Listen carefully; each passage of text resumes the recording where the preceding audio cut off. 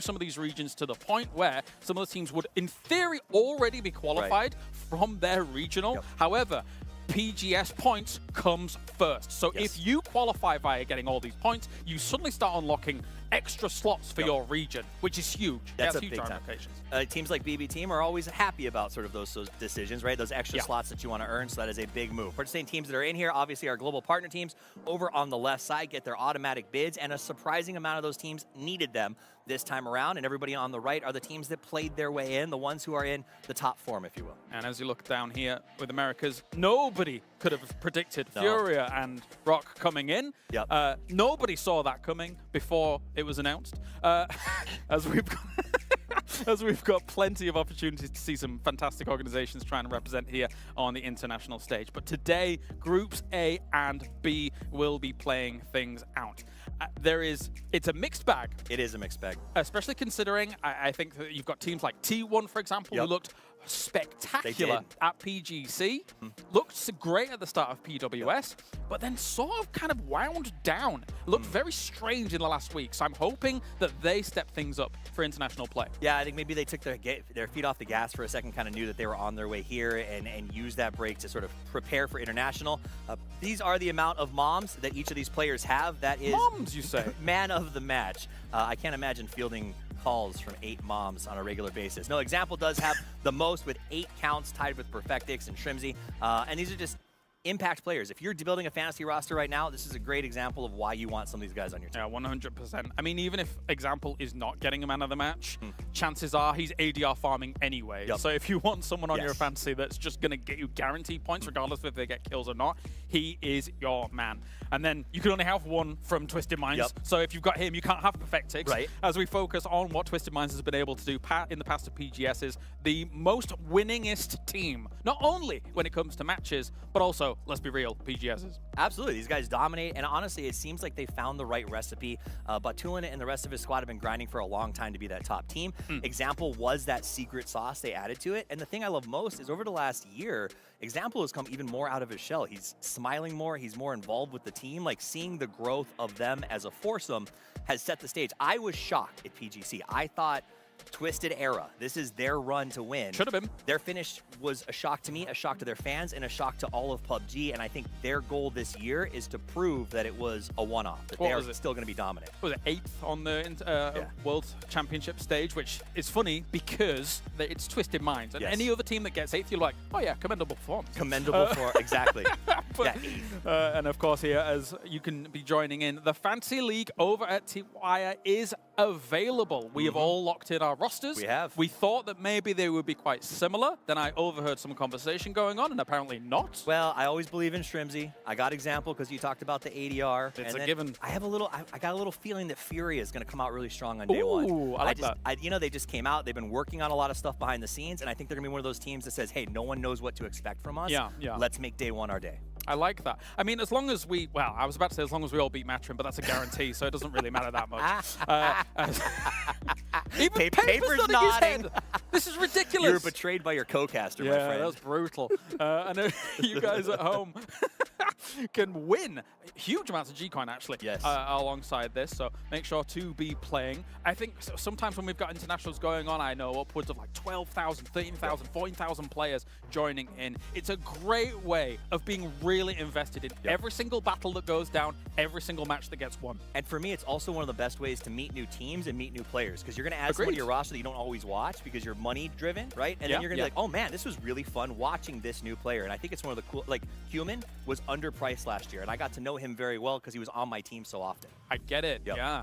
That's a good point. A good point. And today's matches are as follows. We start on the grassy pastures, and then it's time to Tega. Then we roll into Rondo, and it's the Dusty Dunes of Miramar. Love it. That was clean. That was beautiful. You liked that? I like the roll into Rondo. I missed the condo a little bit. No, but only Avenger misses the condo. Misses the condo. I even saw him looking at property yesterday, and he's like, is there any condos on here? And I was like, we're not on Rondo. Can you calm down, please, Avenger? Crazy boy. Crazy. It is. I love that we're starting in the grassy pastures. The players know it. They're comfortable there. It also means we're going to have to play pretty aggressive. And, of course, you can join in with the co-streamers as well. They've all got terrifying logos. Well, they've all got terrifying logos. Wow. That's a very mean group. They mean business. Yeah. As we mean business as well here for PGS 7. Our metal streamers. Yeah, they're all going to be watching. We have a few more coming up as well. Good old Pokemon. We got to see Pokemon back in PEC. That was a treat, to say the least. Backman's not even here. He's normally always here. Come back, Backman. Come back. Hey, go watch the co-streamers. Have both streams on. It's always fun to hear. Like, I think Pokemon sort of talking as he watches the play is always interesting and a nice little fill. So check them out. We're glad to have them supporting us here as well. Big day today. Number one, you got to come out with Group AB. It's got to be a huge day. Yeah, very exciting stuff here, as we have an opportunity to really lay the foundations for international PUBG esports once again. And this might be the most unpredictable it has been for me on international soil for a while. I mean, yes, because we've talked about the top, the pretenders, the contenders, but there's also a lot of wildcard teams down there on the bottom, right? We got Forest, we got a couple of other teams that are kind of, wow, you guys really snuck into this one, right? And I mean, Rock will be interesting for me. They slipped in 2 points over Liquid.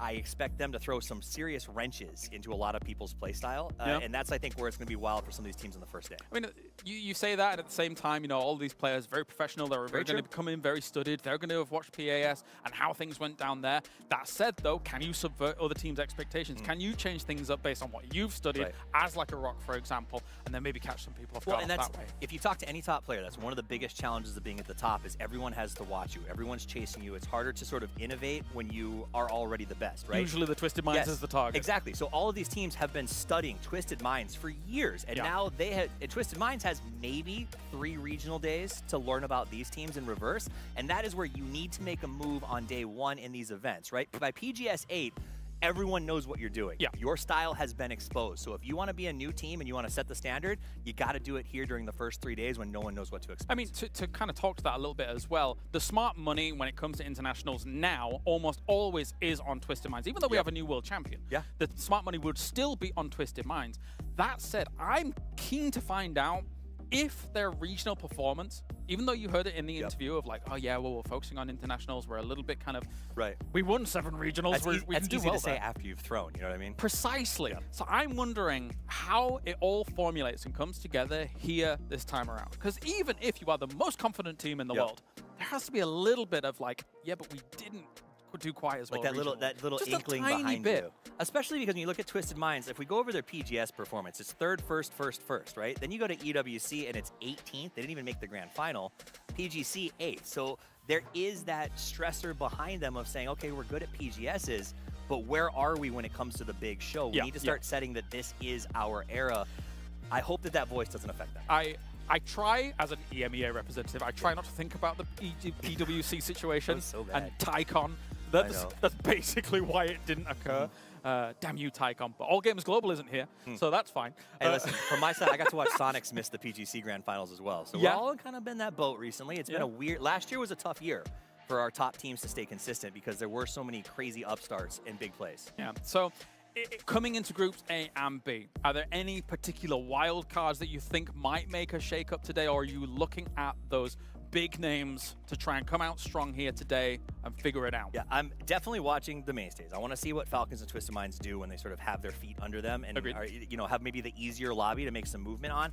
I think teams like Furia is one of my wild cards. They're a team that not a lot of people are expecting. So that's kind of my 3 to watch. I'm Falcons, I'm Twisted Minds, and I really need to see, is Furia going to make a big push or not? And if they show up here on day 1, they could actually be a contender in this event. Oh, I love having these conversations. Right? It doesn't even feel like working because you get to see and we get to set the foundation for what can occur here today. It's an exciting time, and the group stage is now up on us. We are going to have ourselves, all of these teams, battling for as many points as possible to try and qualify into that grand final here for PGS 7. Ladies and gentlemen, let the battle begin here from Shanghai, China.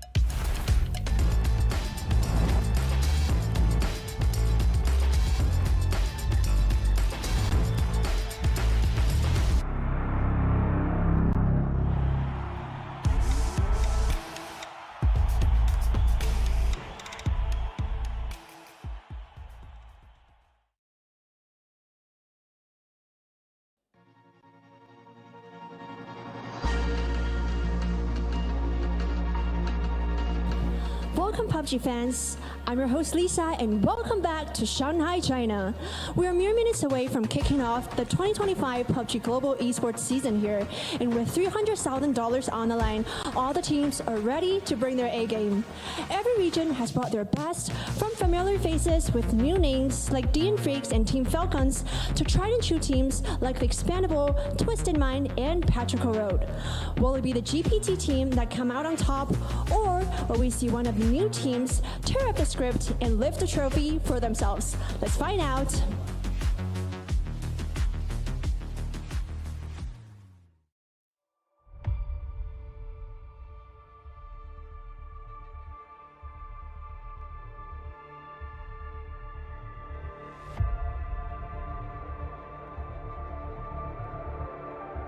That was good. Down. Here come the grenades, they're huge. Xiaobei gets one. Here comes some more. Third Eye is down to their last.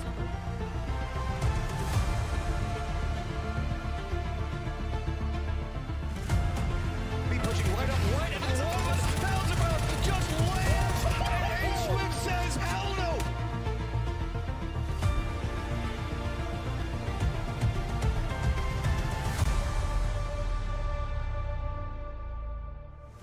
One bullet, and Himas would be able to win this game now. Swaps on over to the MK Peaks on board. Can't gonna give any away.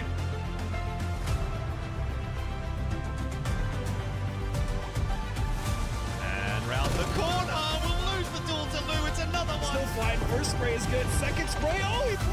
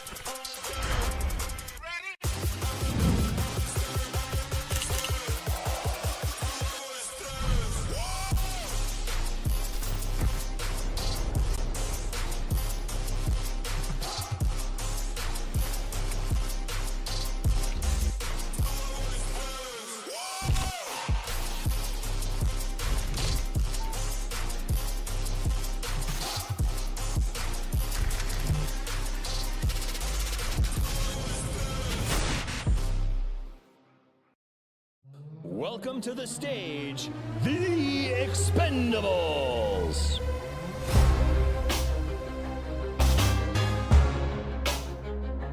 Next, let's welcome 17 Gaming.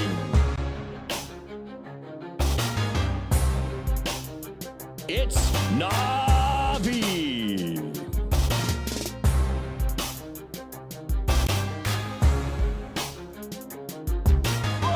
Let's hear it for Team Falcons.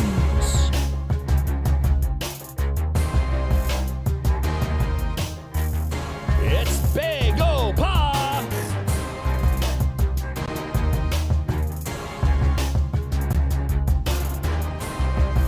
New to the scene, Forest Natural Gaming.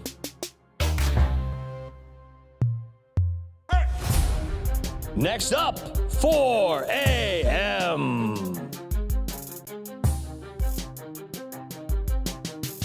It's T1.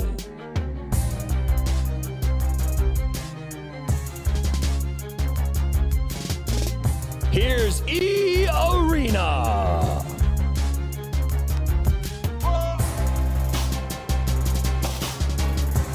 Let's welcome Day Trade Gaming.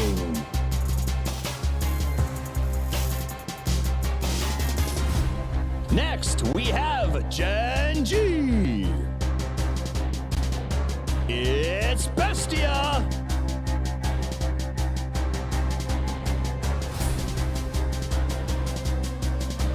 Let's hear it for New Happy.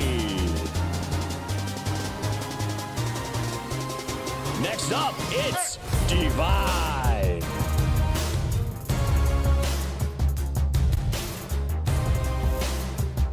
And here's Virtus Pro.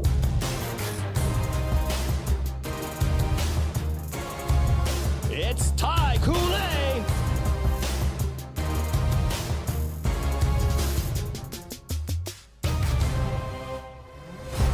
Get ready, it's Rock.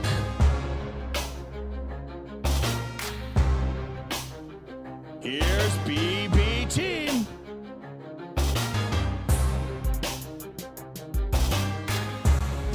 It's Furia. Next up is Therathon 5.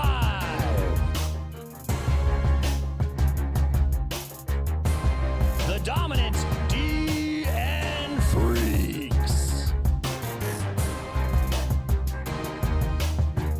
It's GK Esports.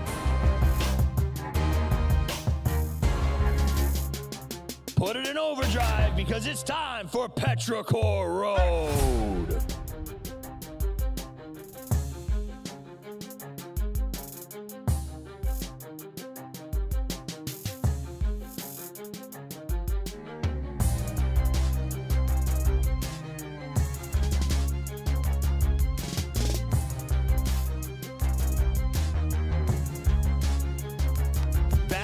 Back to back, let's hear it for Twisted Minds.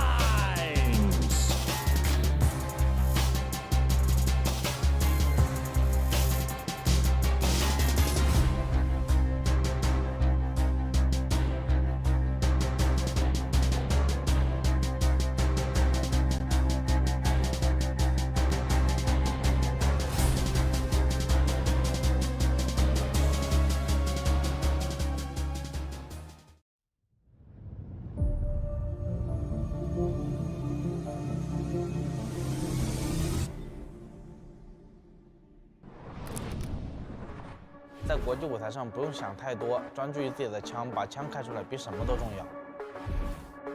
세계 대회는 템포가 빠르고 선수들이 굉장히 잘 쏘기 때문에 조심해라. 그리고 또 잘해보자.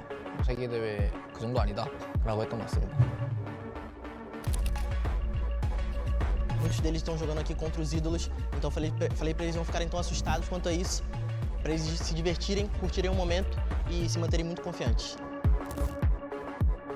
Everyone knows us in Europe as the Revengers, so now it's time to show it on PGS.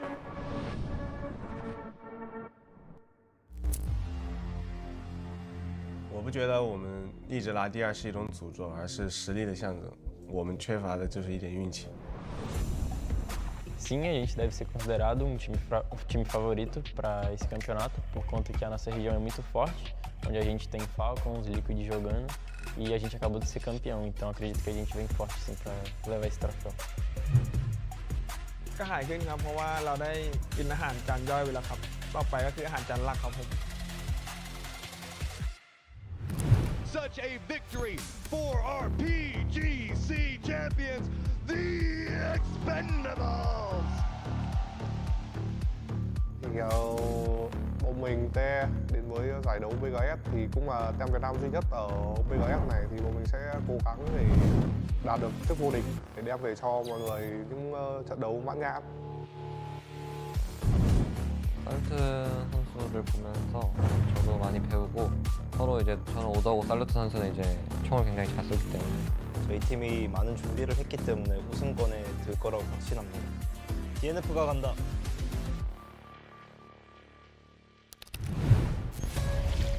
因为我们这个阵容也是第一次来到国际赛嘛，很多人也在质疑我们国际赛的实力，我们也会用枪来证明自己。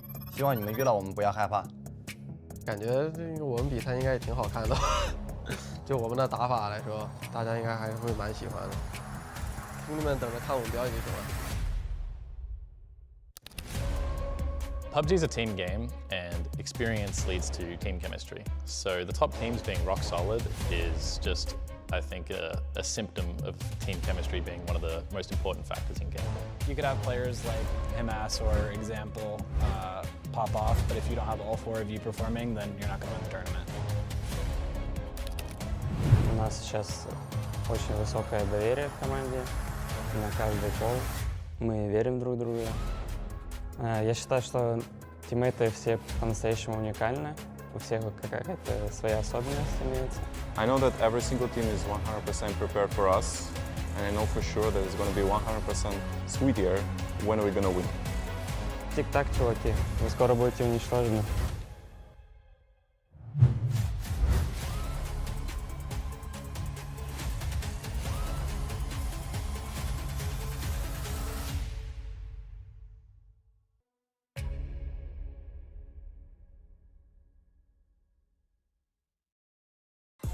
And it's time for PUBG Global Series 7. This is matchup. Joined by Paper Thin, we'll be taking you through the action, and I am excited. Today is such a good day. Oh. The start of internationals for PUBG for the year, and you and me together casting, and it's not PGC. It is nice. It is a lot of fun to be here. Obviously, always excited to be with you, my friend, but we've got some great teams, some great players. I mean, you've got teams that have won a bunch of PGSs, like that team you're seeing on your screen right there, Twisted Minds, the defending PGS champions. They have won 3 of those in a row. Really excited to see what they can do. 4 a.m.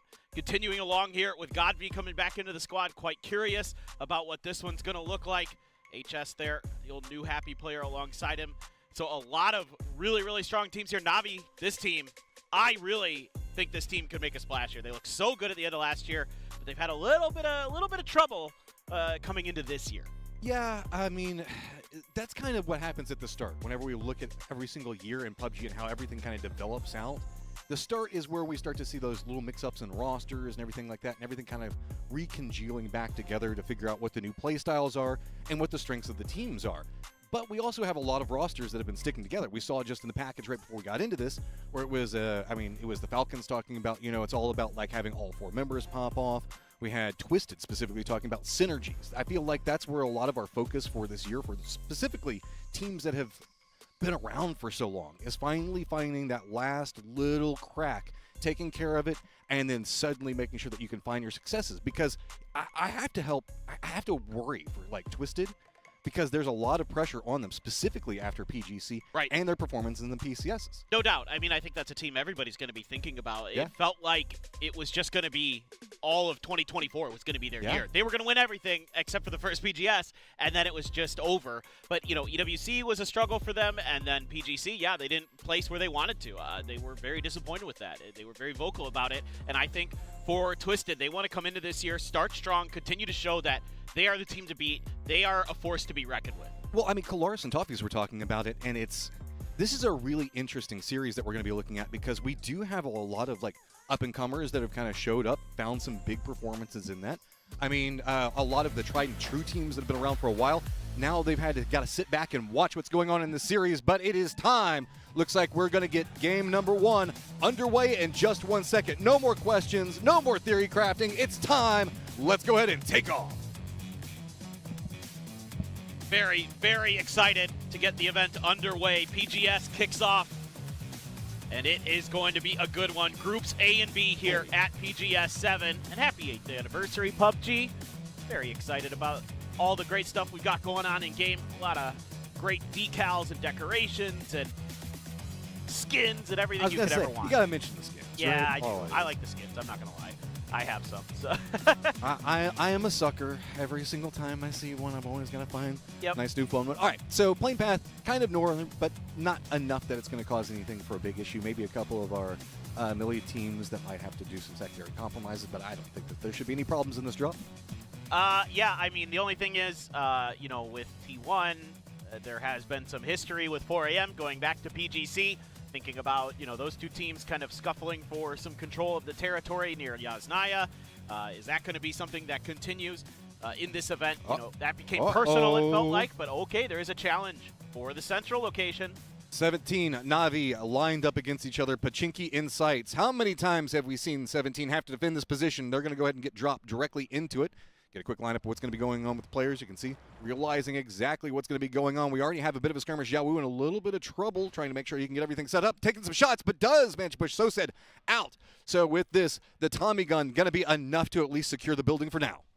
Yeah, you can see that when you don't get that gun right off the rip, had to be quite a bit more careful.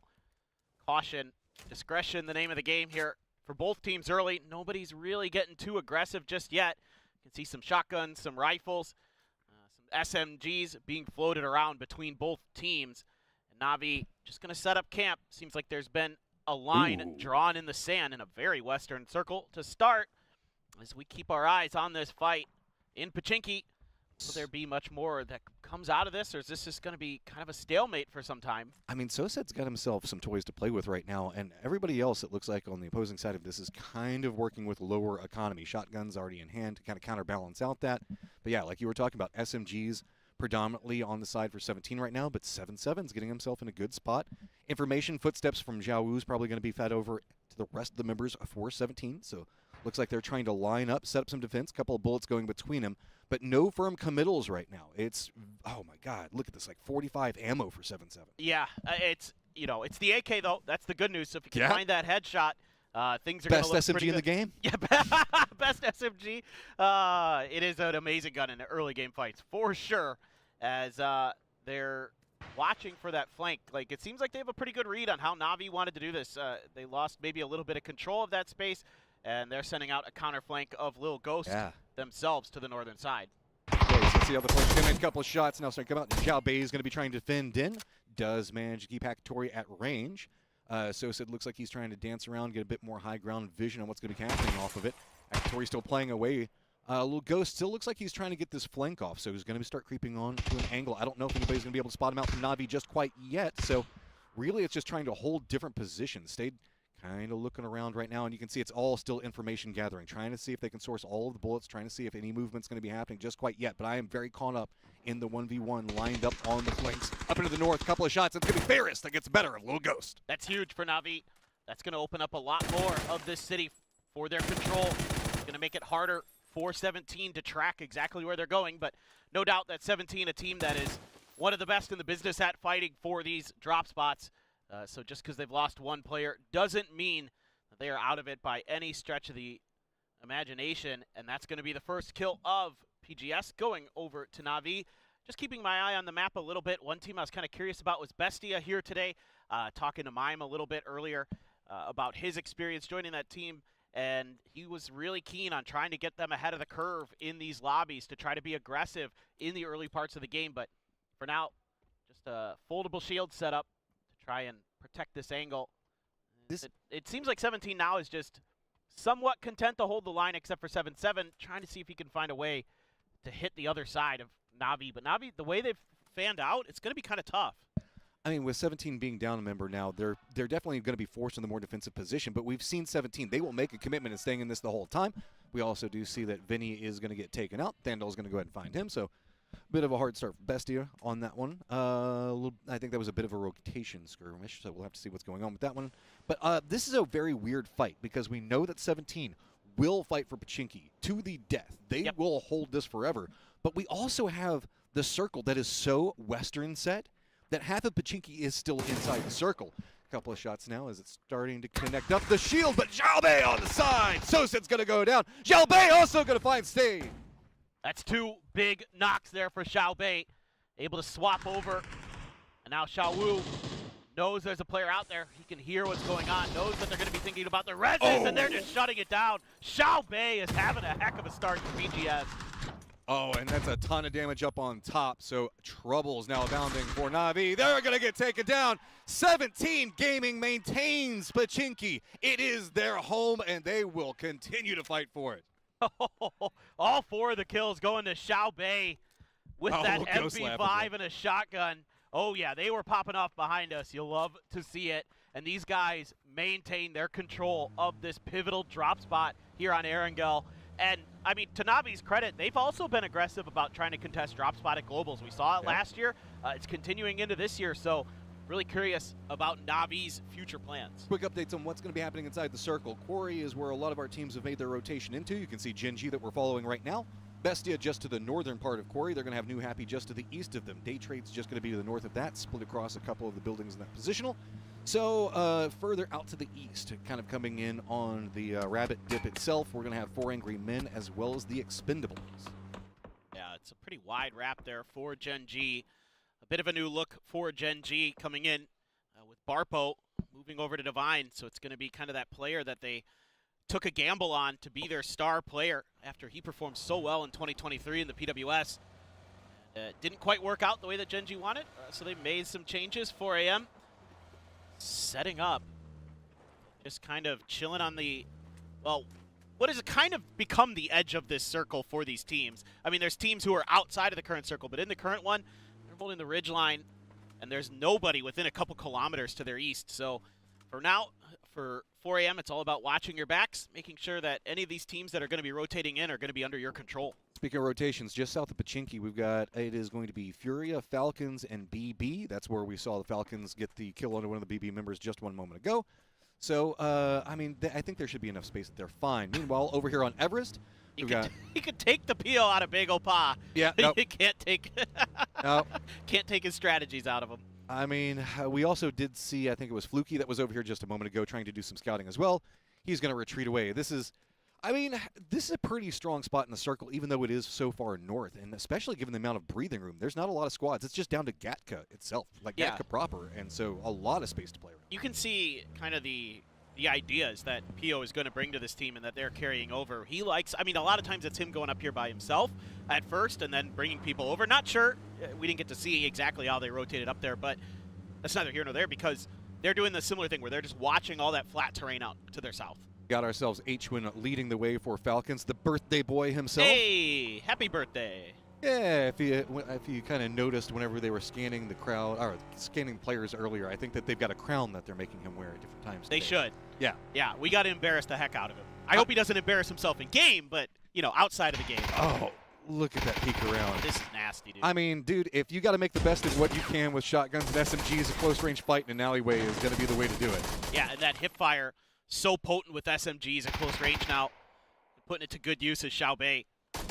Just phenomenal stuff. I mean, he continues to be such an impact player. Obviously, 17 won the first PGS.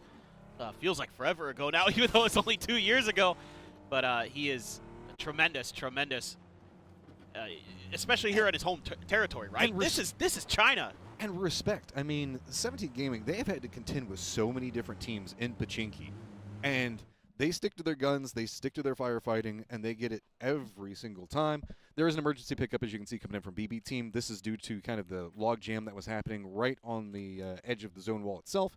They just opted into playing it a bit safer. See if they end up taking it. The helicopter should be there in just 1 moment. Yeah, it's tough to get a good read on how the lobby is going to play. I mean, this is something we talk about coming into every international event for PUBG.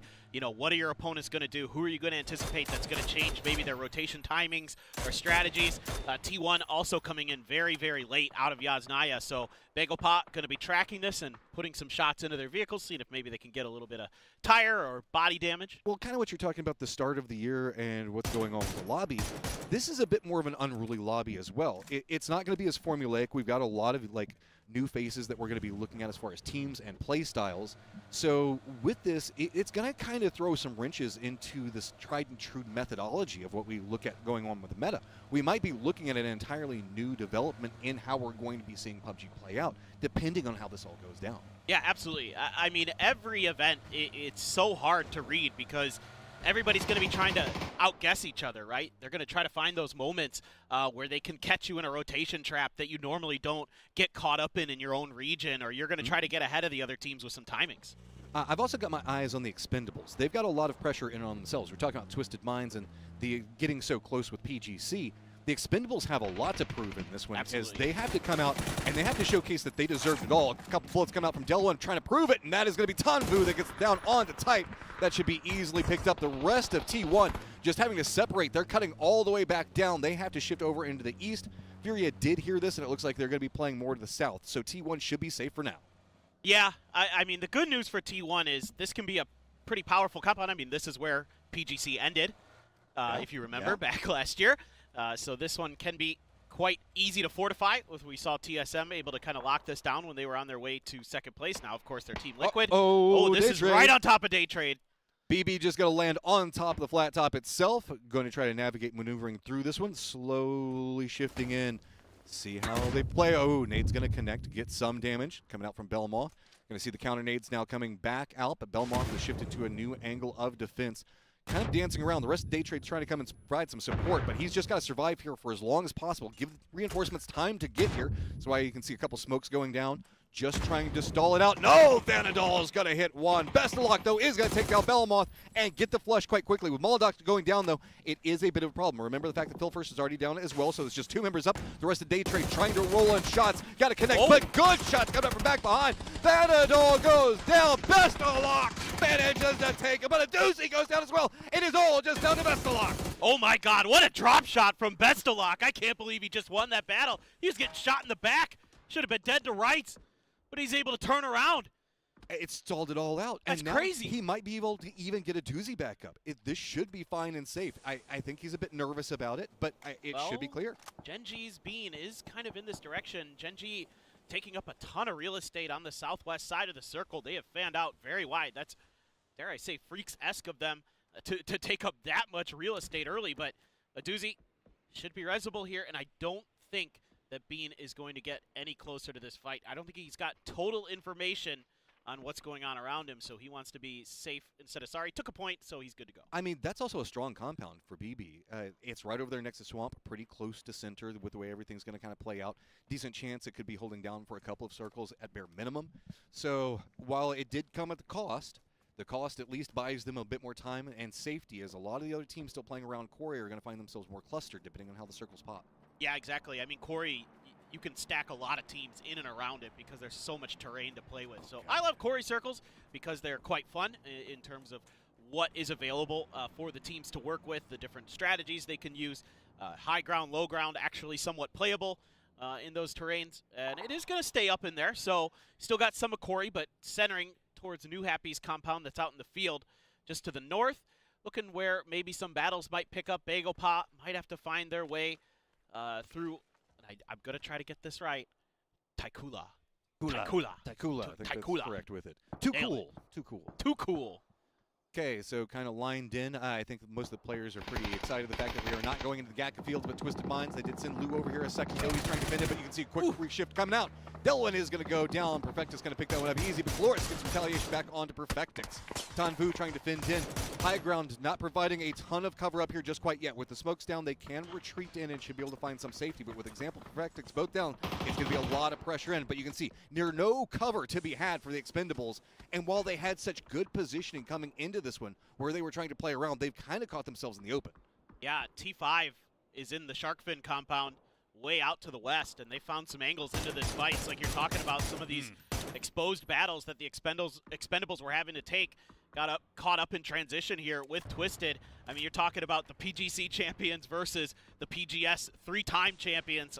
Quite an exciting battle. Trying to find a way to get back down to Perfectix. Gonna have to use a lot of smokes to get there because it's downhill, and no, it's just not gonna happen. Tanvu is gonna find that flush and get some more points here, but the Expendables are gonna lose Delwyn along the way, and this is a team that I know is hungry. I was just talking to Duck Juice before we got in today, and he said, you know, I'm like, what have you been doing in the offseason, man? And he's like, we've been grinding. We have just been grinding since we won PGC. We want to win more. I mean, that is just Duck Juice, man. This is a guy that, I mean, he wants it so bad. Should be noted that Batulins is not with the rest of Twisted right now, so while we do see the Expendables trying to get out of a precarious positioning, Batulins is having a problem of his own up next to Bagopot. So Expendables are going to be trying to play along this dip line, and that's no surprise, given kind of how we've got the fields that are just going to be kind of the southwest of this. That's become the no man's land, leading all the way into Swamp. Nobody wanting to make the commitment into that, because if you have to try to get out with 49 people still alive, it's just destruction. It is. It is. There are some routes that, you know, there are worlds, I should say, where you can get through situations like that, but they're lower percentages than you'd probably like. Falcons, they're doing a little bit of scouting of their own. Gen.G still pretty spread out, so if the Falcons, if Tiggleton can get the read here, he might be able to get a freebie onto Tosi. It's a bit far away for Americano to back him up. I mean, there is a car driving through. It's just kind of who's going to see who first. Tiggleton! Tiggleton! Did you not see? I think he did. Oh, yeah, okay, he's running from it. He's running from the angle. He's fine. He's fine. So Tosi also getting the information is going to step away. Gen.G was playing this really quiet for a very long time, though. So if anything, the trap did get spotted. You can see reinforcements now coming in from the Falcons. And, I mean, that's interesting from Falcons. You would sometimes kind of see Tiggleton go for a bit more of an ego peek in that one, but I think that this is a better – oh, I was going to say it's a better read, but then we see the circle go all the way up to the north with Gen.G right next to Falcons. That's going to be very hard to get out of, so there's going to be a ton of problems in trying to get yourself out of Corey. Absolutely. And there is room to play on the southern side of the circle. There are some divots. There are some terrain features you can work with. There's some cover of the hard and soft variety, but – that compound that T5 has can be very, very, very strong here. And, you know, I was kind of expecting one of the Thai teams, because they were so dominant in their region, in APAC, to maybe have a good day here, whether that would be Teraton 5 or Day Trade, for example. I felt like somebody was going to pop off for them. Teraton 5 might be in a good position to score some big points early. Twisted now. Batuan's doing a little bit of anchor play. And it is actually going to be Tosi who's found out by the Falcons. Good play by them to get that point. Does mean the fact that the Falcons are a bit behind in positioning, though. Gen.G looks like they're making a maneuver to try to get into the circle a bit cleaner. So Falcons going to be the odd team out. It's going to be them in 17. We also have Takulu's member in Sousa that's going to have to go ahead and kind of regroup. But Gen.G and BB team going to be in some trouble. Furia in some trouble, though, right now, trying to cross that open area. They're going to be running right into Twisted. One already down. Example going to be looking right down on top of them to boot. It's going to be a couple of shots coming into the side of it, but so that's two different teams that just pick apart Furia. Yeah, Park Pro getting involved. Bagel Pot, a team of, well, frankly, you could call them PUBG boomers at this point. A lot of them have been around for quite some time. We're all PUBG boomers at this point. That's true. That's true. 8-year anniversary, 8 right? years, baby. Love to see it. You know, awesome to see Sungjong back. Just a tremendous player. You know, a former IGL for OG and Entis for so many years. Just a talented player who got his team to so many top 5 finishes across the globe. And now back here just playing for fun and having some success early. There's going to be some points, though, going over to Gen.G. They are able to pick up a kill onto a doozy, so the woes continue there for your BB team. Here comes Falcons. They're going to be running right next to Gen.G. Keep in mind, Best of Luck is also going to be kind of pinched in this position. Takula is going to be just up to the north of this, so if anything goes down, that's going to be a bit of a fight. But it is a 2-2 split coming up from Takula, so they have to be careful with it. It's going to be H-Win, makes landfall right across the wall, but this is going to be a 3, potentially 4-team firefight, depending on how involved Best of Luck wants to get as the solo. Remember, he made a drop around this compound just a little while ago, so he's now kind of shifted in, and he has a ton of friends around him. How can he exploit it? With this many squads, he actually does have an opportunity to survive and kind of let them clear the path for it. Yeah, this is maybe difficult. It's actually cold. TKL getting involved. They find a big knock onto H-Win. Sorry, birthday boy. You're going to go down. Tiggleton down. Gen.G striking. Big defense. Oh, man, they've got a couple comes down. out from Gen.G, and that is just all she wrote from Falcons. Best of Luck tries to get involved, but it's just drawing the attention. Takula also coming back behind this one. Bestia does hear this. Looks like they're maneuvering for an angle. Could be coming back behind Orca. Sousa going to be running down. Looks like he doesn't have the quite angle that he wants to work with. Best of Luck, what are you going to do? He's going to have to try to make a move forward. Got to be careful around it, as it is all going to be about Takula trying to defend up this position, as there are 2 different threats and 1 backstabbing snake right behind him. Yeah, this is, I love the way that Bestia is thinking about this fight. Trying to get DraftKing and Mime involved. They are going to find some success. Gen.G goes down to a grenade from DraftKing, combining, of course, with some of the knocks they've taken earlier. T1 just drives him over! 17's gone! Right through the shack! Just no fear. Just pushes their way all the way through it, and they're going to run all the way up into T5's positioning. It's going to come at a cost. Ian is down, but Raining does manage to get into at least a position to get out of sight line. You can't even really call it cover. It's just trying to duck away from the bullets. No, you're exactly right, Matt. This is a tough spot to play for Raining. I mean, you can survive here, but it's pretty unlikely because eventually when the circle starts closing in on this territory, angles are going to open up because the teams are going to be forced onto the hillsides that are around you, to your west, to your east, things like that. So it's, again, doable, but very difficult. So let's see what T1 and Raining can do as they try to find some kind of success. Only 1 away from placement points as we've got down to 9 teams. Bagel Pot Continue to assault Twisted Minds. I like the confidence we're seeing here. This is not inside the circle. Blue Zone's coming in right now. Twisted's in some trouble. They still do have the Expendables that are down to the south of them. Vegapud directly on top of them. So they had to kind of regroup on this position, but it's going to be a Khan that just creeps up back behind. Vegapud starting to find more successes. It lines in. Twisted in some trouble, but the longer this fight goes on means the Expendables can start setting up a defensive line just waiting to go. And it's going to be Songjung moving forward, gets the utility out, just walks in, but does go down. There is an exchange. Trade comes in quickly. Too Hard trying to line in. Lou going to be coming up back behind it. See if maybe he can pick up some kills. He's in a desperate position. He's got the nades, trying to see if he can get anything ready, trying to see if he can pick up any more kills. The Expendables trying to creep forward. Duck Juice trying to run up, see if maybe he can get something out of it. Blue Zone up on top of him. Lou just walking through, murdering everything that he can get. But Vegapud shifts away. Too Hard looks back up. Lou firmly using defensive cover for the time being, but here come the Expendables. They get sight lines on everything that moves. Oh, man. That was a crazy fight between Twisted Minds and Bagopot. It looked like maybe BGP was going to be able to come out on the better end of it, but Too Hard going to take a moment to try to go for some heals. Blue Zone grenade thrown out as well. Try to see if they can flush Lou out of this wizard house. Too Hard, the old Griffin player, quite a few years ago, asked to come back up to replace Pio for this squad. Can he come through with a big 1v1 win against Lou? I mean, this just feels like both trying to see if maybe they can get a kill out of this by another point. Remember, we are at 8 teams alive, so placement points are going to be worth looking at. To his own Blue Zone. Not like that. That hurts. Oh, not like that. All right, Raining, you're in some trouble. You've got a lot of friends. T5 going to be creeping forward. Going to find him very quickly. Path and Pong's going to pick up the kill with it. So T5, very dominant position. This is a strong compound. It's got maneuverability with the road kind of creating its own trench, and they are exploiting it. They are just starting to try to put a chokehold on everything that moves inside the circle, and nobody else even touching it right now. Yeah, and that's what you got to do in these positions. They know that a lot of what's around them to the north is pretty clear. If you can keep the Expendables from being able to find a way into this next circle, you are going to give yourself a really nice chance to win this game. But I do see teams win that come out of the south here because, again, there are some angles of attack you can take that can actually get close enough to that shark fin compound without them being able to see you or really do anything about it. It's about winning this battle on the southern side. And a lot of the pressure now coming on to New Happy, trying to get flank positions. Inuyasha, but it's going to be December 12th, does manage to take down Sills and Bestia.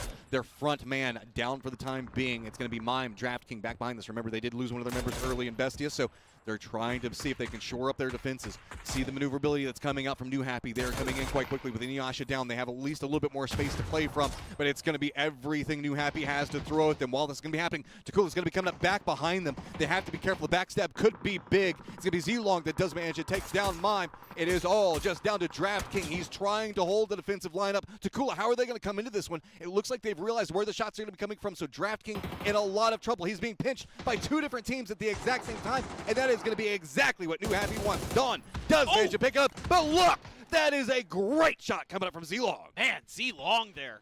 That is a great 3x spray. You got a Groza here for December the 12th as he's rolling in. Souza stuck behind a tree, using some smokes, though, to try to get his teammate up, back and running. Gonna grab him, and a few more smokes even coming out now. Circle isn't going to give them too much more time. They're on the short edge of it there. New Happy knows. They're trying to punish this. I love it. They're unrelenting. They are just charging into this. They don't care about the smokes. They want to get control over the area. And Z-Long, dude, he has just been popping off in these firefights. He's going to line in, get a beautiful angle approach onto it, and picks up another one. Does he have any idea where the other members are for Takula right now? Looks like he does not, so has to shift away from it. Doesn't want to hold the same angle. Doesn't want to give an idea on how his approach is going to come into, but there's not a lot of other ways that he can play this right now. Just letting the other members play the higher end of it. Have to dodge out the throwables, but at least getting some information. Knows where Don is. Should be able to pick him up pretty easy. December 12th, finding some new angles onto it. There you go. Lots of damage out. December 12th, going to be trying to pick up more, but good defense coming up from Cold. Wow, he has no HP. And he had the confidence there to take a peek and go for the knock. They're trying to get on top of him. Z-Long runs out of bullets while trying to make this maneuver. T5, here's this. They're already maneuvering in. They want this already. They're like, we already know how the firefight's going to go. The circle is ours. They're getting new angles. Fluky's going to take down 16 KK as everybody's going to be peeking around. It's going to be New Happy that goes down. Takula actually manages to out-survive. It is just Cold versus 4, though. This is all but over at this point, trying to go out into the blue, trying to deny, and it doesn't matter. He's going to be denied it. Theraton 5 coming out strong here in the first game. Early control of the compound, and I love this push at the end to claim the win. I mean, that was a crazy ending for our very first game. And Happy we saw trying to exploit in, but it's going to be T5 that shifted in just perfectly on that one. T5 heard the firefight, knew the numbers, shifted out, knew how to get the success, how to find the victory, and just unrelented with it. But it felt like in the South, and specifically the fights around the Wizard Tower, that's kind of what set up everything moving into the tail end of the game, as we are going to go ahead, shift it over, and throw it to our analysts to break down what they saw in the last game.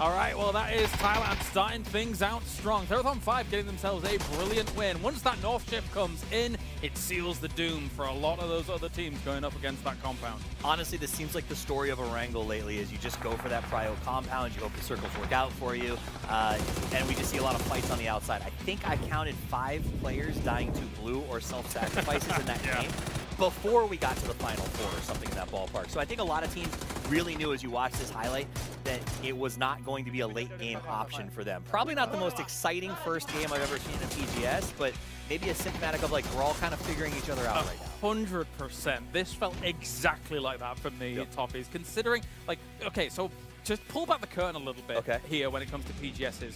Yes, we have scrim games. Yes, we have some practices on the stage and things like that. Do teams take them totally seriously? Not entirely. Not at all. So this really did feel like the first proper game these 16 teams have really taken seriously against one another. And it kind of, how many? I don't even know where to begin, because it was slow in some spots, it was aggressive in some other spots where you weren't really expecting it to be. It was all over the place. Absolutely. So we're getting to the meat and potatoes. A lot of teams have changed rosters. They haven't played together. It's not like we have an international scrim group where they can practice with these new rosters against each other, so they're all feeling it out. Then we've got what happened.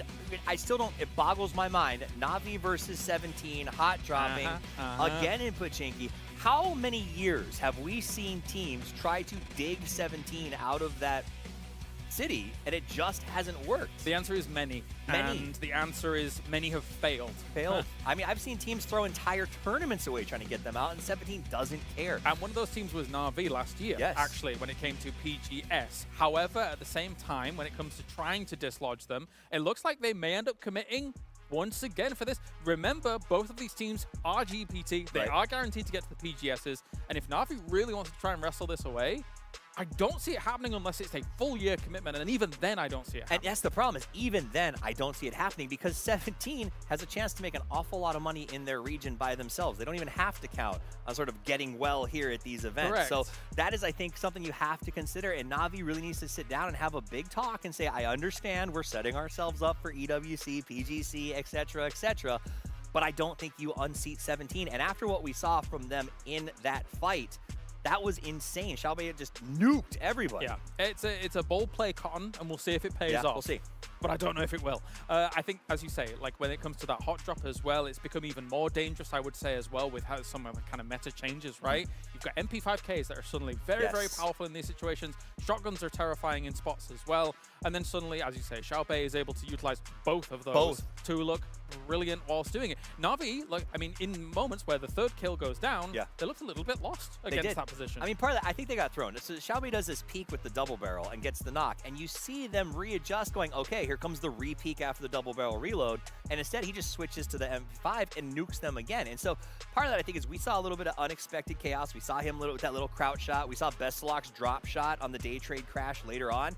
I think some of these quick movements are maybe catching some of our teams off guard, but that was also a fun one to watch. Take a look at the top 4 teams. Marathon 5 does come out in first place with 7 kills, but a lot of that, I think, based on they had such a good spot, and that circle made it, you just can't push that compound. There's nothing you can do. No, very difficult. And even the teams that were kind of just situated in dips and divots near that compound as well were the ones that really were able to yield fruit when it comes to that north shift. And what is very symptomatic of what we were saying before of like, this really felt like a feeling out game, is the top teams all have like 1,000 damage. Yeah. Really not much at all. That's not what we normally expect on an international stage for an international win.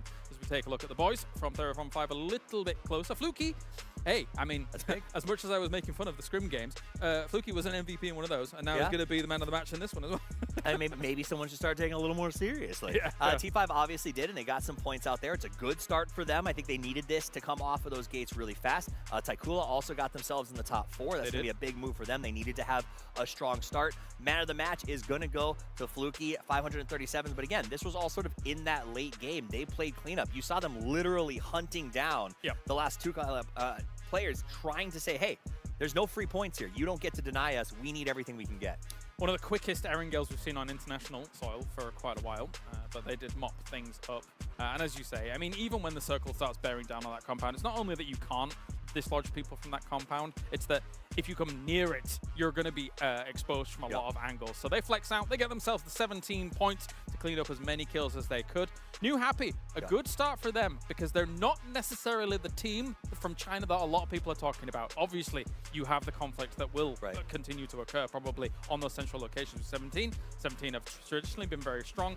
This is not the previous New Happy that you're used to, especially with Ming Ming not there. Yeah, very different roster, so for them to come out and get themselves that sort of 6 kills and the placement points off the gate are going to give them, again, a sign of hope. That said, I think all of these teams are understanding this was kind of a weird circle, not a great start. Game. And I mean, you saw, if you want to see proof of that, it was how many outside rotations we saw. How many teams were just like, all right, well, we got to abandon this spot and go all the way around the swamp. We got to fight over at the old Welcome to South George Tower, if you will. We saw that sort of mess with Twisted Minds, and it was Bagel Paw pushed onto them. They did, and that is not a fight that you would want to take or a push that you would do under normal circumstances. No, definitely not. Take Cooler as well, actually. We're talking about the Chinese teams, right? Like, actually being able to have a really nice, rapid start for these teams that I wasn't really expecting much from is a brilliant position for them to be in for an Erangel. Now, what's interesting is that, we were even having this conversation backstage about, like, is Erangel now the slower map in general? Yeah, I mean, it feels to a certain extent like the pacing has fallen off, because in Erangel, you have the choice. It's not like Miramar where I can hide behind this fold or make an interesting push. You have to either hard crash or just hope you catch that circle. And so I think a lot of teams are scared of that hard crash. We kind of brought up Petrichor. What are they going to do tomorrow when they show up? We saw a lot of that aggressive 4-man smash play in the regionals, but no one wants to do that because there is no forgiveness here, right? You make that 4-man smash, even Bagel Boss smashing into Twisted Minds, who traditionally we'd say Twisted Minds easy win, gets dismantled because you just don't want to be put in that situation. It's a bit of a rough spot, is that Wizard Tower, actually. It is. You see a lot of teams like eventually using that almost as a consolidation position on the edge of a circle like here, but then oftentimes you get caught there, and you saw how the utility was able to eventually ravage that position, right? So I think it's a bit of a tough one to commit to, and then hold teams from being able to push you I think the hold is the hard part, right? Because they're always going to be pushing you up from that north, never eat, shred, west side. You don't have any vision outside of that position, so you can make a nice blind push. You have to have a player sitting outside of the tower if you're defending, which we saw, it's just there's no good way to collapse and defend. And so that is, again, the trouble with Erangel right now is that you have to take these not super strategically viable positions and try to hold them in a way that is very difficult. You know that never eat shredded wheat thing, it's very regional, right? Like, you guys don't do that? Well, no, we did that in England. Oh, really? I'm surprised that you do that. Well, I just can't remember north, south, east, west. Like, other places do different ones. Really? I've heard way different ones. I can't remember them off the top of my head. Well, help us out. If you're in chat, go ahead and throw up what you do to remember NESW. Never eat shredded wheat is my go-to. I'm glad I got to do that for you on stream. I was just taken aback. I'm surprised that that's the same. But anyway, yes, we have Twisted Minds on camera. They're not going to be too happy with how it went down over in that tower. But again, only one game deep. Only one game. It's not It's not that severe just yet. But for, I mean, a BB team, right? They kind of got a little bit dismantled as well. Obviously, big drop shots coming in to try and clean things up a little bit, but you're wounded going into that. It was. I mean, it was a good fight to watch, but again, you're limping after that. You're not going to walk away with a lot of points. The only upside for all these teams is none of our runaway threats were the teams that finished in the top 3. So that does mean it's kind of open for everybody to make their moves going forward. And we're taking a look at all these teams getting ready and good to go. Seems we have a few more minutes before we get into this game here, so we can take stock of... I mean, there's not much to take stock of a game 1 like that, right? I suspect our second Erangel might be a bit more of a return to normal play. We'll see. We'll see. It will. So as we take a look at a couple of teams, we just saw Gen G, a team that has left nothing but question mark after question mark coming into this event. GPT keeps getting them here, but they aren't sort of putting up their numbers. Another big question mark here is Na'Vi. Can they make the play? It didn't work out in the first game. Are they going to go in hot drop again? Definitely. All right, well, the teams are getting good to go now by the sounds of things as we get into our second Erangel. It's already been a great start for Therathon 5. That northern shift on Circle 3, I think it was. Hugely instrumental in them being able to hold out a compound like that. Up until that point, it really felt like New Happy was going to be able to have a significant control of that middle point of the circle, but not to be. No, I mean, again, once you have that compound, once that shift goes up there, there's just not much that you can do to dig them out. And you saw that entire south side of the circle became a everyone else sort of fight, right? Like they don't even want to expose themselves to the Therathon 5 position because they're like, let's just battle it out for 3 and then run off into the blue for whoever is left. I mean, I think we even saw Mime drop a blue grenade on himself for the deny. Let's get it going then. Game number 2 as we head over to the commentators here for Erangel PGS 7.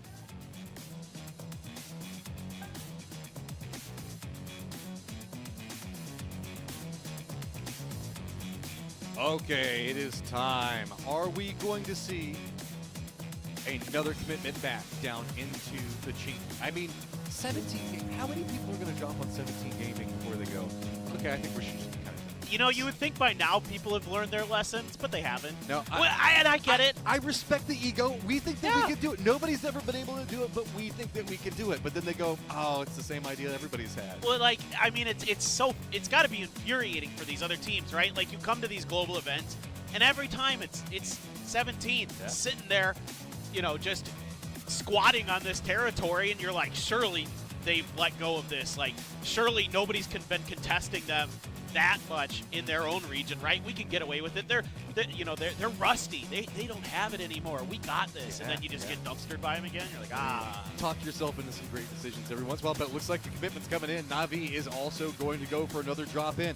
I respect it. They say, okay, we did get the first kill inside of it last time, but then we misplayed, so we'll have to see if we can get a follow-in. And this is a very hefty drop. 2 members directly on top of each other, so see a quick come out. Soset's going to find himself vectored right off the get-go, and that's going to be great for close range. Jalbei's going to be over the corner. Good shots coming out from Jalbei. Soset down already. He's got another MP5. Dude, he's just great with him. It's unfair. Too good. Okay. He's okay. Ooh, he actually has a ton of ammo, all considered, right? Oh, yeah, he grabbed a bunch off of it, of his opponent's body. Soset just dumps a bunch of 9mm over to him. Do it, 7-7. I love the Vector for no reason, just other than the fact that I love it. T1 is also fighting 4 AM, by the way. So that's another. We've got 2 hot drops. What a great start to the day. And we have Duck Juice is in church. He's technically here as well. What is even happening? Okay, 4 Angry Men get eliminated, so T1 win that one. Jalbei does go down. 7-7 has to be careful. He has to step away from the angle of approach from the nade itself. Na'Vi, okay, so back in between the two, so back to 3-3 and Duck Juice. I don't know why Duck Juice is there, but respect. My goat. I love it. He does what he wants, man. Yeah. This is Apex style, right? I mean, you remember Buriram used to mess with the power grid fights back in the day. I just love it. I mean, they're hungry for points. They know they need points. You know, the first game not too bad for the Expendables, but so Yasnaya was the source for the TU1 firefight just 1 moment ago, where we saw we saw in the kill feed 4 Angry Men go down. So that looks like it's entirely resolved. No other enemies that are going to be around them for the time being. I find this interesting because the other members for the Expendables have kind of moved in a bit more to the west. Duck Juice is still staying there. He might be able to exploit something. Absolutely. I mean, there's high ground up there too, so he's going to be able to see some of this. If somebody takes an angle on a roof because they think it's safe and they expose themselves to him, there's a world where he completely changes the dynamic of this fight and maybe gets a free point out of it. We'll just have to wait and see what he wants to do. Just keeping my eyes. Actually, he's gotten a vehicle and he's leaving Sag. I was hoping he'd stick around. You know what? I love the fact that he just kind of hung around for a little while to see what would happen with it. All right, so we're back to the rooftops, as it is all going to be about trying to figure out sound sourcing and what's going to be going on. I just love that Lil Ghost is like, Xiaobei, I saw what you were doing with those MP5s. I too want to replicate that. New gun meta. Players are excited. We can hear some yelling going on back behind us. I genuinely have no idea what that's about. I don't either. Oh, maybe I'm it was the guessing killing of Don's? Delwyn? Yeah. Could be Don. Yeah. That's kind of, maybe that's why Duck Juice retreated? I don't know. We do have kind of also a lineup around Everest where the Expendables can spot out what's going on with Bestia. We've got Takula that's going to be up on top of a section of it in a 2-2 split. So that's its own kind of brew going as Stade creeping forward. This is a bit dangerous on both regards. So you can see that Na'Vi is much more condensed. 17 is kind of go for see if they can find different angles to pick apart what's going to be going on with the defensive line for Na'Vi. But that does mean that 17 inherently is putting themselves in very disadvantaged firefights. Yep. If Na'Vi can find the lines in faster than what we can see the condensing coming down and the control coming out from 17, then there is a way to flip this back behind. Because you can see that 17 is playing this pretty slow. They don't want to overcommit because they know that's how you can screw up a hot drop. Well, yeah, as 17 here, you're taking position, and what you're sacrificing is the ability to cover each other as easily, right? So they're spread out on the roofs, taking high ground, keeping track. This is smart from Lil Ghost. He's going to hear all these footsteps, what's going on behind him. You can see he's just looking straight down. There is a world where one of them tries to get up on this roof, and they're just going to die as they try to vault up, but we'll just have to see what Na'Vi wants to do. So, you know, the good thing for Na'Vi, no, he's also trying to get an angle on this. They're coordinating their locations very nicely. So my concern with it is Xiao Wu, though. He's kind of isolated in on this. So if he tries to make too quick of a run in, there could be a couple of problems with it. But you can see Hakatori's already trying to creep forward. I think that they've definitely heard Little Ghost positioning now. So this is all just going to be about angles. And Xiao Wu, that's a beautiful angle. If he can kind of get anybody to step back for just one moment, just takes a couple of taps. Little Ghost is kind of in this position. He can't get involved in the firefight without kind of jumping down into the thick of what's going to be going on with Na'Vi. So it's very problematic. It means the fact that this is kind of a 2v3 for the time being. Xiao Wu doesn't want to reveal his position. He's been patient with the trigger. They were looking for a knock from those frags from 7-7. Weren't able to connect with them. The old Tiamba member not able to find some of that success that Tiamba was so well known for back in the day, that grenade usage. Instead, I think Xiao Wu has been identified looking for that other third player. They know he's in that building, but you know, obviously you don't know what window he's going to be peeking out of, which angle he's going to be taking. Stayed. Oh, that was close. I heard that thing just rip through all of its bullets in a half a second, but got to be careful. It looks like it is going to be Hakatori that's just trying to shoo away what's going to be going on. Xiao Wu, he does take some damage, so he's had to jump off the top of the buildings. And, Little Ghost does spot out Stade, so going to be able to pick up one. The commitment to have to go after the flush, though, is a lot. Remember, he's kind of isolated here right now. He can't get too much more out of it. Here we go. 7-7's going to jump over. They have the numbers. They're going to go down for the lower floors. Looks like they're going to be trying to run through it right now. Can't find him just quite fast enough. So, Little Ghost resetting the pace. Tries to go for a run across. Goes for some sprays. Quick follow-up. It's going to be 7-7, but walks right in the counter, providing some cover for Na'Vi. Quick exchange between them, but now Hakatori gets a line in, and it's the collapse. Na'Vi very quickly following it back behind. Hakatori knows exactly what's going to be going on. Shotguns flipping back out. It looks like a quick push coming out. Slowed back down. Stepping around new angles and trying to see if they can get a counter flank. Little Ghost shifting back around the angle, but gets spotted. Hakatori defending great. Oh, and he's got the final. What a play here from Hakatori. Him and Stade going to combine for the 4 kills on the 17. So round 1 went towards 17. Round 2 goes to Na'Vi. And this is seeming like a battle that is going to continue on into this event. Neither squad giving up. You got to love it. I mean, again, you're taking risks there at 17 in that fight because you're spreading out and you're trying to go for some of those individual plays, and you get that knock, and then you wait for your teammate to get there. But when your teammates got there, that means the res has already come through, and then they try a bait and switch. Yeah, you get one, but you also get traded, and then your other player takes way more damage than Na'Vi did, so you're way behind in that fight, and they weren't able to recover. Great work by Hakatori with that Scar. Daytrade trying to get out as they are right on top of Gen G. Gen G also trying to commit into a res. The Expendables do get some vision in this, but That's kind of what we're.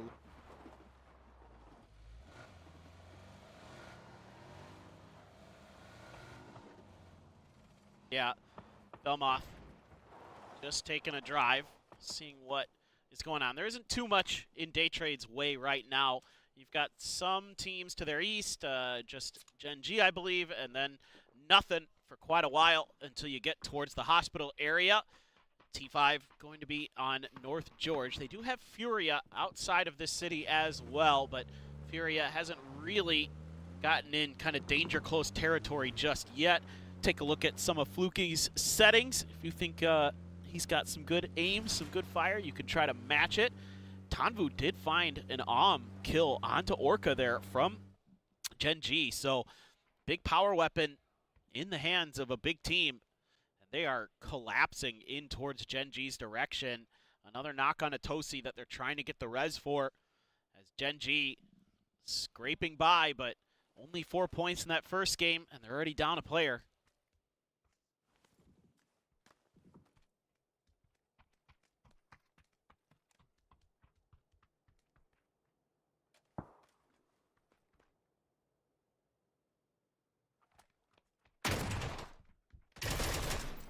Oh, big knocks, and this is just a repeat of what we saw earlier between 4 Angry Men and T1. Again, this is a fight that is going back to last year, and that's got to be frustrating for 4 AM.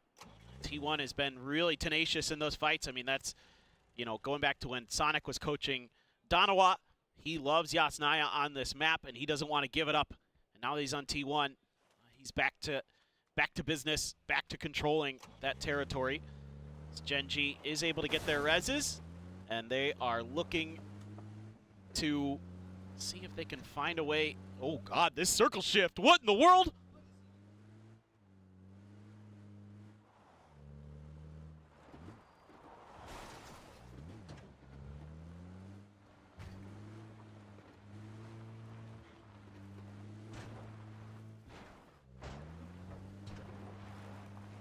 Absolutely.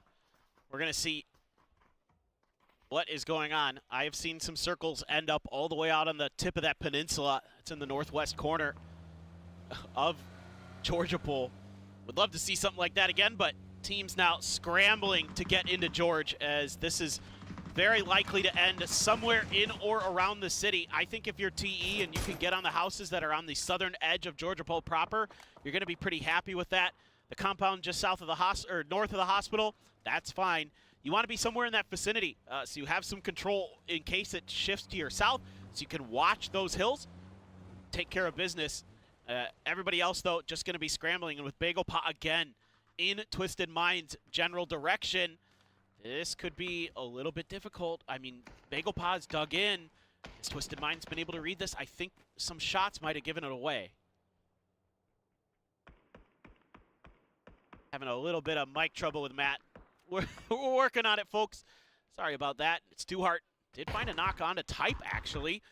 Quite a bit of range there. T1 trying to find some kind of safety. Not able to get there. Park Pro with the barrel, holding the angle. If anybody from Twisted peeks that, they might be in a world of trouble. New Happy dropping in right next to T5. They've got some safety in Jordan. They're on maybe the bad side of it. Park Pro, a good push out from Twisted Minds. Multiple players taking those angles. They were able to back him off. Lou trying to run out. There's a grenade out in the open. Okay, Lou's got Park Pro down. Lost you again. I love you. But Park Pro going out. Still though, Twisted Minds on the march, continuing their way forward, looking to figure out if there's any more Bagel Pop players hiding inside of the containers. We can see, indeed, there are not, but tremendous diligence being shown here by TM.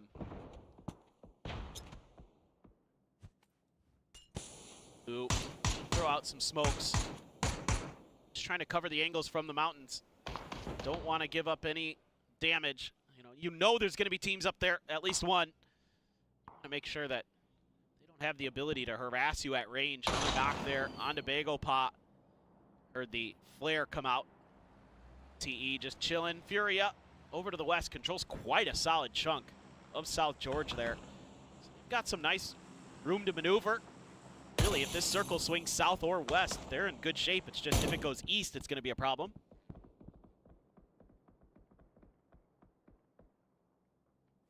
All right, well.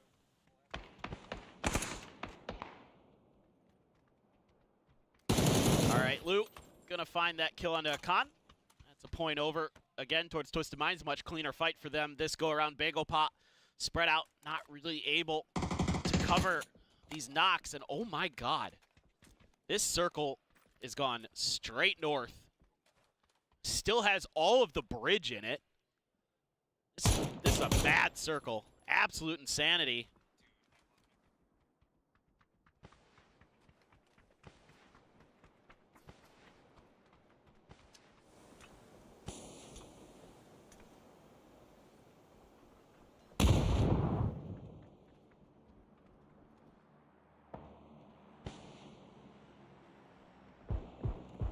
Yeah, Spaceman is doing a good job. It's going to be that line of smokes to try to rescue Sungjong from this bad situation, and grenades nipping at his heels. That one's right in front of him. He's able to find just enough room there between those two frags, but it's actually Batulins who finds it too hard. So Sungjong, the only one alive for Bagel Pot, trying to get through, trying to get out the smokes. Now there's other cars driving at him, and he's just done. A nice headshot is going to connect. It's actually Ranger X. He's going to find that final kill. Bagel Pot out in 14th. Here comes Bestia sliding on in. They have found some real estate, some safety, as they're taking a bunch of damage. Silzen, 1 HP. Okay.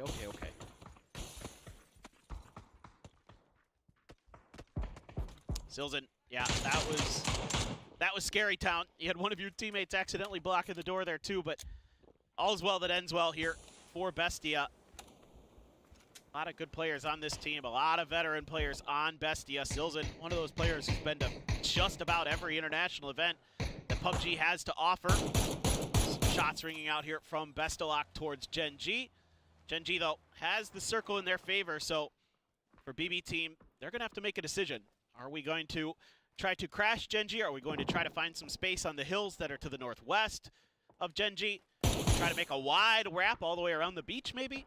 Some decisions to be made. Zakraken trying to get a little bit further into this circle, has gotten right underneath New Happy's noses, and this is dangerous for him. There's a lot of players here, and wow, it's actually going to be 16. He's got the cover fire up there. Zakraken going down. December 12th took quite a bit of damage, but did not get knocked, so Furia tries to send a player forward, maybe a little bit unbeknownst to New Happy, and did not go great. Haven, Gizera, oh. I kind of hear you.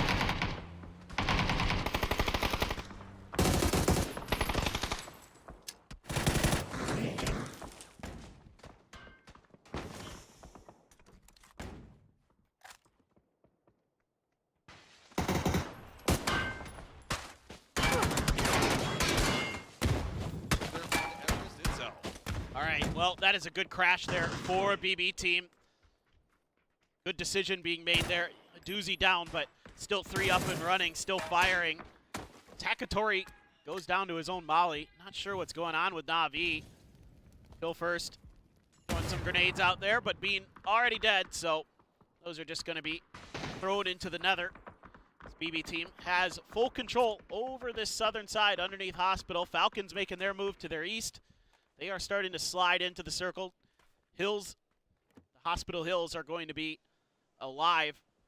The sound of the Falcons. Twisted Minds trying to make a coastal play. Have those rocks that are along the river edge.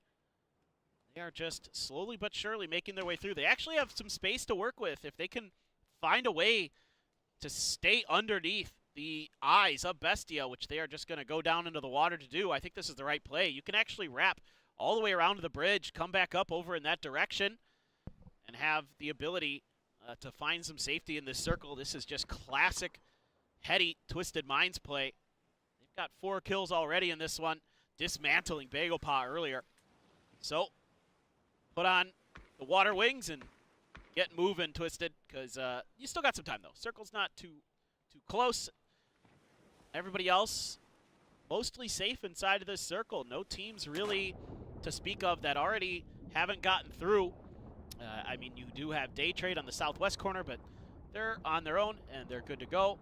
There's even a Panzerfaust in Lou's back pocket, something to keep our eyes on. A couple frags for him as well. Still just making their way in, as this is about the only thing that's going on in this circle right now. There's just so many buildings, so many compounds around. Yeah, it could be good. Am I in now? I hear you. Can you hear me? I can hear you. All right, let's see how this one goes out. So with this, we did see.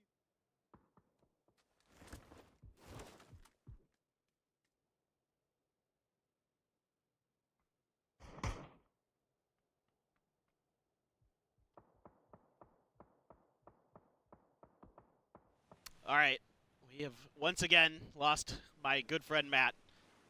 He's doing a great job though, folks, I swear. Feels bad, man. Feels bad, man. You're nailing it, and they don't even get to hear it. All right. You can. I mean, there's plenty of room. Come on over. Come on over. I don't know. It's a unidirectional mic. All right.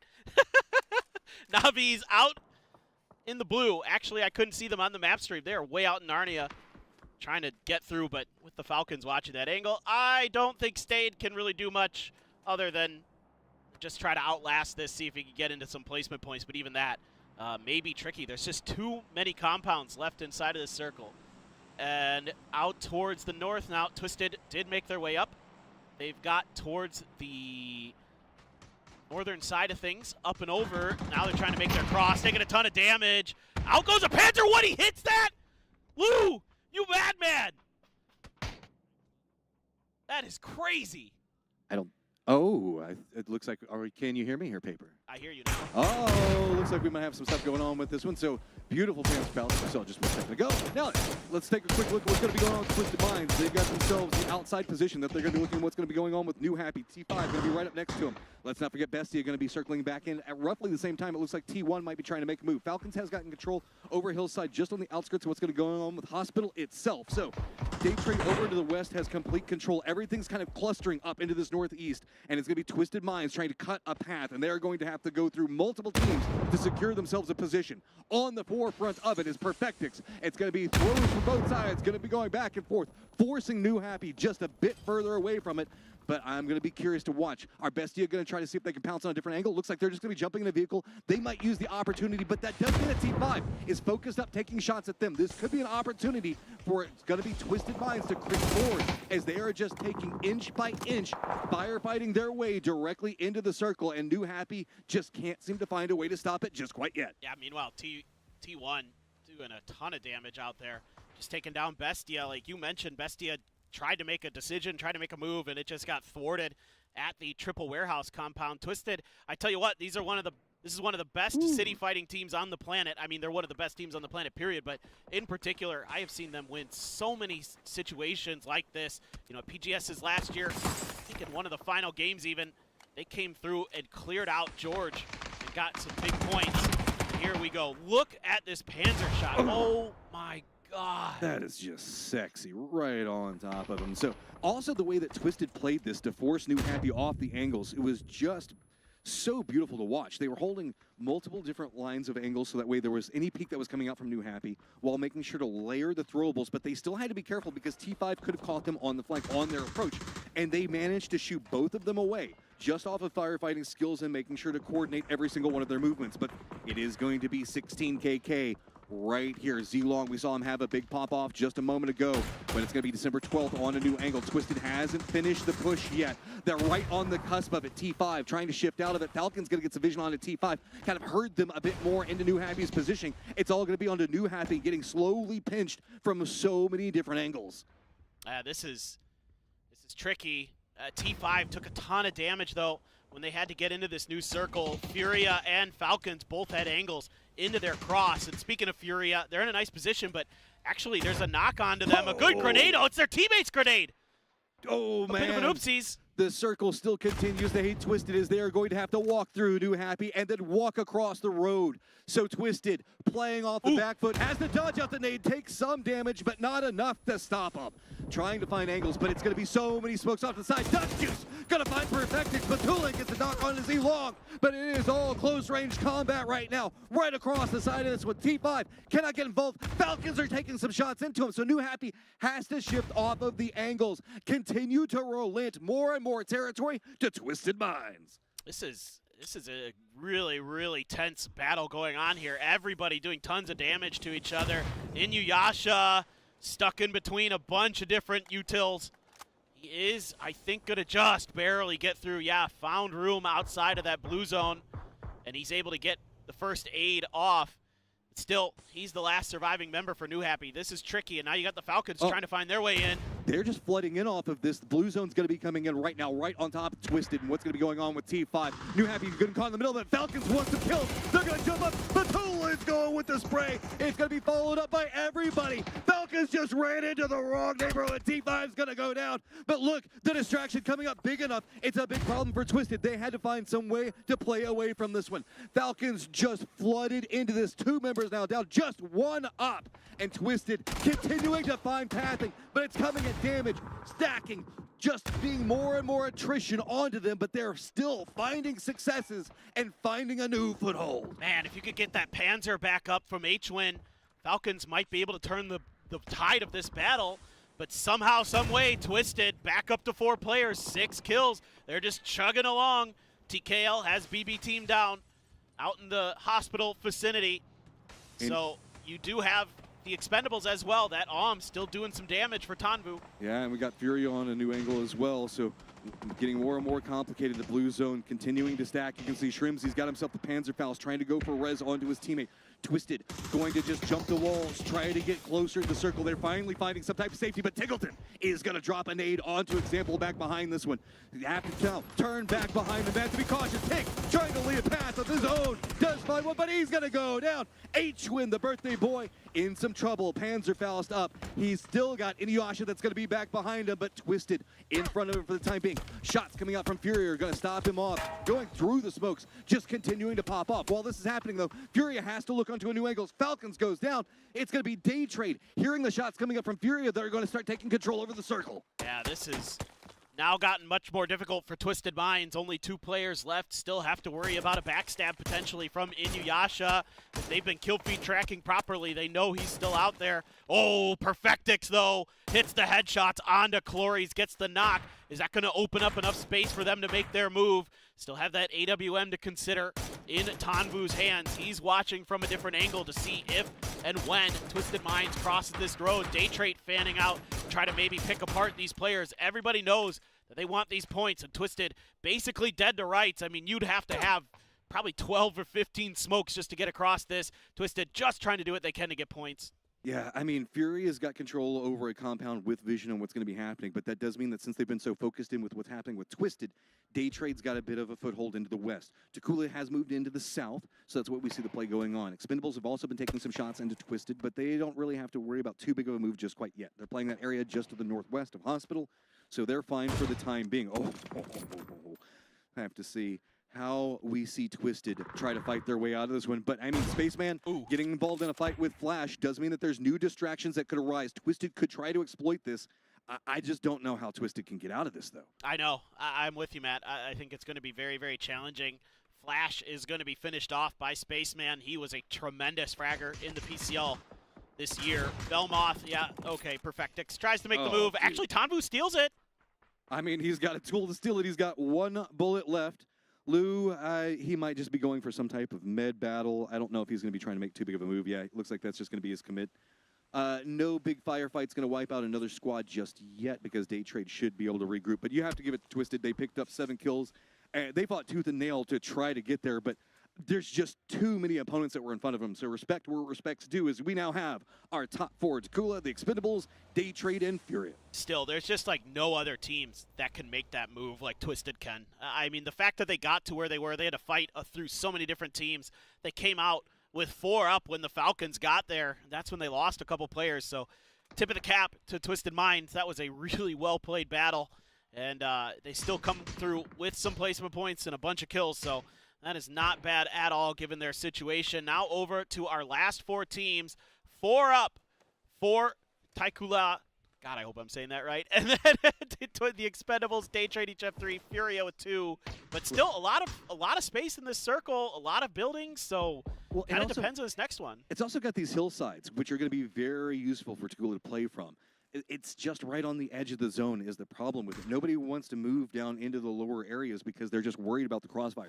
It's a valley of death that everybody is going to have to try and navigate. Fury is going to have Daytrade just to the west on top of him. Takula is going to be trying to see if they can stop out what's happening with the Expendables. But if the Expendables can find some type of way to get out, maybe over to that rock that's going to be in front of them, they might have some breathing room to play from. Yeah, that's a good point. It is going to be interesting now. A lot of smokes having to be expended, but I imagine the Expendables have quite a few of those left. It's true. They've been playing there for a while. Exactly, Matt. Exactly. They've been chilling, so there's a chance they can find a way in. Might be a little bit tricky with some of these angles that Taikula is going to have on top of you. Like you were talking about, those hillsides, very, very powerful in this position. But with Tigger having the Dragunov, if he could just find that one headshot, that's one of those guns that could be a difference maker, especially in this late game where the one taps will come through.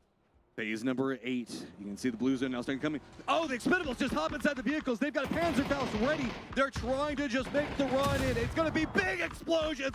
Furia defending up.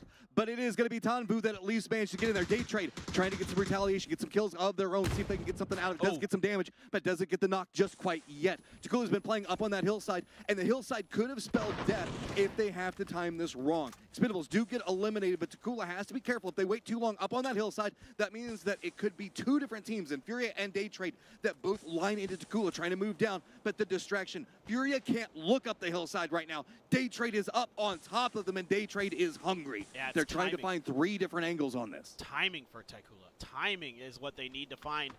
They've got a pretty decent amount of space because Daytrade and Furia are just fully committed on top of each other. Decent damage done by Spaceman there on the window drop, but here they go. They got to make their move, and they got to start making it while these smokes are obscuring vision. Yep, all right. Blue zone's going to start coming in any second now, so it's going to force more of this firefight. Fury is just trying to contend with rats right up on top of him. Nade's going to come out and get some damage, but not enough to really turn the tide just quite yet. Takula is trying to exploit everything that's happening with the circle, shifting in, seeing if they can find any more cover. I think that they had a tree just a second ago. They now found a crate. Pose is taking some damage. Has to be careful. Down to 7 health. Just narrowly makes it back into the smoke. Furia just trying to fight with everything they have. Gazera goes down, so it is just one up. Furia now getting eliminated. Daytrade looks back up. They have to move into the circle, but Skull's already got control over almost everything. It's going to be about the firefight, and Belmont is pumping out some damage. Yeah, Gonna be done. Goes down. Got to look for some big connections here with that Dragunov. This knock not able to be flushed by Daytrade out in the open. Ooh. Again, Spaceman, so clean.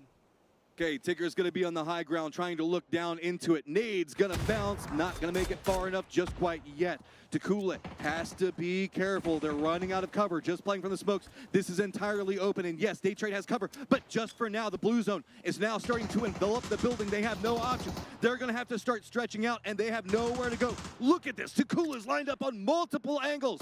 Nade's now coming out. There's nowhere for Daytrade to go. Bouncing off of him, runs out. Somehow Tigger survives. That is crazy. Those were really good. Finally, it is going to be the knock. Yeah, big one there. Just Belmont less for Daytrade. Can he do anything else? Tried to get the angle, but he's going to go down. So with this, Takula picks up the victory. Oh, boy. This has been quite the game. Quite the start to today.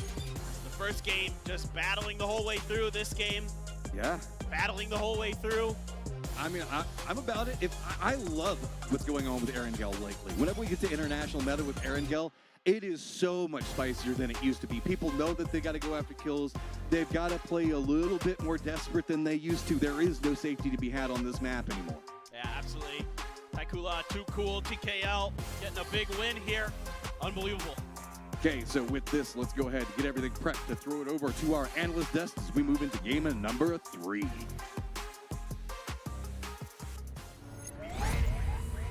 Ready to fight.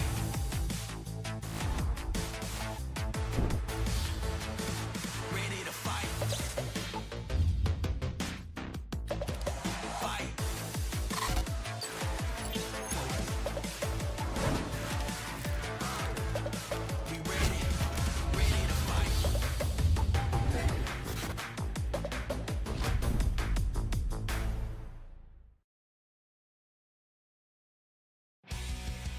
Taikula here with the big win for them as we have our Erangels done for the day. A very important south shift considering those compounds in the north were still in play, and that means they're able to ruin the day of old day trade.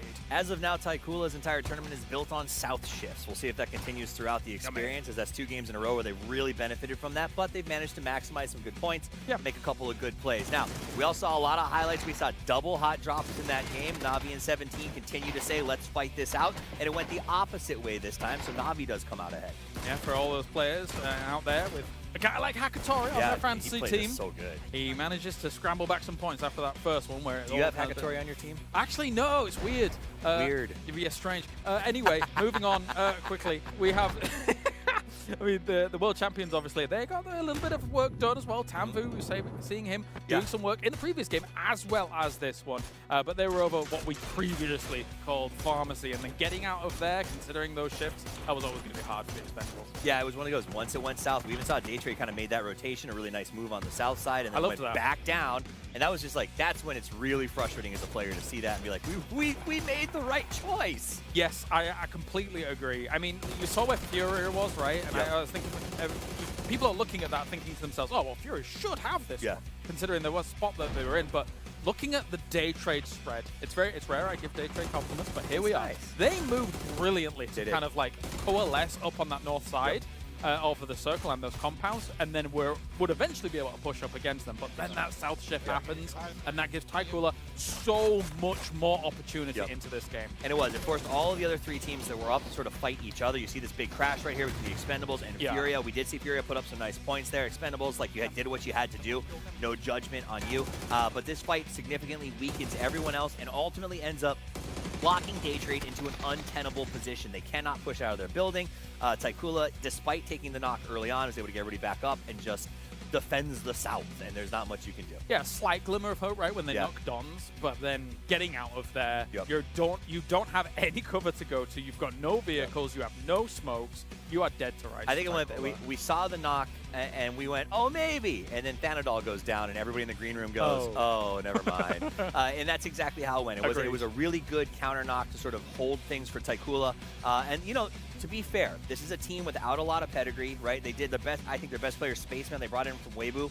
Everybody else has very little T1 experience. So for them to keep their cool and to get 2 good finishes in the first 2 games, if you're talking about an inexperienced team, you cannot overstate how valuable a strong start is in terms of confidence with the big dogs. You know what I mean?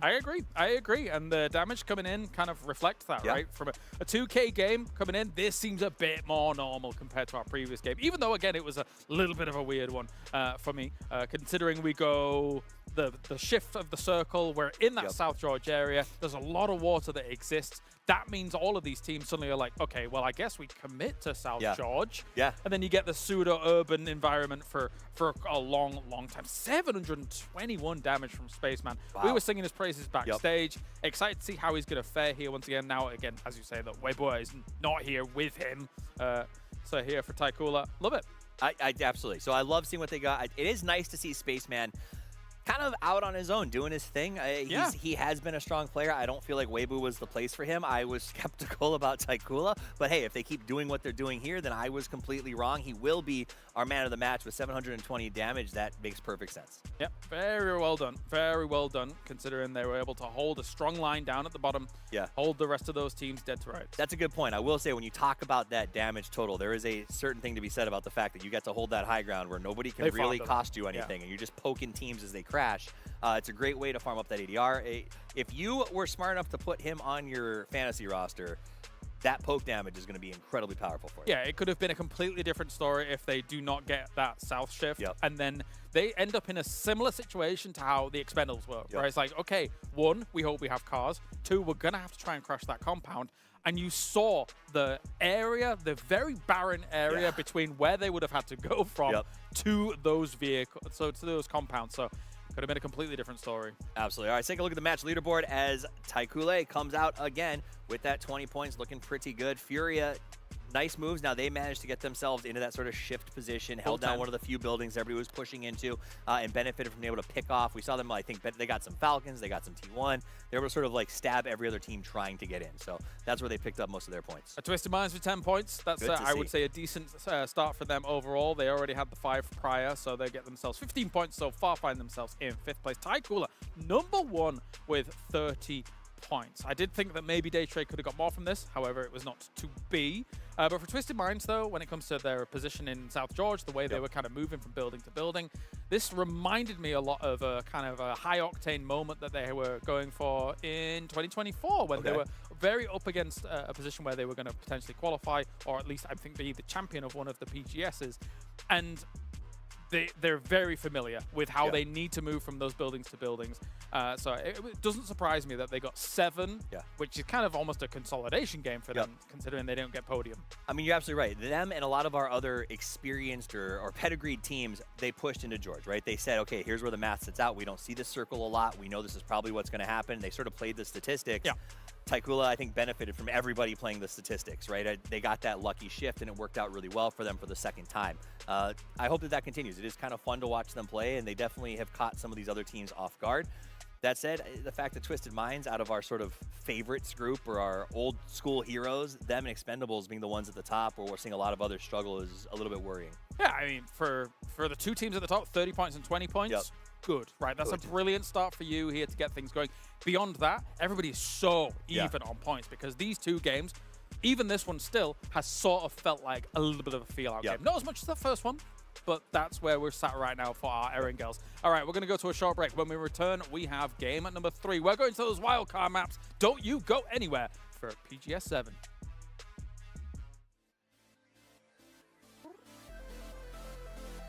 Powered by the most advanced WindForce cooling system, reducing temperatures while your competition sweats. For the flagship Aorus Extreme Water Force, premium liquid metal for GPU delivers up to 10 times better heat transfer efficiency and is accompanied by multiple layers of protection. This is the Gigabyte GeForce RTX 50 series. Play hard, stay cool, feel the chill.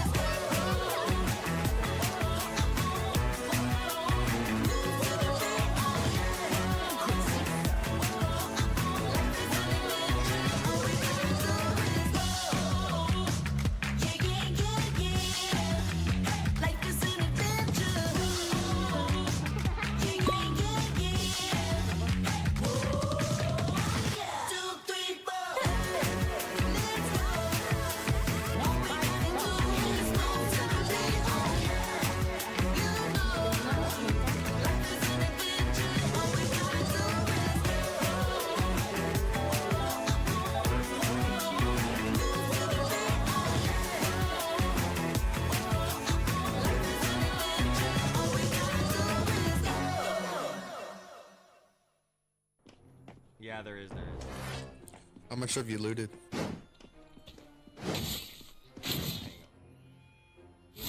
And see if we, like, hit players.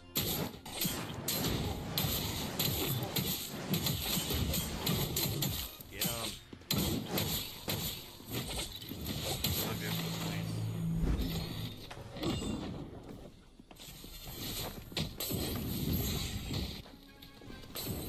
Got good mollies on them. I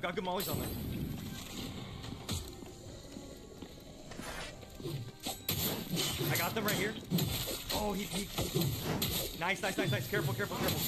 Heal up if you have to.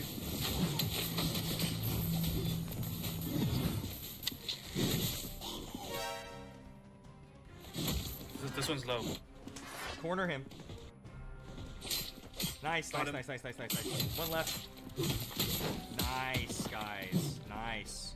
We No. Don't mess it up like that. We have to pay attention to the mobs too. The mobs can definitely get us.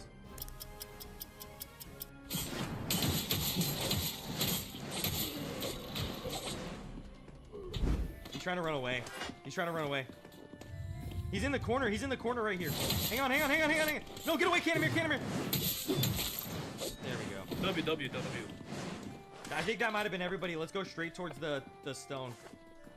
Oh, wait. I saw a legendary stuff. Yeah, this guy has a legendary. Whoever killed them gets...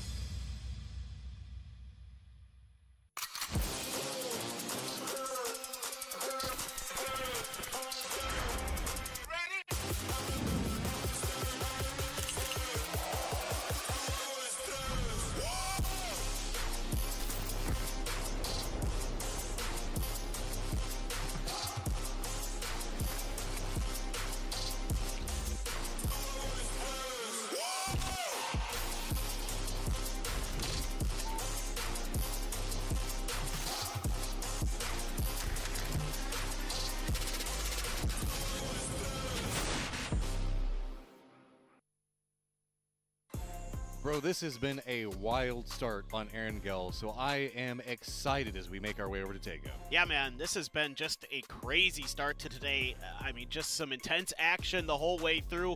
It's got everything you could want out of a PUBG Global. You've got hot drops, you got crazy circle shifts. This has been truly a fun day. We've got so many hot drops, we can't even watch them all, and that is always a fun sign. You wouldn't have it any other way. You got to love what you're seeing. I mean, I think some teams still trying to feel out the lobby a little bit. You've seen some kind of weird maneuvers here and there, but for the most part, everybody's just kind of scraping by, doing their best, and you know, it's coming down to some of these moments where it just takes one kill, one little piece of action kind of dictates your destiny, as is always the case in PUBG, the butterfly effect in full force. And it's been very interesting to see how fast teams are responding to strong positional play and trying to make sure to exploit the terrain. We often see that. That's like the fundamentals of PUBG. But the speed at which we're seeing teams make the committal into locations, or even just like Falcons, what we saw inside that last game, whenever they hopped inside of a vehicle and they're like, we're going to do the wraparound where Twisted is at, it's just so, no other way to say it, just so bloody on the battlefields right now. There are just so few options. You're having to make the best of a lot of bad decisions. Yeah, I like the confidence, though. I like that you're seeing teams like BagelPop make pushes in Game 1 against Twisted Minds. The Falcons there, it didn't work out, but they made a play and they committed to it and they went for it. So I'm excited for Tego. What else can I say? All right, it is time to Tego as we are getting everything kicked off. Flame Path is going to be up into the northeast and ending just south of Prison in the southwest. So should be just about anything you could want on the table. Be curious to see if we're going to see any hot drops or other further contestants coming into play right now, as it has been the theme of the day so far in the first 2 games. Yeah, for sure. I'm pretty curious. And Western Circles, I guess, right? Yeah, Western Circles and hot drops. That is the name of the day. 2 games, I'm already working on the math, right? That's the way it works, right? Statistics or something, I don't know. Well, we're not quite hitting statistical significance yet, but a few more games and we'll be getting there.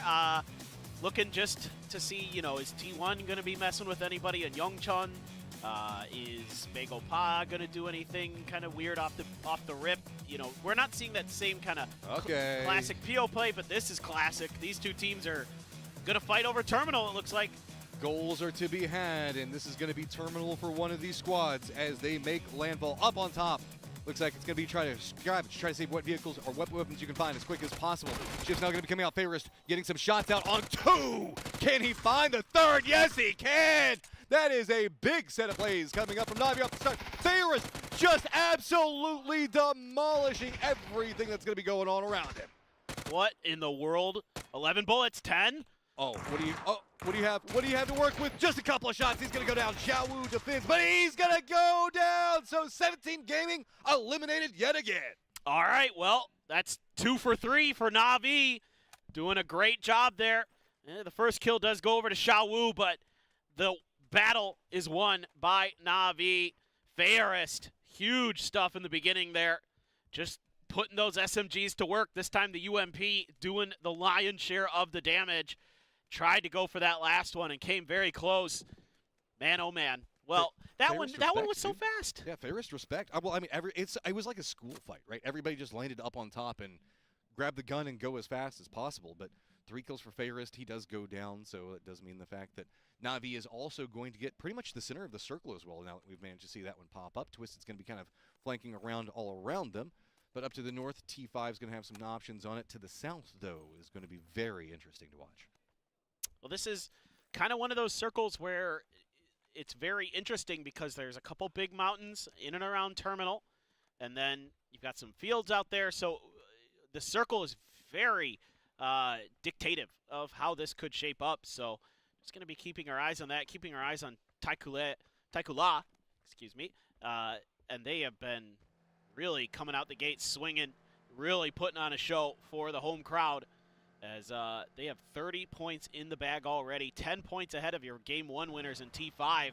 And then the leaderboard starts to drop a little bit. So a little bit of a top-heavy start to the day.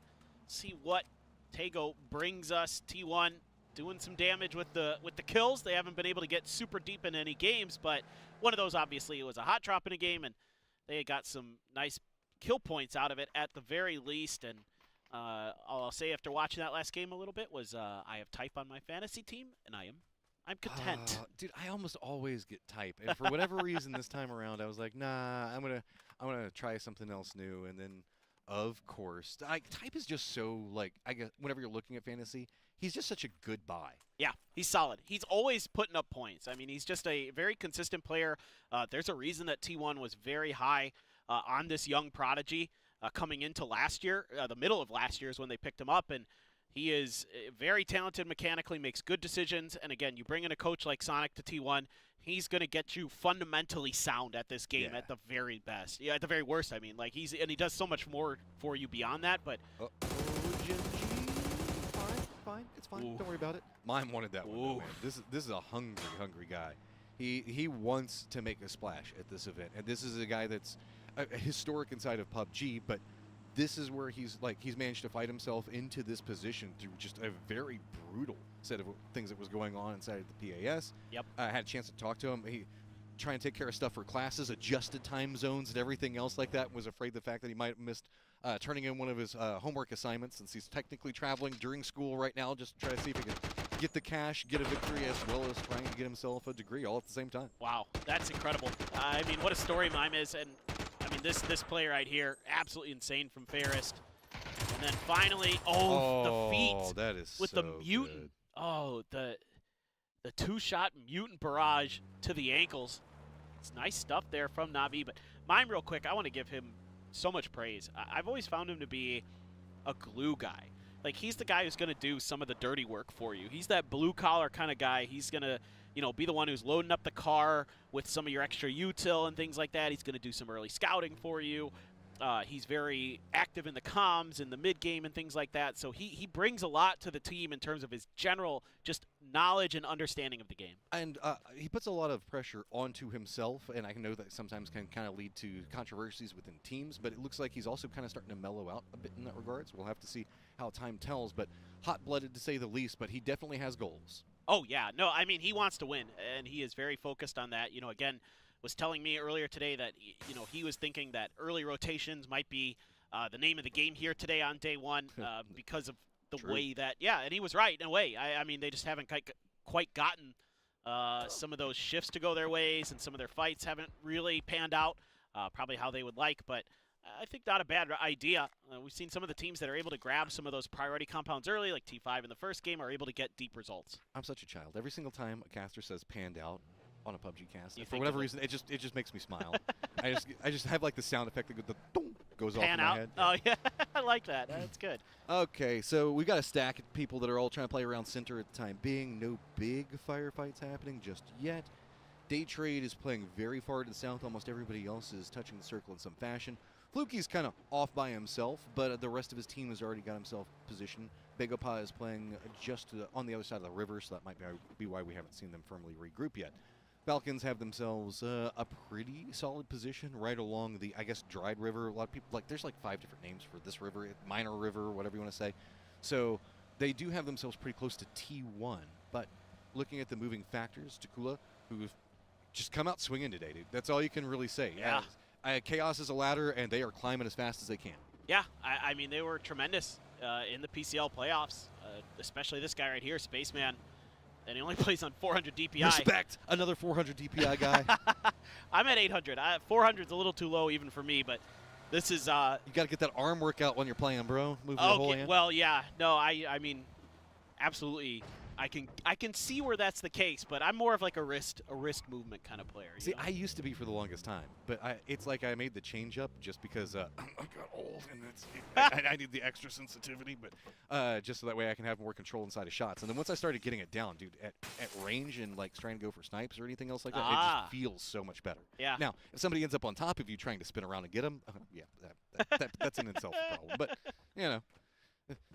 Win some, you lose some. That's my viewpoint on it. 100%. 100%. I mean, it's quite funny how everybody has their different preferences, but, like, I mean, you could see, like, earlier we saw a player at 1,600 DPI. He's at 400, and yet, you know, everybody's kind of not too far away from each other in terms of individual skill in some cases. So, okay, Sil's in. That's a bit close. Oh, this is Sil. Dude, he is just like a predator. Oh, Tigger says no, though. Instantly drops him off of it.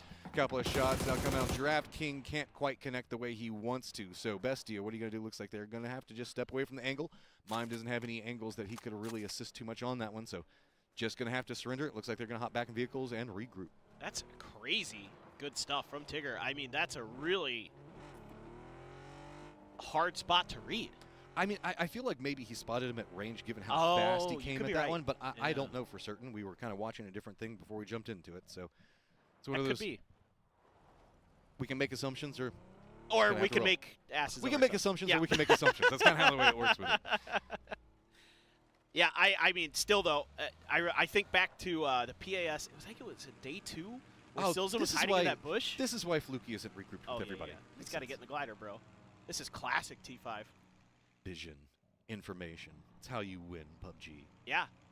Or you get shot out of the glider. One of the two. One of the two. Either way, you have fun. It's exactly, and that's what half the game is, anyways. Having some fun. But yeah, I mean, this is just very stock standard. The way that Rossiter Jr. Likes to kind of lead things for this Pterodon 5 team. Get some information from the sky and make plays off the back of that. Find some safe space. TE going on a drive. They're coming into this circle very, very late from the western side. And they're going to be finding a little bit more open space, but Delwyn should be using this hill, I assume, to get a little bit of scouting info and then try to figure out how they're going to make their approach. There's actually nobody super close to them. I mean, there is TKL up to the north and then Fury out to the east. Speaking of east, that is where our circle wants to take us. Yeah, you can see that a lot of the players are kind of expecting it to go this direction, given the way the lay of the land is kind of sitting with the river and the way it's going to be stacking up. So math just working in your favor on this one for the time being. So as we start to see this act, yes, we are only in circle 2, so it could have gone a bit everywhere, but I mean, where else are you going to go, right? This is the favorable position, so nobody has to make the big sins across the river just quite yet. TE looks like you can see the lines where maybe they could go for a longer wrap around. That would be the safer option, but it looks like TE just has the goals of trying to get in, and they're just going to be pushing right in on top. Meanwhile, Jinji's going to be taking some shots at the BB team to kind of force them away from this for the time being. Bessie's going to use that opportunity to go right past on the other side. Ooh, that was very close. That was very close. Besto down to low HP there. Just by the skin of his teeth, able to get away from this 2-2 split that Genji has set up pretty central in the circle. they're going to be able to control quite a bit of real estate around them. As you can see, when BB team tried to make a move, they were thwarted. A knock there for Tanvu. So TE continues to choose aggression, and I think that's going to be a point on to Haven. Here, wait. When has TE ever not chosen aggression? Delwyn just going to go ahead and defend up his Kraken's going to go down. I don't know. What TE, you going to continue in? Zero's on a new angle. He's just trying to jump into a car and get out of here because, dude, these guys hungry. Every firefight. Every firefight they want it. No, they're so effective. You know, in these fights, they find one knock and then, you know, another car's coming to try to res the teammate, and Delwyn's in a perfect position to cut that off. Just extremely efficient in the way they play. Furia has to lick their wounds and try to find some other way through deep into this game with only 2 players up. And you just got the Porter and the Uaz to try to make this work. But it seems like for now they might have found a little bit of safety. There's that small house out in the middle. Well, that's what I love about the Expendables, is it feels like they exploit so fast and so cleanly. If there is any opportunity, it almost looks like chaos, the way that they come into fights, but it is exactly the way that they want it to go. They're just coming in at just full force, trying to see if they can catch an isolated player, very quickly shift over to another one. You could see that. That's kind of the way the line came in. Okay, we got a knock onto one, the other one comes in a vehicle very, very close. It's just full-on control in the way that they're playing around it. Bestia just has to kind of relent position and step away. Yeah, I mean, their style for the Expendables is quite unique. You're not seeing too many other teams quite play the same way, and you have to assume that's part of why they won PGC. I mean, just an incredibly talented team. You've got great fraggers on there, and you've got great ideas to back it up. Bagel Pot they're trying to get into the circle, and I think they've just found enough space out on the eastern side. Well, the thing I love about the Expendables and what's going on with them while we're watching Bagel Pot is that there's a lot of, I guess, methodology that comes into PUBG since we've been playing it for 8 years now, right? Everybody has an idea on how everything's going to line in, specifically Tiggleton. He knows how to line in quite well with these mortars, so we'll see if he opts into pulling the trigger in just a moment. It's the whole thing is that whenever we pop in and look on him, you never quite know. They might decide, no, we don't want that one. But the Expendables, it almost feels like since everybody else is moving a bit slower, they exploit that by just coming in so fast. Yeah, I mean, I think this is where to go at these international events. I'm not sure if the trigonometry was quite on point there, but I mean, I think for the Expendables, it's a team that catches other teams off guard because you're seeing a lot of teams try to mirror what Twisted Minds is doing and sort of this methodical kind of controlling style. And oh boy, right into 4 a.m. This is going to be difficult. 4 a.m. is split into 2-2, so they have the numbers if they manage to stack in fast enough. Defense for 4 Angry Men gets a couple of shots out, but not enough to force anything away. This is a full run in from Falcons. Are we going to see a regroup coming in? Yes, 4 Angry Men are inside of a vehicle. Looks like they're going to be trying to roll in roughly at the same time. Nate is going to connect. Long's getting a long throw right onto Kickstart. That's going to slow it down a bit. Can he get the follow-up? Does he exactly know the line of 2 different throwables coming out? Same time, not going to connect just enough. Furia is going to get spotted out. Bestia is going to be able to pick that up. All right, so lined in. We also do have T1 that's getting some vision on it. And also New Happy spots what's going to be going on with the Falcons 4 Angry Men situation. So that's why you can see Falcons are playing on one side. They're in a bit of trouble over here, having to play against a lot of utility being thrown at them and a lot of nades. No doubt. This is not the position you want to be in as the Falcons. These compounds open themselves up to their long sides for some of these nades to get through. I mean, they're getting help from T1 now. It was a knock on to Godby, so that's got 4 a.m. taking a pause on this attempted fight, and T1 just going to keep their eyes down on towards this 4 Angry Men squad. No love lost between those two teams, so certainly T1 is not going to make this any easier. Long's trying to get in there, trying to find a way to pick up some points, but the Falcons do have everybody back up. Oh, they're so close to Longs. But it's so hard to peek out right now. T5 is going to be back behind where we can see the Falcons going to be playing from. 2 different angles in a 2-2 split, so taking some shots while T1 is harassing what's going to be going on with 4 Angry Men. We did talk about New Happy just a second ago that had Overwatch on this. They're going to be taking shots at T5. So that's kind of pumped the brakes on the aggression that the Falcons were wanting to bring into it, as well as Longs dropping a nade onto Kickstart, of course. I'd like to see some smokes here from the Falcons that cover the compound that's to their south to keep the rest of 4 a.m. cut off from the vision of Longs. Yeah, you might open a door for him to escape, but you also know he's right out there. This is really smart. I love what they're doing. But I love this as well. Look at 4 Angry Men trying to see if they can get some tracking shots down in. And that's just going to open up Longs so close. If Tig steps out, he is in a lot of trouble. And instead, it's going to be Tig that spots this, spots out longs, gets the knock and a quick flush. Now 4 Angry Men playing at a man disadvantage as well as having multiple people harassing at range. Daytrade even starting to get some vision in this, taking a couple of pot shots into the butt of 4 Angry Men. 4 Angry Men, what are you going to lean into doing? With Tickleton now down, it is pump the brakes yet again. Every single time this firefight starts to kick off, it just gets immediately slowed back down. Patience, but some good shots from Shrimzy. Gonna back a Tungbu off. I'm not sure if that Molly got close enough to Tiggleton. Yeah, the Molotov not gonna be quite there for 4 Angry Men. So the Falcons continue to fight another day. T5 continues their harassment. Circle is favorable to both these teams that are in here, though. A crate drop on top of T1 for Heather. Gonna scoop up some gear. But for 4 Angry Men now, I think you might have to just kind of consider this settled territory. Yeah. You've used a lot of utility to try to displace the Falcons. Oh no! That glider's going down. Oh no, Fluky, can you at least regroup? He's got some air. Path and Pong's already taken some damage out of this. He's getting really close.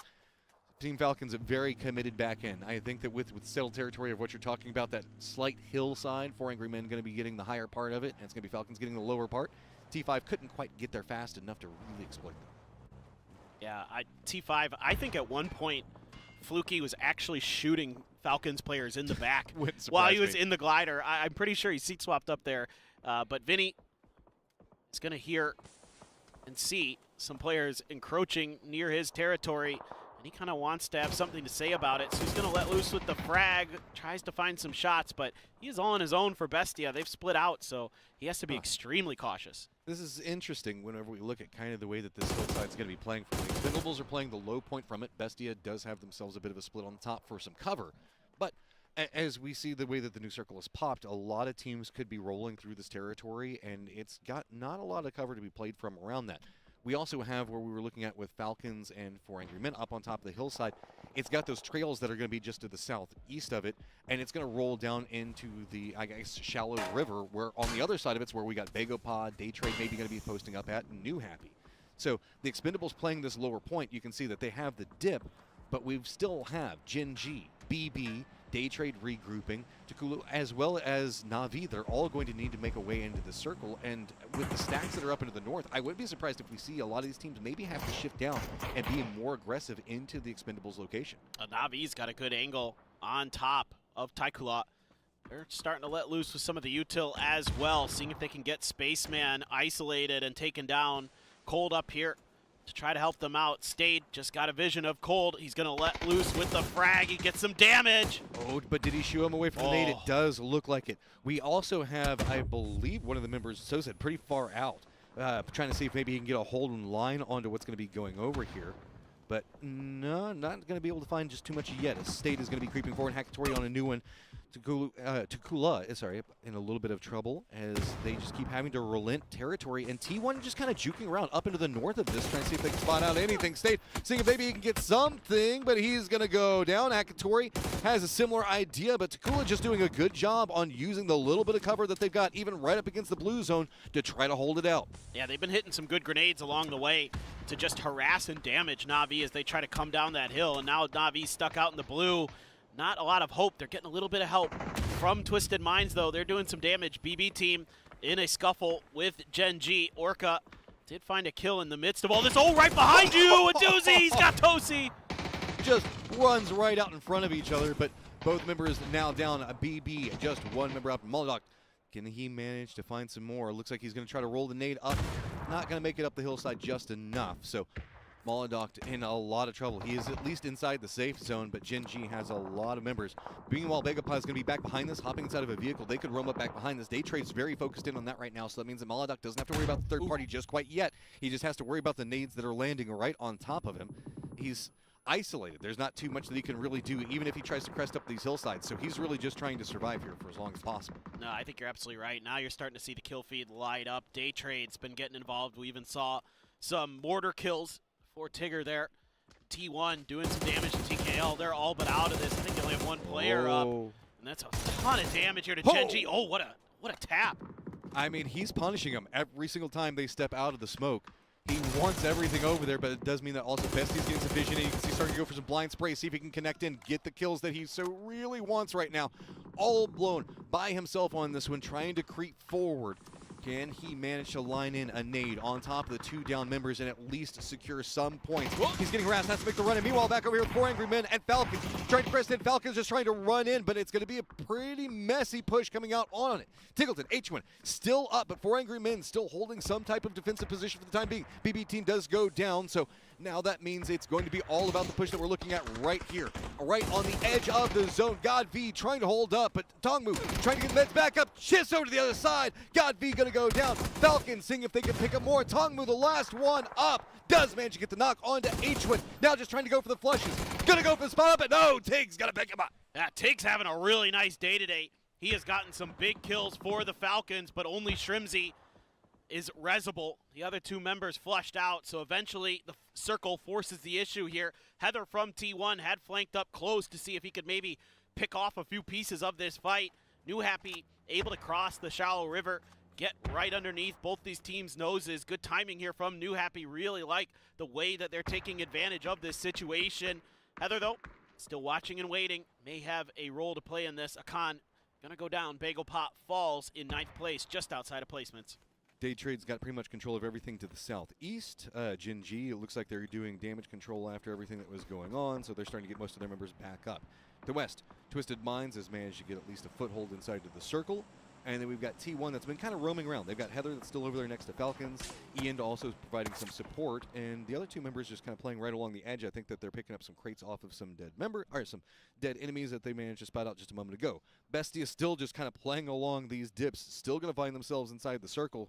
But, I mean, it's going to be very hard to defend. There's going to be a lot of angles of approach. Yeah, and I'm not sure if they can get to those crates easily. They're in pretty precarious positions. Our Bestia, they've got some hills, so they've got a little bit of cover. But once you start going a little bit further east, there's some downslopes you might run into, some angles some teams might be able to find.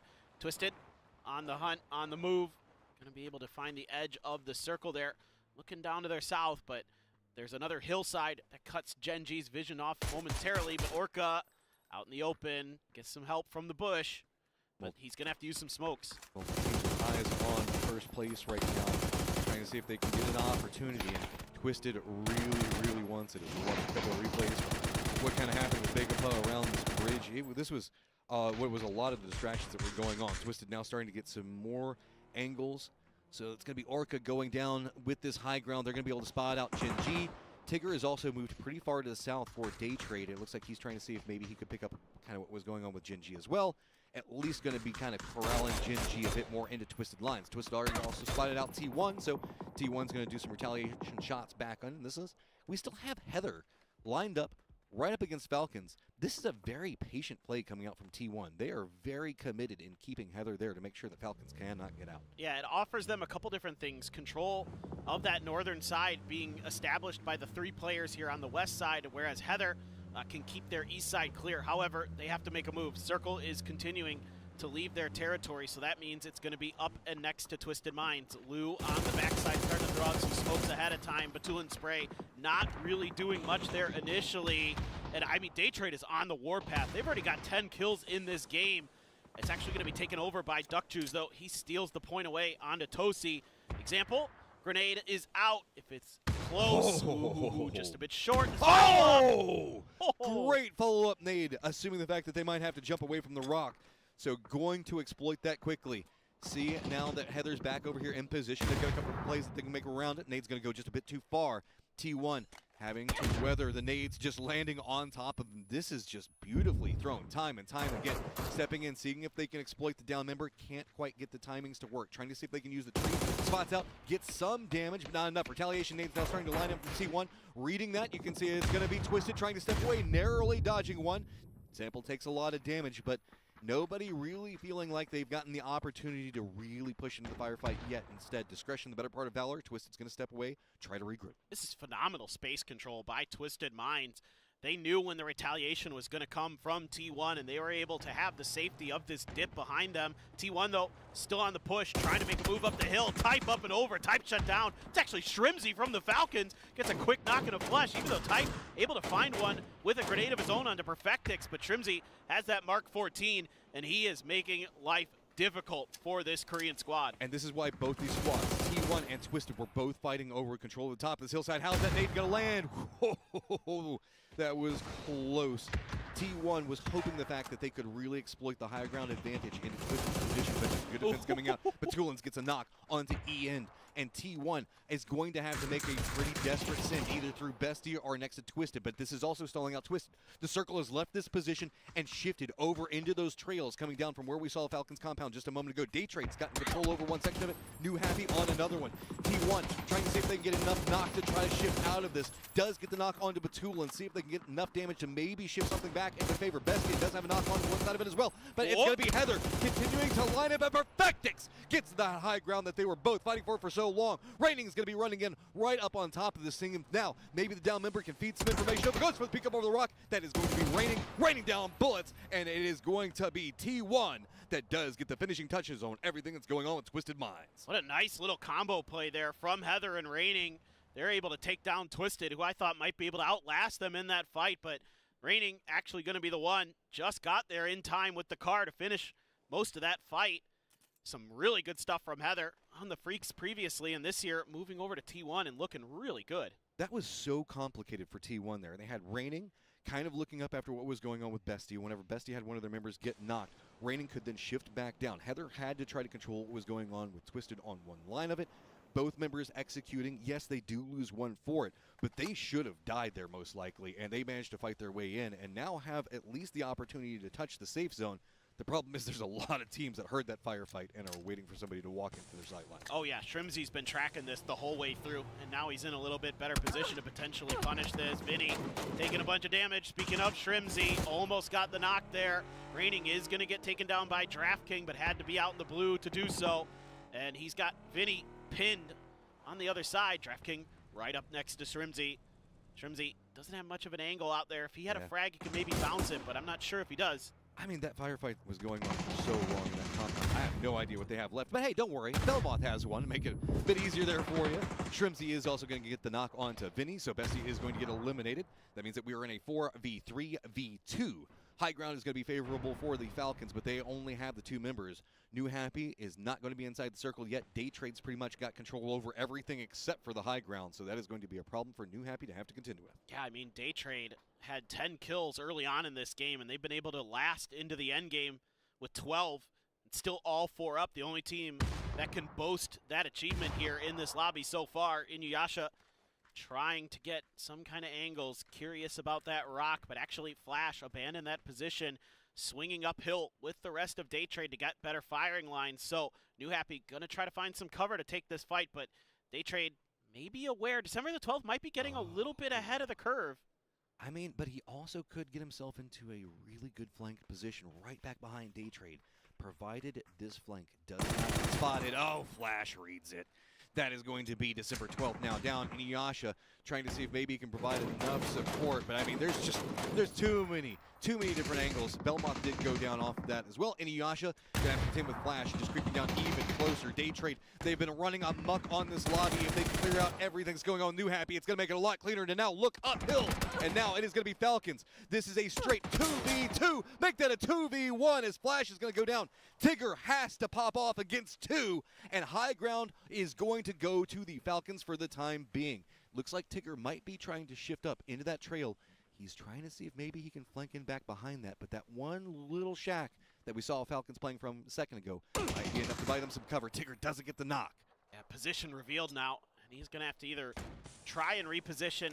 He still wants to get that res. You can see him looking over at Flash to see if it's possible, but Tiggleton, in the position he's in, can cover a lot of those angles that he would have to cross over. So instead, it's a change of direction back towards this northern side to see if he can catch Falcons off balance. Ops against the res. He doesn't want to give up the timing and the flow of what's going to be happening. So instead, seeing if maybe he can exploit. This is faith in his ability. And I mean, he's got 7 kills right now, and he's got his eyes on trying to get 9. Meanwhile, Falcons have managed to creep up into 3rd place. Securing one more kill and a victory would be huge for them and put them in contention for that top position that Daytrade is presently holding. Looks like the full read has come out.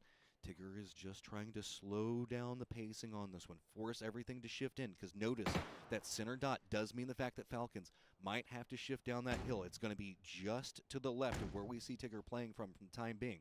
Means that while they do have the high ground for now, it could be a problem if once they crest it. They need to be smart with these stuns. Shrimz only has 2 left. A little bit of a pop off from the AUG there. Gave away their position. Yeah, they just have to be methodical. 3 stuns as well for Tiggleton. So as long as they can keep him underneath this hill and they can find the timing, they don't overstep, don't get knocked, they should be able to flash him or just take him down. Nicely done by Trimzy. Do manage to pick up a lot of kills stacked up for Tiggleton as well. I believe we saw him sitting at 6. So Falcons do manage to find themselves a victory in our 3rd game. Dude, think about the way this game started for the Falcons. That battle they had against 4 a.m.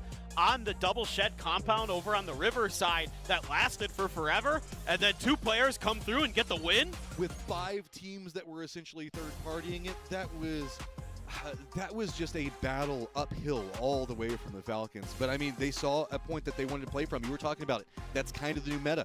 Go for the compound that's going to win you the game, even if it costs you a member or 2, because you can buy it at the end if you have the firefighting capabilities. So shout out to what we saw inside that game, because on top of that, we also do got to talk.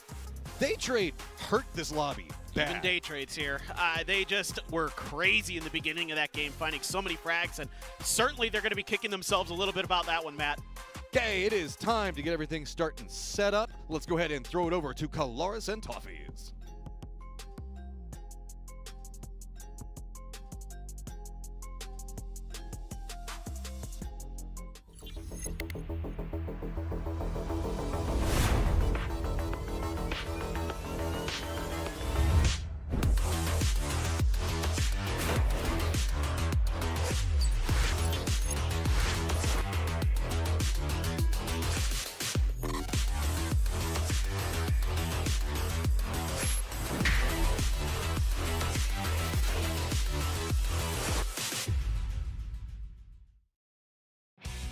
Well, well, well. Tig pleases the crowd and gets a brilliant victory here for Falcons. To me, it was looking like once again, Day Trader put themselves in an unbelievable position to maybe even take a victory, but no, it was bristled away by the Falcons. Yeah, it is what it is, man. We thought they had that for sure, but you cannot write off the Falcons when you're staring down the barrel of a Shrimzy Tiggleton 1-2 punch.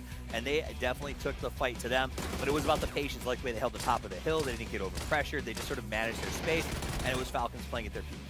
Thankful for them, of course. I thought, Day Trade going in for strong towards the end was going to be great for them, but obviously they were wounded down towards the end.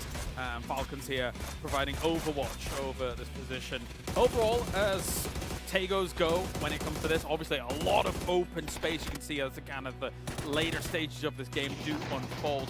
And for the most part, I mean, Falcons played it well over on that northwest side. Yeah, absolutely. I mean, like you saw right there, we had people playing Billy Goat's Gruff as they're just trying to find bridges to hide under. We saw this really kind of big showdown with the Falcons versus 4AM that lasted for a while. Yeah. Falcons came away with 2 at the back end of that, even though they went up 4-3 early on in that fight. And also, there was a point where it kind of seemed like they were saving. We saw Shrimzy just sitting in a shack while Tiggleton was sort of outside the circle saying, I hope we get some points here. And then with that last shift, they were back in the game. So they were able to sort of make something out of nothing. I also loved what we saw out of T1. They looked really good in that game. They found a lot of points where I didn't think there were points to be found. Yeah, definitely. Eventually, they did come to an end there as we go into the top 4 and see how this all unfolds. Yeah, these kind of high ground positions really work very, very well here for the teams on this east side of the road. Anyway, I was concerned what was going to occur if we actually had shift onto the road. Of course, that would have caused absolute pandemonium here, but smiles all around for the Falcons boys who get themselves an important win for day number 1. You know, we were sitting in the back talking about how the games have gone today, and I think Foro brought up, hey, you guys mentioned those teams need to have a good start before they run into C. They haven't done it so far. Falcons able to finally put that together and find a big win there is going to put them on the right track to push forward. Because so far, really, the top 4 teams are teams that I was kind of surprised to see there at that point. They've had a couple of good shifts. They've made the most of what they've been given. But I feel like as we move into Tago, Rondo, and beyond, we're going to start to see our more expected teams sort of pull things out. Here are the numbers. Here's how it breaks down for Tago. And, I mean, even at the very beginning of the day, Toffees, when we were talking, you were mentioning you were keen to see how Thailand and Southeast Asia was going to be able to perform. Day Trade's here again. They were controlling so much land over on the east side of that road. 14 kills. Tigger had 7 going into the late game. He was blasting. Yeah, there was that showdown where I think you're in the back. We're like, oh, it's Tiggleton versus Tigger. Which one's going to come out with that big win? Who gets the name? Who gets the naming rights? And Tiggleton does take it away, but they played a very, very good game. This is a team that, with the exception of Tigger, who was added recently, they've been together since 2021. They know each other's play styles, and you can see that in the way that they're doing their macro rotations. The problem I have with them is when we see these micro fights against things like the Falcons, the gunplay just seems to often favor their opponents. Yep, and here are the numbers. Tiggleton gets himself a man of the match by the looks of things. 755 damage. 6 kills go in the way of the big man. Who's going to stop him? No one. I mean, this was the end of that match was the top 2 players on Fantasy, the top 2 players arguably sort of statistically right now going up against a 1, and you're like, well, that's when you know it's over. But Tiggleton, and I'm going to be honest, this may not, he has a lot of fans, I'm not going to love this. Yeah, okay. Tiggleton, I think, has been hyped for a very long time. Yeah. I think Tiggleton had a fall off a little bit last year. I think we didn't see him play as the superstar that we know that he is. I think that Tiggleton coming back to us this year is looking really, really strong. He's playing confidently. He's wearing tiny shirts whenever he's in the stadium to show off those muscles, and he's putting those muscles onto the field of play constantly. Yeah, there's very few moments you see him not walking around in a vest. But anyway, 21 True. points go their way. At number 1, Day Trade, though, another 20 bomb. Despite not getting a win. That's a very rare sight for us here. On an international stage, getting a 2nd place, but then still bagging yourself 20 points. What a performance from them so far. Absolutely. Their ability to sort of clean up and walk away with those points has been really, really impressive. Again, I want to give a shout out to T1 coming off the back of that game. That's a team that didn't have a lot of Tier 1, ironically with the name, experience last year. They spent last year, I think, gaining that as a team and are looking a lot stronger coming into it this year. Twisted Minds kill heavy, but not points heavy when it comes to the placements, as they now find themselves in 4th place here. Not too bad, 24 so far, as they're able to push on up nicely. Now, the interesting thing about that is actually them and T1 are very interesting in this regard, because both kill heavy, not getting those placements just yet. Generally, I would always say at this level of play, or in competitive in general, as if you keep getting the kills, eventually the placements will come. It's just a matter of time for these two teams. I think that's what we saw with the Falcons in the last one. It's probably going to see at least one of those, if not both of those teams, proc their circles in our last 3 games as we go into them. You're absolutely right. And that's where teams like Taikule have to be worried. They got off to a good start. They caught their circle early. They really have to sort of shore it up and try to manage those points going through the rest of the day. Because again, as a fun reminder for everyone at home, tomorrow Group C joins the fray. And teams like Petrichor Road are going to be mad about seeing what happened today. And they're going to come out with guns blazing. So I think Falcons, Twisted Minds, T1, they want to have those 1 or 2 more games to make sure that they're far ahead before we ever start that. Well, for Tego, the hot drops continued.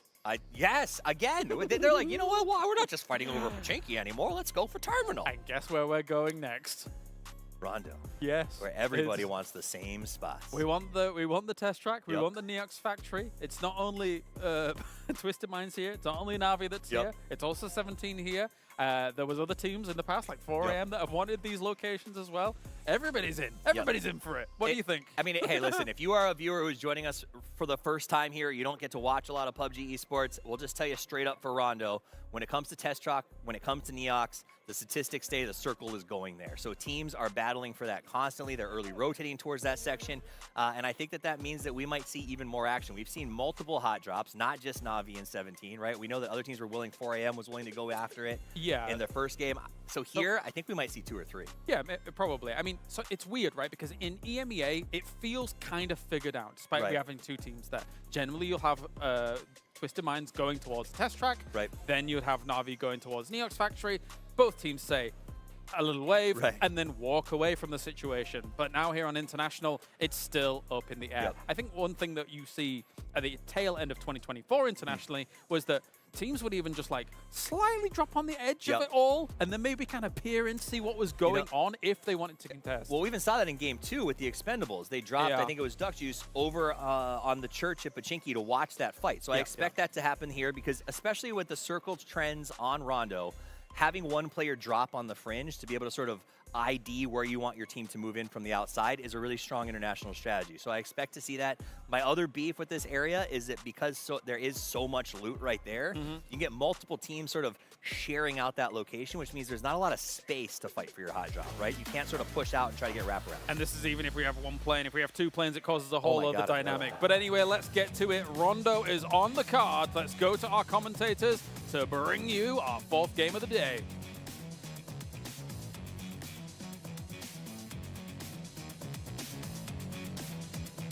Thank you so much, guys. Great breakdown on everything to look forward to. Test track, Neox Factory, how everything goes. Looks like we do have the 2 different plane paths that are going to be maneuvering in, as well as going to be lined up right up on top of Test Track and Neox Factory. It's like those guys know the game really well and broke down everything perfectly in advance for the storyline.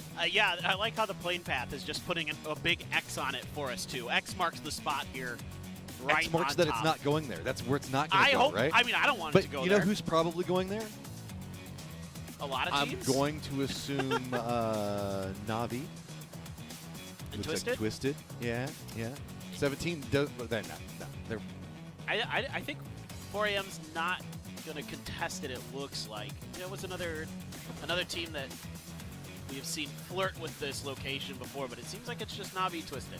Yeah. And we've seen them kind of just have it, you know? This isn't really a hot drop. It's just kind of a lukewarm next to you drop, right? It's, again, like the analysts were talking about a second ago, it can support 2 different teams. You don't really have to make okay, we need to firefight over this right this second kind of thing. Yeah.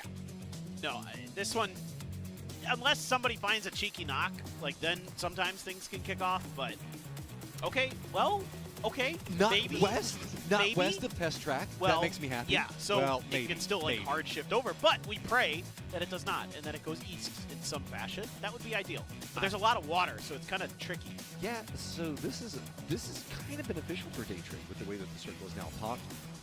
They've got some area, nobody really to their north or east along this line. Yeah, they do have Takula, that's going to be pretty far north from them, but they've got a lot of different areas that they can play around and kind of gets first dibs on how they want to navigate everything outside of what's going to be going on around Neox Factory.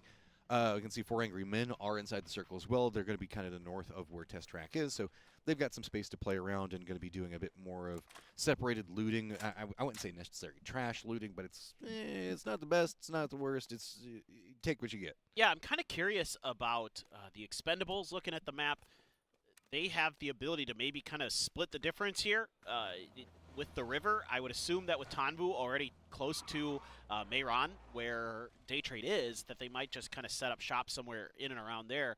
Can be a little bit difficult.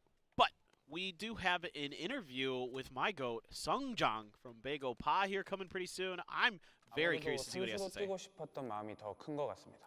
좀 재밌게 즐기자는 목표로 대회를 나왔었는데 하다 보니 조금 욕심이 생겨서 즐기되 할 건 하자라는 각오로 대회를 임할 생각입니다. 사실 젠지를 경쟁 상대라고 생각 안 하고 있어서 당연히 이길 거라고 생각하고 있습니다. 이게 제가 지금도 이 자리에서 인터뷰하고 있는 거 보면 아시겠지만 나이는 크게 중요하지 않습니다. 노련미로 승부 볼 생각입니다. Doesn't see Genji as a rival. Love it. I love that there's like respect but also banter that comes out region all the time. Yeah, I mean, for Sungjang, it is quite interesting that, you know, he comes back to play, but he doesn't want to be like a quote-unquote pro-pro. He just wants to be able to play with people he enjoys playing with on his own terms. And like he said, he just wants to try to get the best results he can. And look, they got here. You know, that's not an easy task, especially in the PWS. I mean, isn't that kind of the esports dream, is to be able to make it to internationals just playing with your friends? If anything, he's kind of got the core of what this all started and was about right off the get-go, right? And so, well, yes, they're not absolutely tearing up the leaderboard. They're tearing up my heart. And I feel like if you were going to make like a crappy TV show about esports, like it would yeah, be like playing with your friends, and you keep like climbing higher and higher levels, and maybe one of your friends leaves to go to the big, you know, pro team, like he goes to the Sonics or you know, like whatever, and then unlike Falcons, none of them are friends. They never hang out with each other ever. All right, so speaking of Megapal, looks like Two Hearts got some goals. He's going to jump in. Spray goes a bit longer than he wants it to, so it's going to buy a little bit more time for the Expendables. And good Molotov right back around the corner. But Nade is also going to fall. That was a beautiful set of bounces. Oh, man. This is devastating for the Expendables. They took their time trying to get in towards the river. I'm not sure if Navi's rotations out of test track might have slowed them up, but Tanfu had been on his own here for quite some time, and Bagopot able to identify, isolate, and eliminate. And that's a really nice start to the game for them, and that's some really prime, potentially prime real estate as well. So let's see if Bagopot can capitalize on this and get deeper into the game. But the Expendables, I mean, I think they'll be fine. Honestly, I don't think this is that big of a deal for them. Oh, yeah. I mean, Expendables losing a member? Yeah, they're hard. They're still going to frag. That never happens with the way that they play. So with this, we do have Na'Vi that kind of shifted out of the test track Neox Factory area pretty quick. They're due center in the circle. Day Trade is running a bit of a split 2-2, I believe, just to the north and the east of that positioning. Twisted's already also left the compounds. You can see Falcons.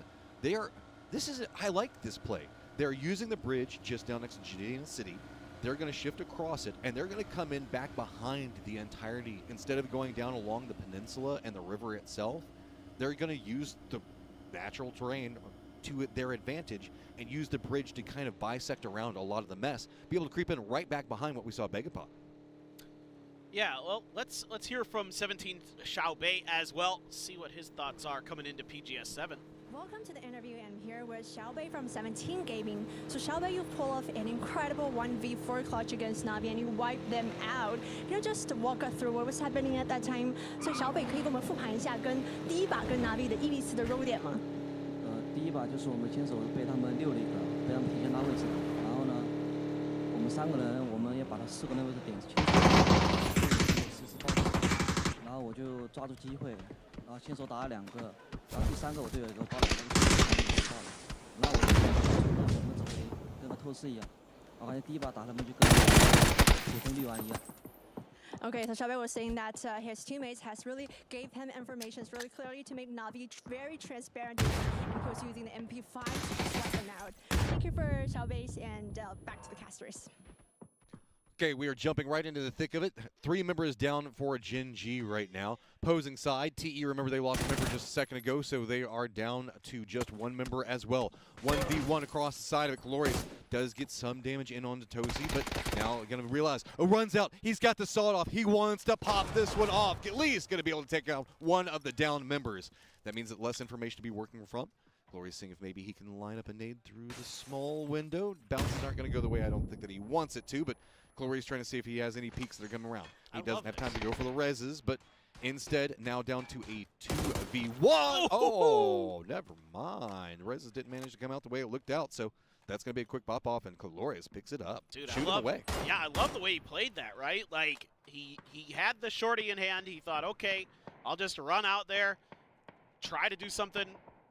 Okay, he didn't give me the opportunity. I'll take the flush. Ooh, dead body. There's a frag. All right, I'm going to jump on this car hood, throw the grenade in the window, see if I can get something going that way. Nope, okay. Back to the rifle and just out-duels his opponent. Really nicely done. And, well, I thought this game might go okay for the Expendables. It goes okay, I guess. They get kills, but now they're down to just their last player. So going to be pretty tricky for them to kind of rack up too many more points. But it is Glorious. It is Glorious. And he is nuts. Yeah, I mean, he do things. So everything's gotten pretty quiet. I mean, Navi is taking some shots. Everything else is just about slight rotations. Day Trade's still buying a lot of space. 2 different points of interest they hold with a 2-2 split in Meiran, as well as Yuzing. So this is going to be interesting to see how this circle collapses in, because we've got kind of the river to the north, right? And we also have the river that's kind of cutting through the south. We got that little mini lake. There, I want to see how this is all going to lay out. I think this either just goes hard west or northeast, but we'll have to wait and see. Because Meiran also, isn't there like a small creek that goes around the outside there is. of it? So Yeah. But I have no idea what's considered unplayable and not around that area. So it's kind of hard to say for sure. I really like the way Falcons, we didn't get to talk about it too much because there's some interviews and things, but I really like the way that they're approaching this circle. Like you mentioned it when they were crossing by Jadena City, but into the way that they take high ground and they get info on this map, I think is some of the best in the world. I really like the way they approach this map. I think they have one of the better reads on the way you can handle it. It's actually, in my mind, somewhat similar to the way Twisted plays Miramar in certain situations. Oh, interesting. Yeah, like Twisted likes to get up on the high ground, right? Like they're going to want to get to the top of the mountains, and I see this all the time with the Falcons, where they're up on top of those god peaks, those god tower things, and like, And they did it here too, where they went to some of the high points on this eastern edge, and they're using that for info to make their late game moves. That's not quite the same as Twisted, but it feels a similar little in bit. premise, right? Yeah. I get what you're like from. If you were going to look at it from a top down, like steps 1, 2, and 3 are very, very similar. Exactly. So lined up into it, we'll have to see how they manage to use that information to their advantage, and then they're just going to keep on creeping in for the time being. It's going to be 4 Angry Men. It's going to be pretty close. Another pretty centered up circle on this one. So T1's going to be rolling up pretty close to Glories as T5's Fluky up inside the glider yet again, just kind of seeing what you can see. Who's going to shoot at him? Let him know where everything's going to be at as T1 is going to make the collapse in. And what can you do, Glories? There's just too many people. Heather's going to pick that one up again. Heather's having a pretty good day so far. Yeah, Heather is. A lot to prove here for Heather, but he has gotten some big kills for this T1 squad. That previous game on Tego, him and Raining really showing up when T1 needed them most. He's going to be able to get that car into a little bit of safety. T1 has claimed that compound. I mean, I could see BB Team watching that compound, but they don't seem to be making any aggressive moves just yet. Now they have to deal with 17 Gaming on their eastern edge. Watching this is Bestelak, and he knows that he can't hold this down by himself. So it is just a retreat to the safety of the other teammates. But they're going to try to bypass T1. They're going to try to rotate around them. So it seems like BB Team trying to get a step ahead, trying to leapfrog in front of the T1 Korean team. 17 just has this edge, and I don't think there's anybody who's going to mess with them for a little bit. Although I'm watching New Happy, they're driving all the way down to the Genesity Bridge again. Well, my worry with 17's positioning is with the way that they've got the river that's just to the east of them, they're going to be kind of funneled in, right? Yep. So while it's buying space for now, you can see that T1's already, we just saw them finish out Glories a moment ago. They're going to be a defended position off of it. There's not easy crossings. I think that there is a pretty thin point that you can kind of cross just to the west of where we see 17 playing from. School is going to be up to the north. They're going to have T5 that's going to be pretty close to them, but they've got a couple of different pathing options. Well, ish, because again, we still have like those like minor water obstacles that are kind of creating their own barricade in between them and 4 Angry Men.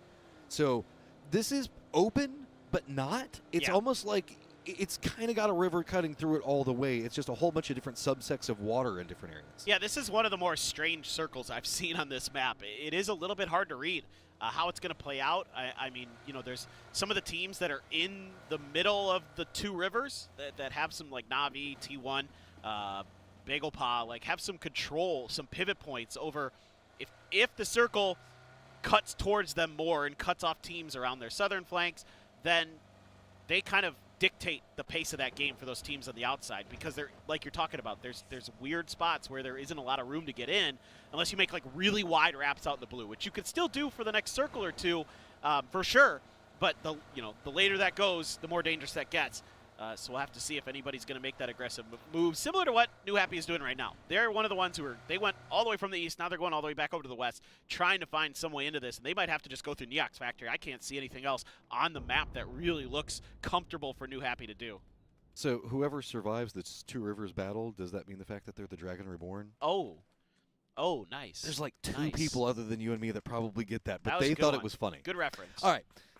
So now Falcon's going to be using that information, back-wrapping fine 4 Angry Men, as it feels like a little rivalry is starting to brew between these squads. They seem to have prioritization on the exact same compounds, and they have similar goals in what they're trying to get out of this. I mean, 4 Angry Men are running the 2-2 as it is kind of separated out. Tig's going to be just tailing in back behind the Falcons for the time being. Circle's going to pop, and we're going to keep a bit of all the rivers still in play. Oh, they're going for the tires here. Our New Happy, I don't think, they might have popped one, but there was enough momentum already created by that vehicle. 17 was able to get out, so New Happy didn't wrap all the way into Neox. They opted to try to cut through and ran into a fanned-out 17 who is now regrouping, rerouting. A lot of teams probably going to be eyeing that open compound. Yeah, I totally agree with our observers here. T1 may be the first to get there, but I think there's going to be 3 or 4 teams that are going to be thinking about this. And they're all coming in at the exact same time. 4 Angry Men is going to be tailing in right back behind Takula. does get some damage, but doesn't get enough to really shoo them away just yet. Finally, it is going to be Dons gets down and flush. 4 Angry Men, Thanadol going to do a 1-2 punch onto him. 4 Angry Men still just kind of trying to lead out around this one. Takula is going to stop off due to that, but that does mean that it is going to be T1 with a bit of a foothold right up in front of this one. They've got themselves a shack. 4 Angry Men's going to be rolling right next to them. Shot's going to come out. Long doesn't go down just quite yet. So if anything, 4 Angry Men looks like they might have to shift back down. Compound's just going to be in that other position. New sets of firing lines coming out. 4 Angry Men also weathering that storm. Na'Vi does get some vision in it, as well as Twisted Minds. 4 Angry Men buying this just by the skin of their teeth 2 different times, and we're going to creep in. Is it going to be a third? Here comes New Happy on an entirely different angle. It's going to be December 12th. Spots out, and finally one of the members from 4 Angry Men goes down. Long's down and flush. That was an AK spray, but he's going to pay the price. HS, though, going down. Just Godby left for 4 Angry Men. He's trying to drive down New Happy members. He gets close. Oh, 16. He's got a great angle, and he's got the finish. Oh, but the cost is massive. 16K wants to get back over there. He wants to res December 12th, but he can't. It's going to be too many angles, so that is going to be finished off by 7-7 with a little bit of friendly help. I believe that Twisted was also taking some shots, so we had a lot of people kind of drop off in rotation right now, but oddly enough, the circle remains kind of similar. We've still got Falcons as an outside rotator, but everybody else kind of cemented in position. I thought for sure before that fight between New Happy and 4AM kicked off, I thought 4AM was going to crash T1 and we were just going to get the inevitable battle between those 2 teams. Well, especially around the shack, not the compounds. T1 wasn't in the compound yet. They had stopped off next to the shack, but them being in the shack, it feels like it kind of forced everybody else to go, oh, that means the compounds have to be taken. Let's not go there. And the open territory was available. They just kind of got lost in the sauce of the mess that was happening at the time, and didn't make the committal into an open compound. Yeah, it's one of those Sun Tzu things, right? Show strength when you're weak, and just kind of keep your opponents guessing what's actually going on with your setups and your formations. Falcons have a couple kills in this game, and they're chilling on the south side of a lake. Got enough space in this current circle that they can try to find a way through. I mean, there's a 2-2 split in front of them from BB team that they're going to have to be identifying and thinking about. Bagel Paw slow but steady here in this game as well. Still 4 players up. TKL on the move. They've got a lot of distance to cover. Bestia, T1, Na'Vi all in the landing zone potentially, but this isn't in, so they're going to have to use this hill for a little bit of scouting. There is Teraton 5 up there. 4 minutes later, Takula is like, hey, let's do that idea we had just a moment ago. Maybe it's all calmed down. Bestia rolls up pretty close to them, but a couple of shots going to be exchanged. Souza is going to go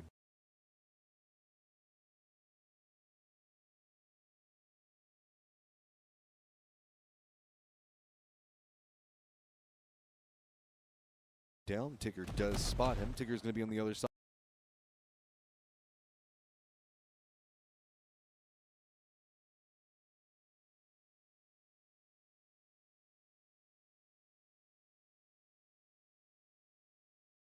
And real aggressive, just getting up into the face of Takula. This is a great read by Daytrade. They've got crossfires from the city, from Lo Haoxing, excuse me, and they are just going to have an opportunity to really do some damage and maybe even eliminate TKL, but there's also Teraton 5 who's got a bit of an angle into this as well, so you can see smokes completely covering a lot of this fight. Daytrade trying to use their vehicles to hide themselves from Teraton 5's angles, but damage being done. Down to the south, we do also have Begapot and Falcons that have bumped into each other, and it looks like it's coming at a massive cost. Remember, this firefight is also not inside the safe zone yet. T5 is making some type of commitment to see if maybe they can get some kills out of it. Means that they're not making a move for the circle either. Daytrade trying to get the inside track, still left Thanadol back behind, seeing if they can just open with their firefighting capabilities, and that is going to be flashed. One down. Falcons does get eliminated in that southern firefight, so Begapot should be able to win off of that. T5 going to be trying to circle in back on what's going to be going on to the north. Daytrade does win the firefight for the time being, but is Fluky and the rest of T5 going to make now a shift into after Daytrade because they are neither team in the circle just yet. Tanadol's got an important role to play here for Daytrade to try to do some damage to T5 to keep them from getting ahead of where Daytrade maybe wants to go, but it's flash at long range. Gets Rossiter Jr. out of the driver's seat, and it is going to be T5 scrambling to try to continue forward.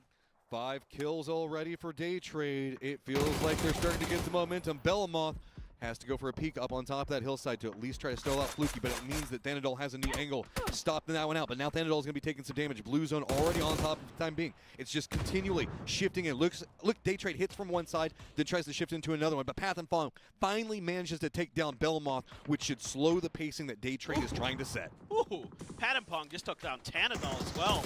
That is some great shooting from him, and that opens up a lot of extra breathing room. There you go. Going to get the flush as well on a Thanadol. Those are some big headshots for T5 to continue on in this game, but T1 in front of them. They did suffer a knock. They're trying to go for the res while harassing T5's movements. Flash again! Unbelievable! Dude, Flash is just putting in work all by his lonesome on this hillside, seeing what else he can just rip away from the opponents.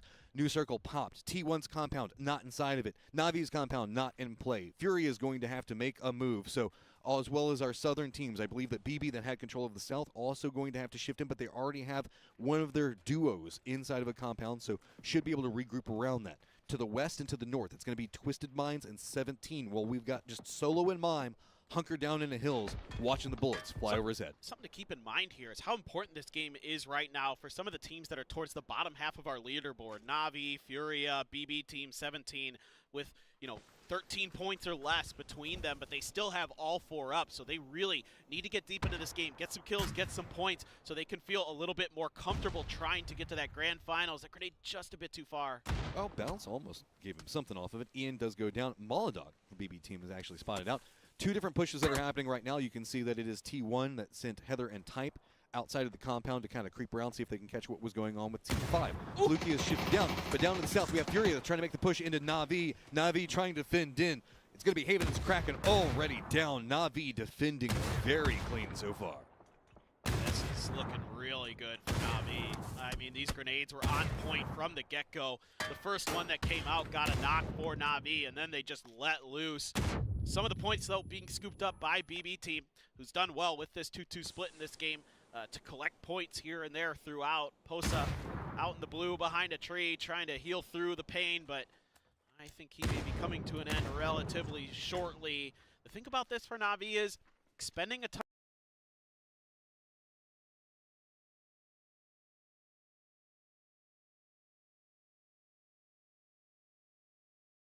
of utility, expending a lot of frags, a lot of throwables. Oh. How many more are they going to be able to pick up? The timing on this is perfect. BB is looking at Mime and sending one of their members to regroup in the compound. Na'Vi shifted out looking for the remnants of Furia and Posa and didn't manage to find him. So the timing on that for Na'Vi was almost as exquisite as you could want, because BB was doing so much of the harassment into Furia that stalled them in their tracks. And I thought that there was just an easy pickup. But Posa, we know this guy can play solo. He knows how to hunker down and just try to find some more placement points anytime he is by himself. Oh, he is one of the best in the business at doing that, Matt. That's for sure. We saw that He's so gifted. much. He's gifted with it. He is unique in that regard. Like, he's just one of those players that has some great salvage point ability. And he has shown us time and time again, especially at the global level, that he can get it done. Na'Vi, though, not a ton of room to maneuver here. You've got firing lines from a couple different teams on top of you. You've got some of that cover, that deployable cover in front of you, but it isn't a ton to work with. T1 trying to get ahead, but Twisted is on their backs. Okay, so that means Fury is finally going to go down. Na'Vi has a pathing into the circle. Flash is going to be pretty close to him. T1 was wanting to try to get some control over the circle, but Raining is going to go down. Twisted playing very close to 17. There's going to be this hillside that everybody's going to be working around. This is the end game right now.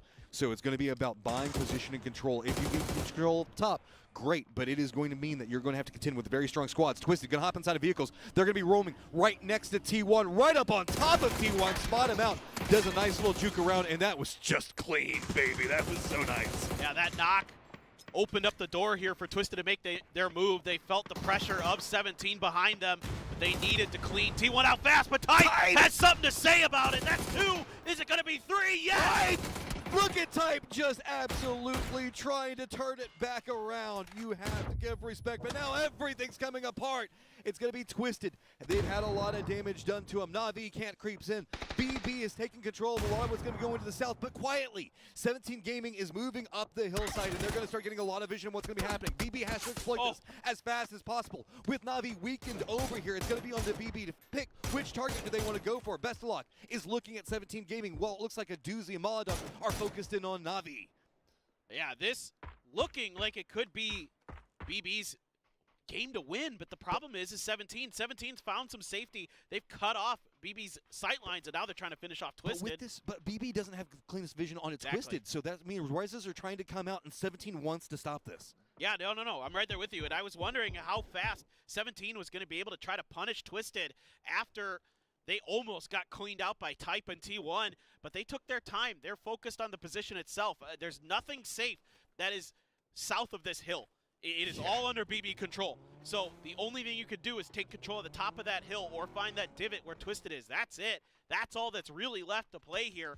And that's why 17 has opted to play safe now, because they have one of the more powerful spots that's left.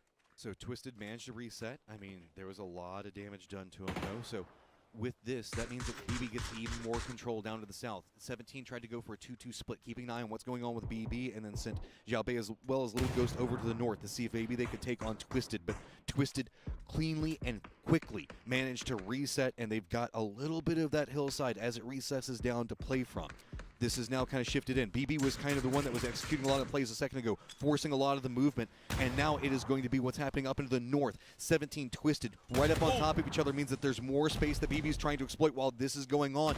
Nobody can really make a big shift right now except for BB. 17 can't get the shots onto Twisted that they want. Twisted is finding ways to survive it, but while they are weathering the storm, a new threat approaches, and it's going to be BB that has a new firing line onto Twisted.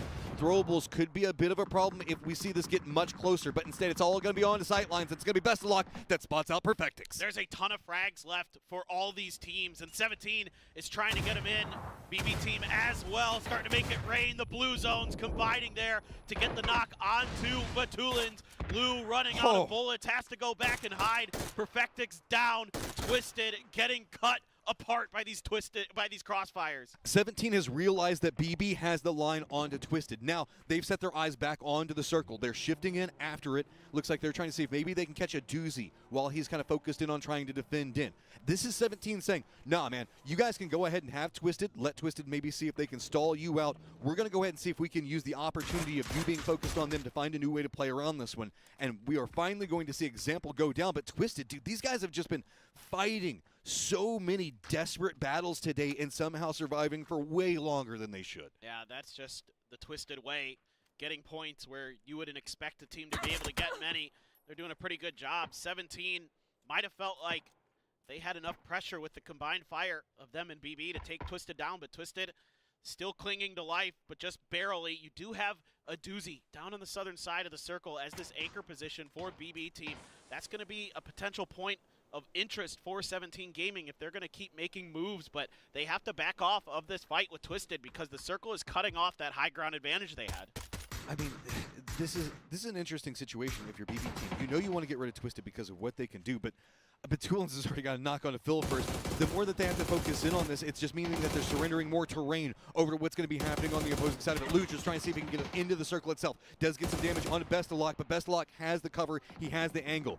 BB now at 10 kills. 17, though, they're just going to hop in vehicles. They're going to see if maybe they can get into a position to set up a counterpoint. And whoa! 17 just instantly finished that out. The moment Twisted fell, they knew that they had to pounce, and they just caught BB out. The PGS1 champions coming through with the big chicken dinner here on Rondo. Tough spot for Twisted Minds to be in.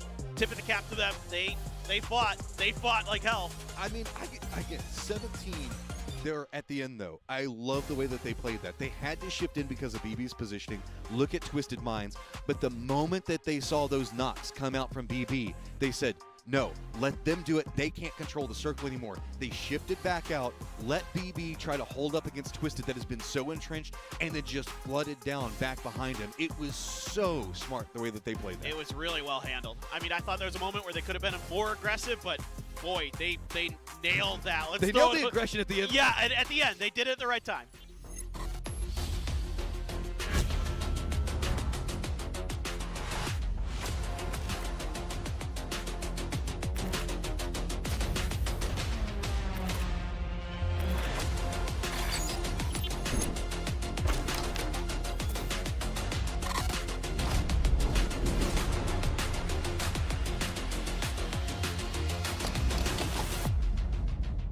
got there eventually.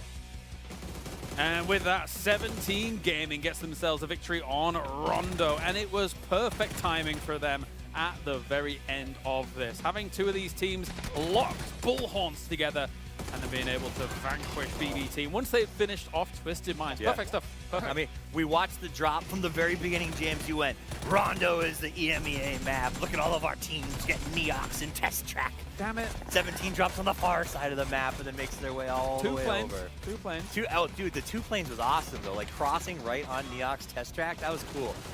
That said, though, 17 went off to an off position. They made a big rotation. I really thought that was BB Team's game. I think the fact that they just had, Aduzi had to give up that defensive position when 17 crashed, it just put them in a tough spot. Yeah, as soon as you're 3, right? Yep. If they're 4, I think it's a different story. 100%. Maybe you could actually stay where you were, but for Aduzi, had to fall back, and then it gives up. It takes too long against Twisted Minds, and then it gives up too much room. And as soon as you see 17 in the cars, moving, ready to go, like, how do you actually shut that down as BB Team? It's not possible. I don't think you can. And I give credit to Aduzi falling back. If there's a team that you know is willing to throw bodies at you in a 2v1 or a 3v1 situation, it's 17. So he falls back. They made the right play. It just took too long for them to get Twisted Minds down. And by that point, 17 smelled blood in the water. It's like they not only smelled blood in the water, as soon as they came around the corner, the cavalry comes along. Yep. The ending was as the cavalry comes along. Yep.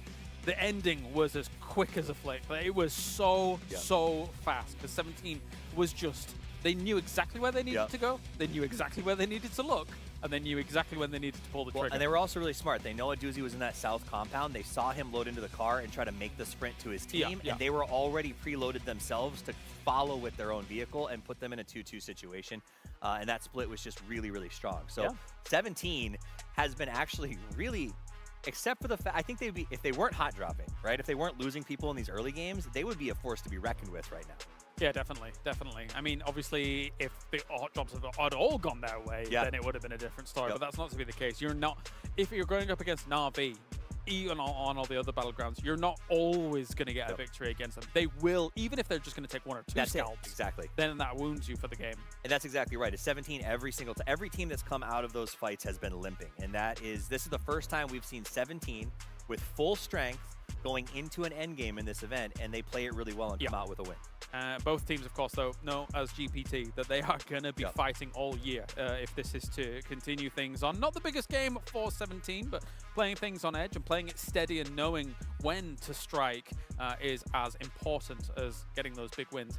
So only the 4 kills going their way, and so a very small portion of this being overall for the man of the match.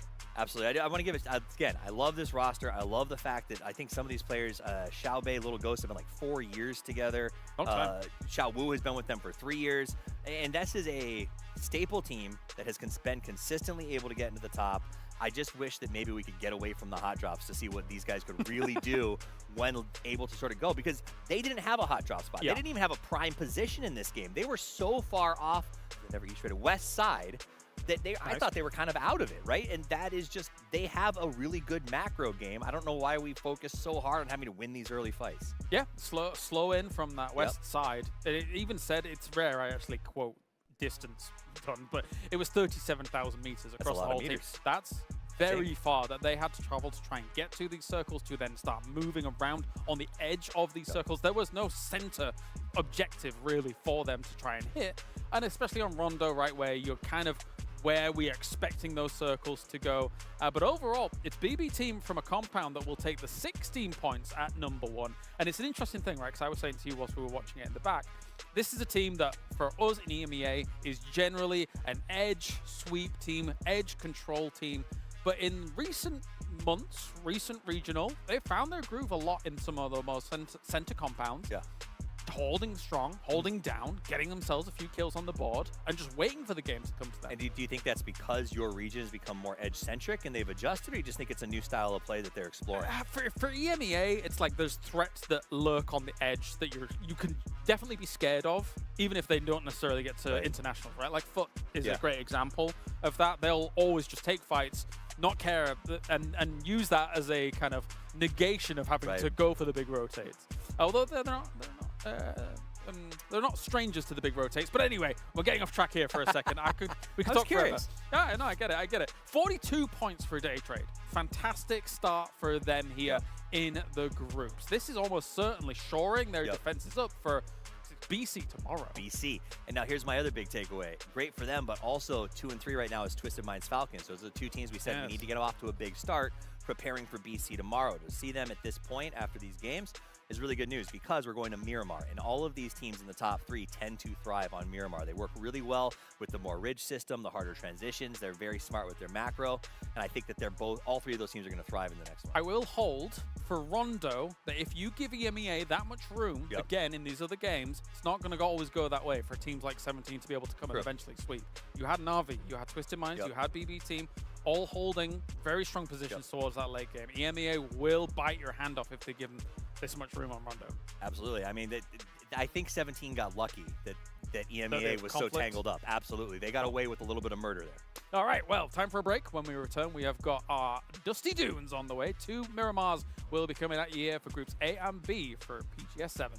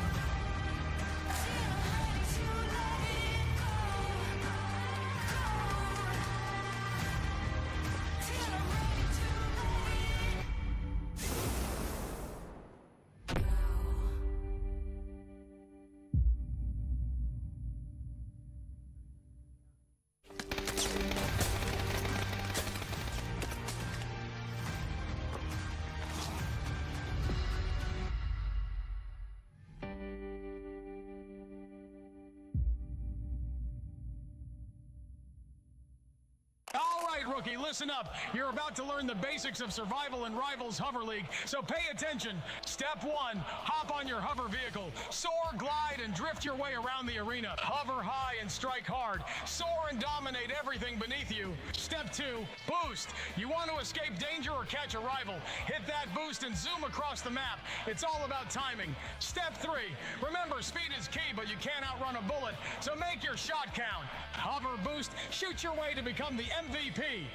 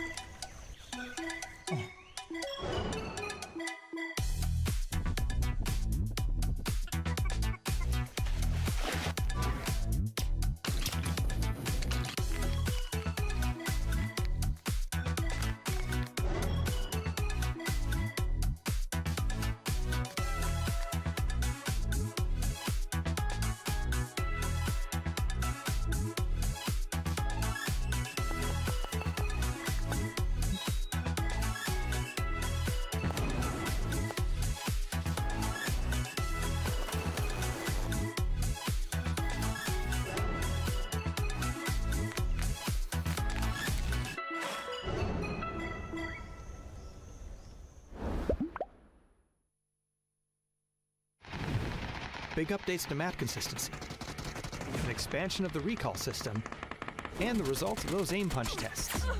All this and more as we dive into the update 35.1 patch report.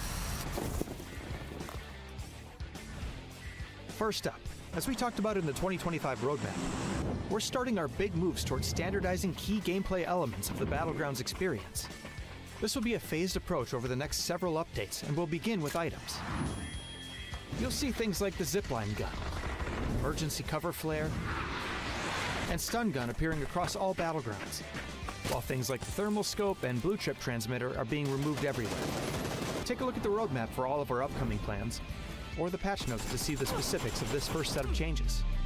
Another way we're unifying the experience is by expanding the recall system to all maps, which means it's now available on Karakin and Paramount. Each map will have its own specifics for the system, so check out the patch notes for details. We're looking forward to seeing how these changes shift strategy on these maps.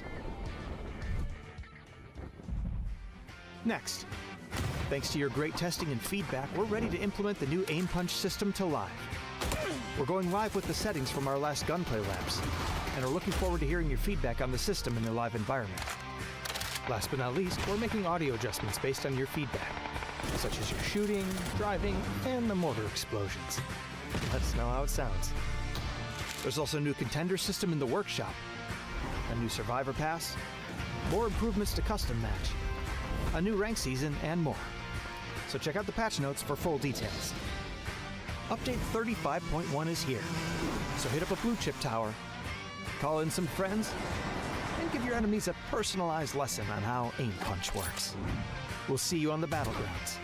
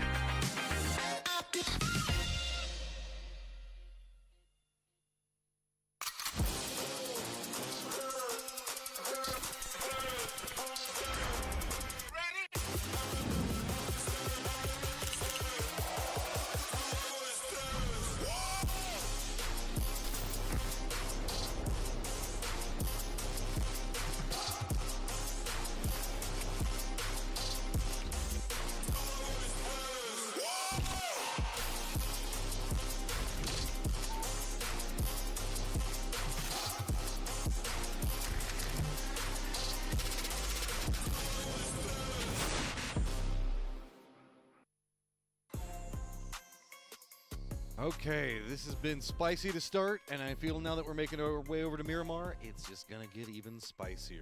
Are hot drops going to continue? I don't know. I hope so. Probably. It feels like it is the day that Na'Vi is going to do whatever they can to claim their territory as, no matter who is going to be fighting them for it. I mean, obviously on Rondo, that we knew wasn't going to really be a point of contention. It was just more of a Twisted, you guys get that side, we get the other side. So be it. But beyond that, I think this has just been a great day. We've started to get some really intense late game finishes where teams are kind of stepping up in these big moments. Like we had 17, we had the Falcons that were coming through with some pretty clutch wins. So stuff like this, the teams are starting to get a feel for this lobby, and you're starting to see some really great, especially end game play. Yeah, that was also just an, in general, very weird last set of circles on that map. One, we weren't on test track, which I'm always going to be happy about. And so with the way that everything was kind of lined in, I love watching players have to play from difficult positions because you get to see like the work in progress. You get to see like specifically what they consider to be their win conditions, whether it's firefighting or playing from terrain or just trying to read the circle and get control of compounds. It really gives you the character of how the team plays and the mindset that they have, what they're after. Right there with you. I'm right there with you. And I think that's a big reason why I like Miramar is because there's all this terrain to work with. It offers a lot of different kinds of endings that you can see. So 2 more maps to go here for day 1 of PGS 7. We'll see exactly how this is all going to shape out. A lot of teams towards the bottom of the leaderboards that need to start making moves so they can get themselves in more comfortable positions to get to the grand finals, because like we've been talking about all day, Group C is looming for everybody else in this lobby the next 2 days, and that is a stacked group. That is a scary group. Whenever we look at everybody that's going to be in it, what they've managed to be able to pull out is going to be very hard. I mean, that's where we're going to get Tetrachord Road coming. Freaks are going to be making an appearance. VP also going to be in there. I mean, even Arena, where we've seen Arena have some successes in what's been going on with the PUBG series in the past. So PGS4, this is going to be really, I guess, the better opportunity for these squads that are struggling, as we only have 3 days of play through the group stage. So you've got to make sure that you're making the most of it right now. So what do you have left in the tank on Miramar as eyes are drawn, and yes, Picado is back on the table. Oh yeah, this was pretty expected. Kind of curious, Twisted Minds gets Power Grid all to themselves. Maybe T1 might be scraping with some teams trying to get to their drop at Chumacera, so this one could be interesting, but are we getting just the boxing ring fight, or is this going to be a split? Looks like maybe apartments. Oh boy, this is apps to apps. Yep. And remember, there was that Deagle play. Yeah, but it feels like Na'Vi in their positioning up on top is going to have, I was going to say it has some vision to work around, but the low ground positioning for loot, that 17, with where they made that lower drop, does mean the fact that they have access to a lot more kills to work around, as they're going to be getting a lot more utility and a lot more tools to really be able to punish. You can see that Na'Vi really just trying to scrap around with what they've got up at the top means the fact that they have to really quickly recondense, and boy, we got some loud players right now. They're cold. Yeah, Cold is letting out a few Jiao-Yos there, just letting T1 know. Like, I was worried about that for T1 and also TKL. This is the other thing I was looking at, because Twisted Minds was so spread out on their power grid drop. I thought, well, maybe somebody might go take a peek at what's going on. It is a Western Circle again, but so far, 17 just trying to lock this down. It's a bit dangerous to go out onto those ledges. Is he just trying to airburst it? Yeah, it looks like Na'Vi already heard it, and it goes a bit too far anyway. So I like the idea, at least to throw up, and here come the shots, and that's going to be at Na'Vi. Blue's going to get some vision. This is just, again, Twisted understanding what's going to be going on around them. We know the fact that this is definitely the thinking man's team, so they know that the hot drops have been happening all day today, had to assume another one's going to happen, and just sending a member over to see if maybe he can buy a kill for free. Heck yeah. It's well worth it. I mean, there's really no cost to that. You're going to get decent loot anyway. You have plenty of time. Hakatori, not many bullets left in this AUG, but a Panzer to back it up. Looks like he's going to find a sawed-off as well, so that's a pretty good combo of weaponry. I mean, he's got a lot of options in this fight now for how he can take it. Close range, mid-range, and the Panzers are just extremely devastating. So just kind of look to see if Na'Vi can find those opportunities, find those windows. And then once again, they're going to try to send that flanker out. They're going to try to wrap. It's going to be stayed this time. And I mean, you got to give respect to Na'Vi. They were the ones that getting harassed by Twisted up on top with Lou. Their loot situation was pretty bad off, and instead you can see that they're just kind of shifting around and kind of stalling out. They're showing enough with 17 just to kind of and with style. Cold. Okay, I get why you were yelling, my man. I get it. That is a nasty shot. And to finish it off with the pan. It's a thing of beauty there. He had the iron sight bolt. Headshot onto Lil Ghost, though. Zakatori finding some more bullets for this AUG. Put him to good use. Got a 3x to boot.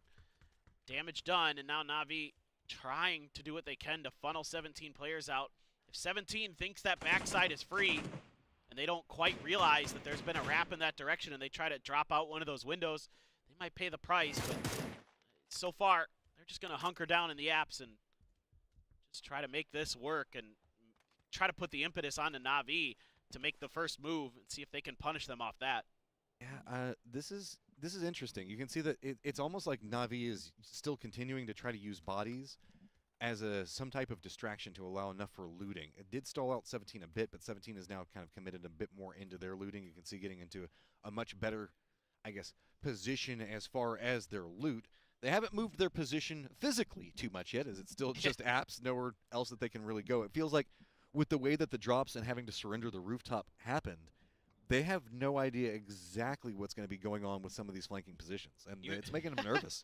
I can see Bestia up in the plane or up in the helicopter trying to find somewhere to land with their emergency pickup, but a lot of the central stuff already claimed by a couple different teams. Gen G, Bagel Pot, already in the vicinity of northern Monte Nuevo, so where do you go as Bestia? I would have laughed if they just dropped off Mikado. Oh, that was. It looks like they might have lost a tire on their vehicle as Delvin's kind of spinning, but he got over the hill just in time. I mean, slowed him down, but could have been way worse. So now Chumasera's really only got T1 in it, so TE has plenty of opportunities in front of them.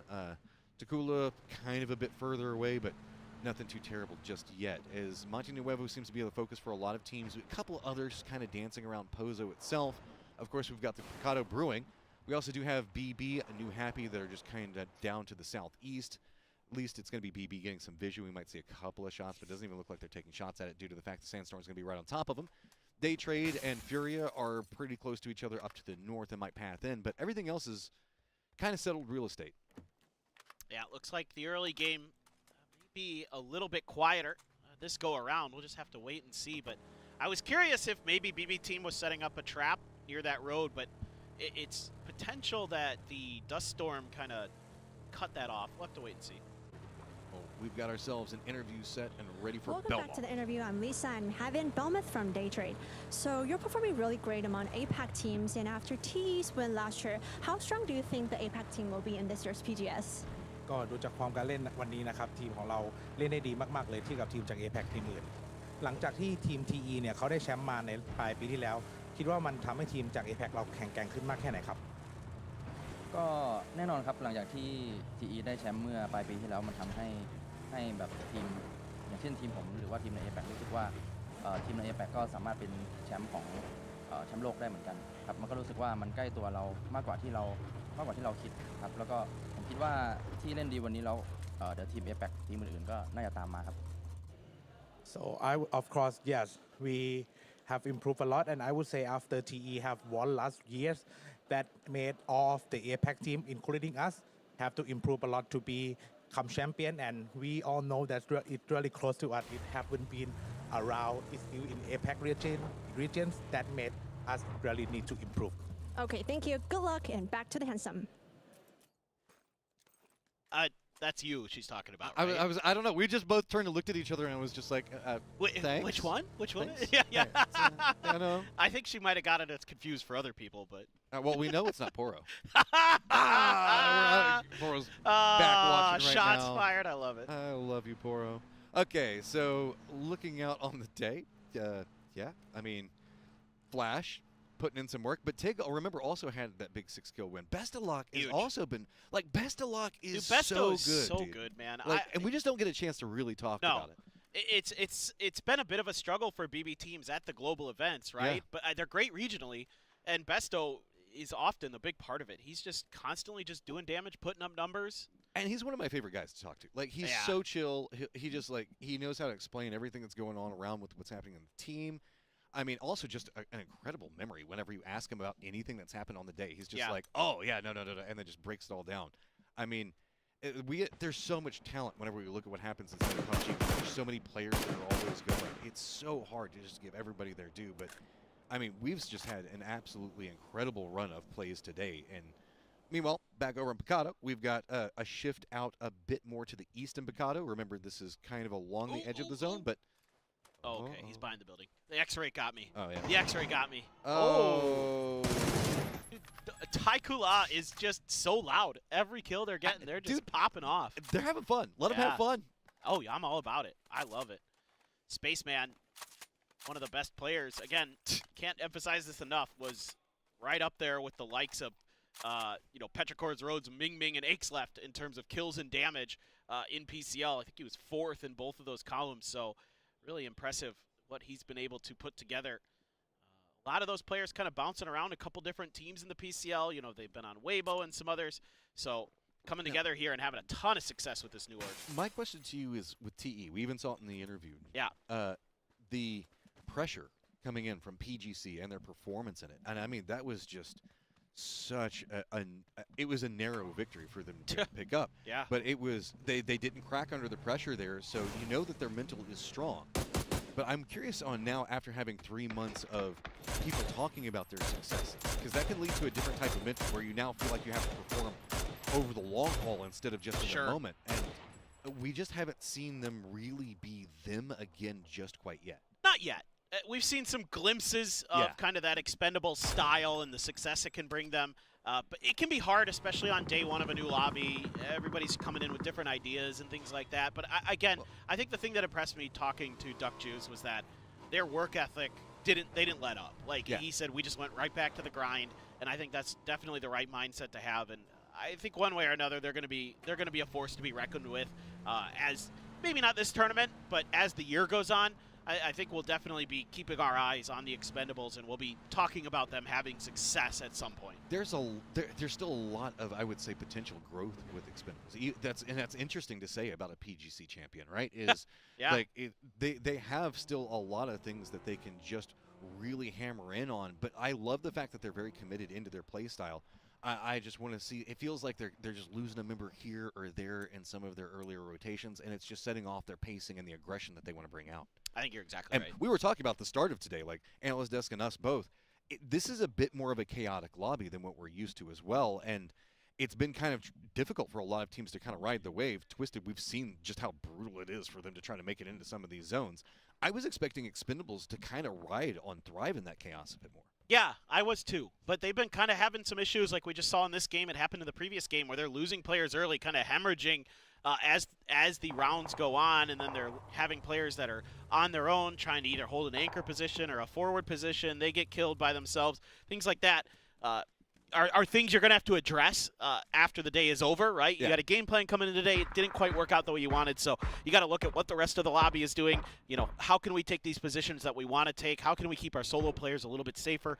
Things like that, or do we even let solo players run around? Are we going to maybe go for more of a 2-2 kind of hold, or just more grouped up? Things like that are going to be what TE is going to have to consider going into tomorrow, but you never know. I mean, again, there's still 2 more games here. They could have one big pop-off game and feel like, you know what, our game plan was correct. Yeah, they're not out of like touching distance at all. I mean, we still have a whole nother day of play for groups for them, so I'm not concerned or like, oh my God, why are they so bad? I know we're focused in, but it's just whenever you come out of being the PGC champion, a lot of eyes are just going to be looking at you to see, can you replicate it? Can you be able to do it? I think that the squad can. It just feels like their footing is a bit looser than it was at PGC itself, because almost it feels like whenever they feel the freest is whenever they play the best, right? Is whenever they're just going for like some sneaky backstabs and doing stuff like that. What they did to TSM. I mean, and we saw just a ton of cool plays like that, and it's coming. I just don't know. I just hope the fact that the lead doesn't slip too much before it does. No, I'm right there with you. I mean, I think the Expendables are going to be fine. I mean, you got to think about also at PGC, right? It wasn't till the end of the tournament where they really picked up steam as well. Like, they were kind of there in the beginning. They were doing fine, but it came in that last, set of the group stage where they really popped off, and then they started messing around. They started having fun. Well, they are in center of circle, and new circle has popped, and they're pretty center to it again. Na'Vi has regrouped, and it looks like they're going to be taking the northern path inside of Picado. That's going to put them kind of close to where Lil Ghost is going to be playing from. New Happy is going to be trying to regroup, and the arrow doesn't seem too crazy off, as there's a couple of opportunities for pathing in this one. This is kind of an interesting circle as we're looking on that outskirts low ground position, Monte Nuevo, as well as still having the ditches outside of Power Grid still in play, and still having the hillsides just to the east of Pozo with some vision in it. This is going to be very peculiar to see where teams go for power plays. Absolutely. Speaking of power plays, Twisted's already made one. They've got a compound dead center of the circle, a pretty good one to boot. That one across from them in the firehouse where Bego Pa is also very, very good at times, depending on where the circle wants to go. But the Hook Mountain's still in play. Bestia's up there getting some info. Really on Twisted now, it's their game to just kind of lock it down. They don't have to go fighting through 5 different teams to get into the late game, which they have been doing pretty consistently. Ooh, some mortars available. I see what their goal is. I see what the plan. Are they going to be able to get into a spot where they can use them, though? That was kind of what I was thinking as well. You can put them behind the shack, but... Yeah, because there's the hillside, but then you're kind of weak to the hillside. Exactly. Hey, look, maybe T1 will deliver some cars to him. That E-End is getting dangerously close here. This is... Oh, he senses it. You can tell. He pulled off of that shack. He was driving straight at it and was like, nah. I don't like this at all. I think he spotted out the roof of one of the cars and was shifted away. Yeah, that's like that veteran presence that E-End is going to bring to a team like T1. I mean, he's been around for so long now, and he just knew that driving path really, really well. And, that's a rough like you spot said, to play from, though. No. Yeah, you're correct. This is not great. And, maybe that's why you're trying to get that higher ground angle so you can find a little bit extra cover, a little bit extra safety. But now you kind of have to rely on the Expendables to not get a little bit too crazy, which, like we've been talking about, that team, you never know. Could be. It could also just be opting to play safe, play for some placement points. They've got a position to play from for the time being. We do have an emergency pickup that was called by Na'Vi, so looks like we're going to be bypassing anything going on with 17. 17 did set up a 2-1 split to see if maybe they can catch anybody out. But looks like that's going to be the end of the hot drop finally cooling off. As spicy and fast as all the games have been today, it's so weird that Miramar feels slow. I know, it is. It is a little bit odd that this is the game that kind of cools off. Miramar with a hot drop is the slowest game of the day. What? Yeah, I know. It is a little bit strange, but I like this from Na'Vi because 17 had position on them. Little Ghost, I think, saw the ropes. He did. Looks like he's trying to maneuver in. He's going to try. Is he going to get there in time? The helicopter about to come through. This is scary for Na'Vi. Oh, he's got the window. He's spotted. Goes for the shots. It does get the knock onto one of them. Is the yoink going to happen? Does pop. Oh! Beautiful shots. Oh, that is incredible. Little Ghost. That is disgusting. You just did Na'Vi dirty. Little Ghost with the big plays there is with that last jump out like, nah, you're not going to do us like that. You're not going to hot drop and run. That's beautiful. That is absolutely incredible. Clap. Yep. I'm clapping. I'm literally clapping. That was so good. All right, over here to the west, we've got Genji has inside track on the compound. BB is taking some shots at them. Fury's going to be following him back behind, but not going to be enough to be too big of an issue. Fury, I think, Where had did eyes Bagel on Pop Girlfriend. go? Sorry, I was just looking at the map. Okay, Where's okay. Bagel Pop? No, I see him. Okay, we're fine. And also, here, everybody that's watching right now, say it with me. Bago Pop. It's Bagel one Pop. of the most fun words to say. Oh, no. Oh! What? Souza as well. Too cool. Going to shut down Longs and God V both. Okie dokie. Oh, God, and now the grenades are coming through. Tons of damage being done. And Dragunov has a decent angle. Cole is just having his way with 4 a.m. Cole! Goodbye. Boom! Just finishes them out. Clean and efficient. 6 kills for Takula. Okay, now it's starting to pick up. Now we're getting some fun. This is what I like to see. Oh, Shrimzy done dirty by Vinny. Out of the shack, out in the open, and he's done and dusted. Falcons having a good day. Having a really nice day so far, to be honest. I mean, they're up there in the top 5. Would like to get some more points to really feel comfortable about getting into that grand finals, but they lose a player, and that's okay. They still got 3 going. Oh, please. Oh. Yeah, just cover did him dirty there, even on the explosion. With the nose of the car being the bounce point, man, you just kind of, you can't get close to it because you're afraid of how it's going to fall. T5 having a ton of bullets dropped on top of it. And yeah, there go the tires. I mean, Batu stealing a point there from Genji and then harassing T5 even more. They're in a terrible position in that shack. Day trade out on the edge. A bit of ways from this fight, but starting to get involved with Bestia. In fact, they find Mime, take him down. That's on the northeastern side of the circle. Let's watch this again. This is a thing of beauty, Matt. Just watch. Just enjoy it. That's never not going to make me happy. Yeah, I mean, yeah. That did cost Little Ghost, but it was worth. Well worth. Well worth. I mean, that's a play of the day. I love the guttural scream with it as well, because, man, that just feels good. It does. And to do it at this level, And against the team that you're hot dropping against, like one of your biggest, rivals in this lobby. Oh! So good. Oh, hello. Bestia, you in some trouble. Nade's going to be landing right in front of you, blue zone as well. Now just going to be skirting right along the edge. Day trade on one side of it, and you can see that it is going to be the Falcons also trying to take into what's going to be happening. Soon circles pops. T1's position is pretty good off of it. Day trade. With my last breath, I stab at Thee, but it is going to be day trade eliminated. So, team presently in first by 6 points. Going to have to contend up with Takulu as well as Twisted and Falcons that are on the hunt for first by the end of the day. The Falcons are in trouble. Yeah. New Happy is going right at them. They saw those knocks in the kill feed, and they want some points. They're hungry for it. Smokes are in front of it. 16 can't quite see, but H1 steps out in the open momentarily. 16 can't find the spray with the barrel. Looking for a little bit more. Some grenades to try to buy some space and time. May have worked. At least to slow down the pacing on everything that's going over there. DraftKing actually hears these shots. It looks like he was trying to creep forward as well. New Happy starting to commit a lot more into it. And Nerves of Steel commits in, wants to make sure that the whole kickstart does get the knock on the 16KK. Shots not coming out from December. Falcons get eliminated and at near on no cost, and his 16KK should be reasonable. Yeah, Kick hit a good grenade in the middle of that battle, but after that, it was all New Happy. They did a great job there. Great opportunistic play by New Happy, having the space and comfort to take that fight. Just DraftKing from Bestia in the vicinity now, looking to see if maybe he can find some more points of his own. New Happy in Yuyasha, gonna get a knock onto 7-7, so they are all over this edge of the circle. It's just, is this trap that DraftKing may be setting up gonna get sprung and do damage? That's the big question. Long. It feels like New Happy. Here we go. Yeah, I mean, please, just more. I just want more. Yeah, they're great. They are fraggers. I love to see And they're Hello? riding the momentum of it too. They are absolutely feeling it whenever they get in position. Begapa also in a pretty strong spot is going to be able to spot out and do a ton of work, pick up some more kills for themselves. That's going to be much needed points. You're talking about people that were needing to try to make a bit of a climb. Begapa down there at 15th place right now. 3 kills could be the start of something good for him. Yeah, big time. Great use of the blue zones to clear T5 out of that shack. Probably just layered a couple of them on top of the shack and you're just done. I mean, there's nothing you can do in a position like that.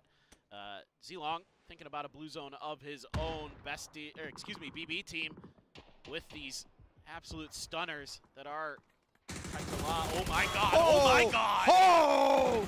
Taikula, no fear, runs right next to the smoke zone, one side of it, and they are just absolutely unleashing hell on this lobby. Dude, that was nasty. They strike so fast too. They're so well coordinated. Taikula doing a great job. There is some damage being done by the Expendables. Clory's barely able to best 16 there. Inuyasha thinking about the grenade up and over. In towards them. Oh, it's right next to him, but doesn't get the knock. He follows up with the spray. Inuyasha steps in yet again after getting a knock. Has to be very, very careful around these angles. Keep in mind, BB can't really get into a third party. They've been caught up in what's going to be going on with Taikula. Nobody else has real vision on this one. Twist is taking a couple of potential shots at range. Looks like they might be flanking back behind it. New Happy! Inuyasha steps in and finishes it all off. Oh, 10 man. kills for New Happy. He's got 7 for himself, does Inuyasha. Living up to his namesake there.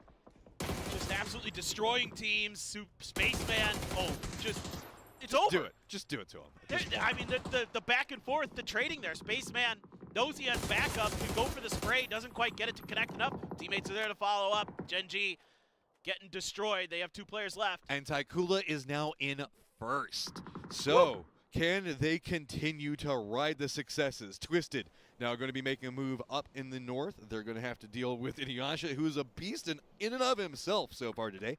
Begapa also needs to make a shift in, but Twisted's got vision on him. These 2 teams are both striving to try to find a point. T1 still alive in positions that they were playing beforehand. Ian is going to have some very close friends. I'm going to see if he wants to get too involved or not. Their other members for T1 can't really do too much because they got Fury up on top of them. Twisted have to now make a move. The safety of that compound no longer theirs, but they've got 1 kill. They've got some placement points, at least 1. Probably more than that, you would think. And Bagelpot going to be their opponents yet again. Just like we saw in Erangel, these 2 teams seem to meet. And that smoke just going to give Park Pro enough ability to get back to safety temporarily. So you do have T1 here as well, so a couple Korean teams now going to be trying to gatekeep Twisted Minds. Looking for the grenades, sensing that there might be a player behind that rock, and he's right. 2Heart is there. It's just whether he can get the bounce. Doesn't quite do it. So Twisted Minds, slow but steady march forward. They've got some vehicles to work with too. Let's see how they want to approach this fight. Are they just going to wait it out? Yeah, they're going to be patient. They like to ride the edge of the blue as long as they can. Songjung's now having to start running forward. Blue zone back behind him, just trying to use trees as a sightline break against Twisted in their positioning. Surviving for the time being, but not a lot of options other than that. Trying to regroup. They at least have a foothold of some foot. Like 1 foot. I can't even really say a foothold. They have like they have like a toe hold in the circle right now. It's Inuyasha. Oh no, blue zone nade right on top of him. Nade on the other side of it. No options. Double blue zone. He's just going to run out, and looks like he's going to run to the cover of the car. Is going to survive. Taikula is going to spot this out, and these guys are sharks. They are just going to throw the nade in. How's it going to bounce? Get some damage in. Oh, where's he going to go? There are no options. He's finally going to go down. Taikula going to pick up another one. Well, Twisted, kind of some mutually assured destruction with them and Bagelpaw, but each team losing 1 respectively. Back off from that fight and try to take another one with the knock onto Taikula. Perfectix looking to end this great round, but wisely, they're picking up their teammate, trying to get him to safety to get the res, and it looks like maybe they got Spaceman there, but Perfectix right on top of him. Couple quick headshots, and that's cold down, and Taikula, as great as this game was, it may be coming to an end. Finally having to calm down. They still have 1 member in Don down to the south. He was trying to keep an eye on what was going on with that whole Furious situation. So, no real way to come up and support Twisted. Just push that clean, fast, efficiently. Now eyes back over to Begapah because they know where the threat is, figuring that after hearing that firefight, maybe Begapah would try to creep forward. Everybody's out in the open. Lou just can't quite hit the shots that he wants to get out of that, and that is going to allow Begapah some breathing room. They got a knock. Begapah did on to EN, so seeing if they can use the space. Now more of them are starting to line in, but it's going to be Haven at range. It gets a knock onto Example. That's going to be from entirely across the circle. Yeah, I mean, Lou really would like to have those shots back. He had a couple potential knocks underneath him. Type get hit by that grenade. It goes a bit too far. Haven starting to come alive now. Has a P92 raining right underneath him. Finally gets the spray to go. And Haven starting to do some real damage here. Furia needs these points. And they're in a great position to get them. Can they get the kills now that they finally got the position to play from? They still have to deal with Twisted up on that high ground, making it a lot more complicated. Lou is going to get the shots on Haven, get the knock onto him. Now Fury in a little bit more trouble. They still also have Dons from Takula that is alive, going to be just over into the east of this Type, still clinging to life, as well as a Khan for Begapah has kind of stalled out the center of the circle. It's Twisted on one side to the northeast and Furia down to the southwest, and they can't meet in the middle just due to how entrenched these solos are. Yeah, you got Type and a Khan solo players left just up on this northern side, underneath the hillsides, trying to hang on, trying to keep the other teams around them from getting angles. So far, so good. The real question here is, can Don do any more damage? Does he have any more frags in the bag? If he had some, I think he could have a great opportunity to let loose, but... So Twisted just 4 points behind Takula for the day so far. And we've got their solo still lined up right next to the other members for Twisted, but it's Twisted. You have to have expectations for this team. Furia looks like they're managing to get a reset, using that just a bit of a lip for cover. Can't quite get the way that they want. Every single time they kind of go for a peek up, it's just going to be shots coming right back over at him.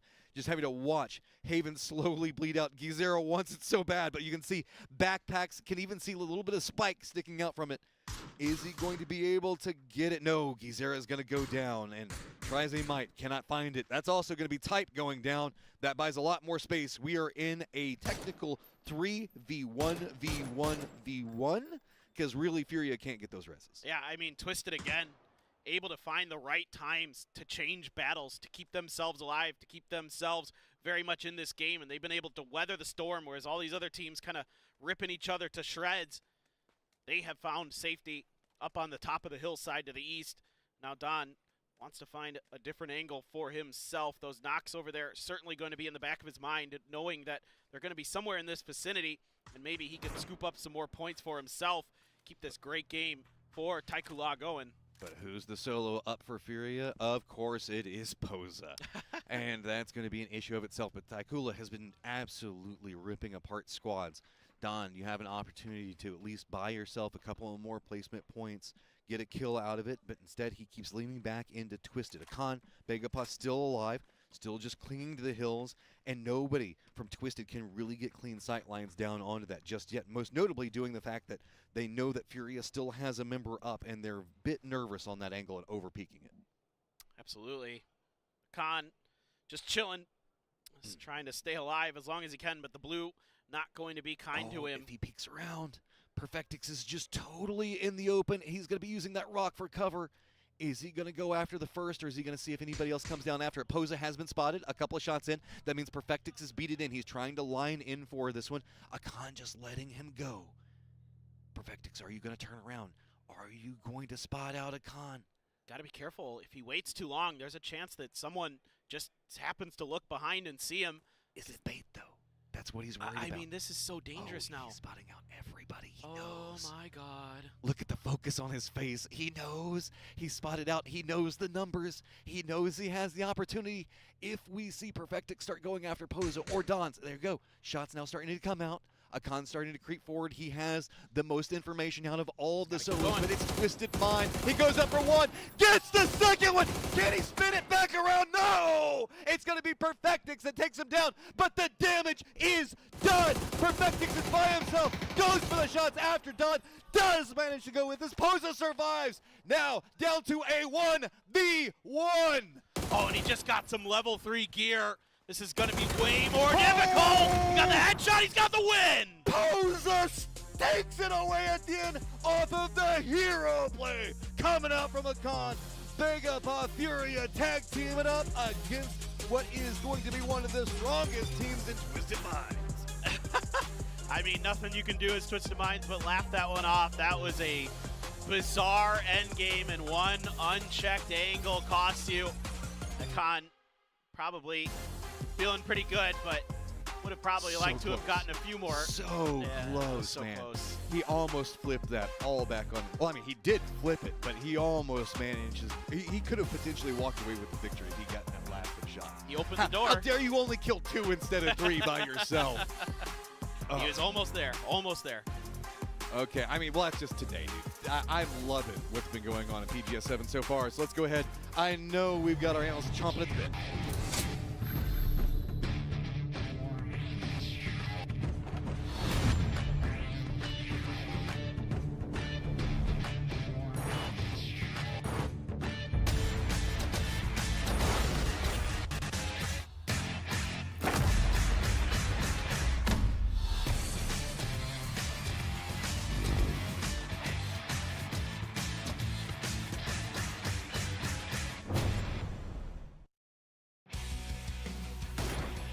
Live with me, I'll be using my explicit button right now. What was that?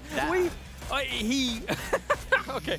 Let's start with Furia first. They get themselves the victory. I mean, looking at how things were going to play out in the very end of this game, it was getting a little bit harder to call than some other games, right? But Furia coming in from the low ground as 3, eventually shutting down the rotation across that road, very important. And then, I mean, all hell breaks loose at the end. And then, you know, you think, oh, this might be the end of it for Furia because Twisted Minds has got a good high ground position. They were spreading out very nicely. Yeah. The side slide by Bagopah as they were hungry, they were ready to eat, and they fed on them. That double tap up on top of the hill was a beautiful spray, and it cost them everything. You can see Pozo was so excited because he realized all I have now is a 1v1 to worry about. Yes. And there was a moment where I thought they were going to pull it off, Twisted Minds, but it just... The gut shot of having 3 drop down to 1 like that is hard to come back from because you're turning around going, what just happened? Yeah. Of all the Snake players, Akan was spectacular in the spray control and then getting the 2 knocks. I do question, I mean, maybe he realized that they'd seen him and then he had to just take the shots anyway. But if you don't, you should always be kind of playing for placement in that situation. I feel, personally. But, I mean, regardless, look what he did to them. He tore Twisted Minds' opportunity apart here. Absolutely ripped them up. And in his own way, you know, he helped Furia win, but Furia also made sure that they got 2 points because he got those double knocks. They were able to confirm that and make sure that those go down. So it was a sort of a nice little working together moment, I guess, as Twisted Minds, who we talked about going into the break. Twisted Minds have been playing kill heavy. They're waiting for their circle. They're waiting for their win. This was it, and it got stolen. Did indeed, but they get to yet another late game. And after already getting to plenty, well, not necessarily plenty of late games, but getting a lot of kills in the previous game, and then on Rondo getting into that late game, Twisted Minds is going to be looking very strong towards the top of those tables. But Furia, big points for them. 10 kills on the board, 1,500 damage goes their way. But Twisted Minds, 2003. Right. Twisted Minds will continue that rise up. We got TKL with another big second place for them, so they will manage to stay on that top 4 position off of this. New Happy, who's also been putting up a ton of points all day, is going to get another 10 kill out of that. Furia is the one team that was sort of on the bottom of the bracket coming into this. I think they only had about 26 points, so this is going to be a huge glow up for them. Probably moving to the top 8, which is a big deal for them going into day 2. Yeah, the 2 and 4, New Happy and Tikula, getting themselves even more consistency here makes me even more excited for tomorrow for Petrichor Road, but maybe we're putting way too much emphasis on them. But I mean, okay, we'll talk about Furia in a second because we're talking a lot about Petrichor Road, but we said we were focusing on them because we're saying, well, their region felt really weak. But their region doesn't look very weak right now. The other teams that made it in are very strong, so Petrichor could be incredibly off the chain tomorrow. And just to quickly wrap up on that, 5 games in, it does make me question, okay, is it just because they are very comfortable situated here where they have played before a lot, or are they strong? I think that question still remains for me. But anyway, Furia here as Gizera, I mean, you were talking about bringing him in and how it could pay dividends in the future, and hey, well, here we are. I mean, when we watched them play previously, they were called Luna Galaxy. We saw them at PGC. They put up some good numbers. We said the one thing that they're missing is that frag forward potential to go out there and mix up the fight. Gazera is always going to find himself in a forward position. We saw him going head-to-head with multiple teams in a 1v2 scenario. He walks away with 5 kills. This is sort of the magic piece that Luna had been sort of building themselves up to become Furia, and now this roster is looking very strong. We saw them come out of the North American region. They absolutely dominated the grand finals there, and they've been playing with confidence that I have not previously seen in their roster going back years. They've always played timid. This is not the same team. That Panther is sort of taken over their souls, and they are playing aggressive every time they have a chance to. Yeah, I'm happy to see the guys get properly picked up. I mean, I think a lot of the implications could be focused on the idea of an EWC, right, Yes, for a Furia here. But 20 points for them is no slouch. Tekula, though, gets themselves 16. Twisted Minds, yet again, another double-digit game. The boys, the triple winners, the back-to-back-to-back for Twisted Minds, puts them at #1 by 1 point. Look at that. There's no wins yet, but ultra consistency comes out for Twisted Minds. I mean, to be in that spot without a win is pretty impressive, right? So, like, that's to speak to their consistency, back-to-back-to-back, looking for another one and looking like it's definitely a possibility. The big surprise for me today, and I hate to say this, but it's true, is Taikule has been absolutely phenomenal. Unexpectedly phenomenal. Yep. I can only agree. It's not just being able to get into some of the lowest late games, obviously sat at their most placement points throughout the day so far, but also getting the kills as well. Batulins, #1. Not bad, mate. Yeah. Okay, no words.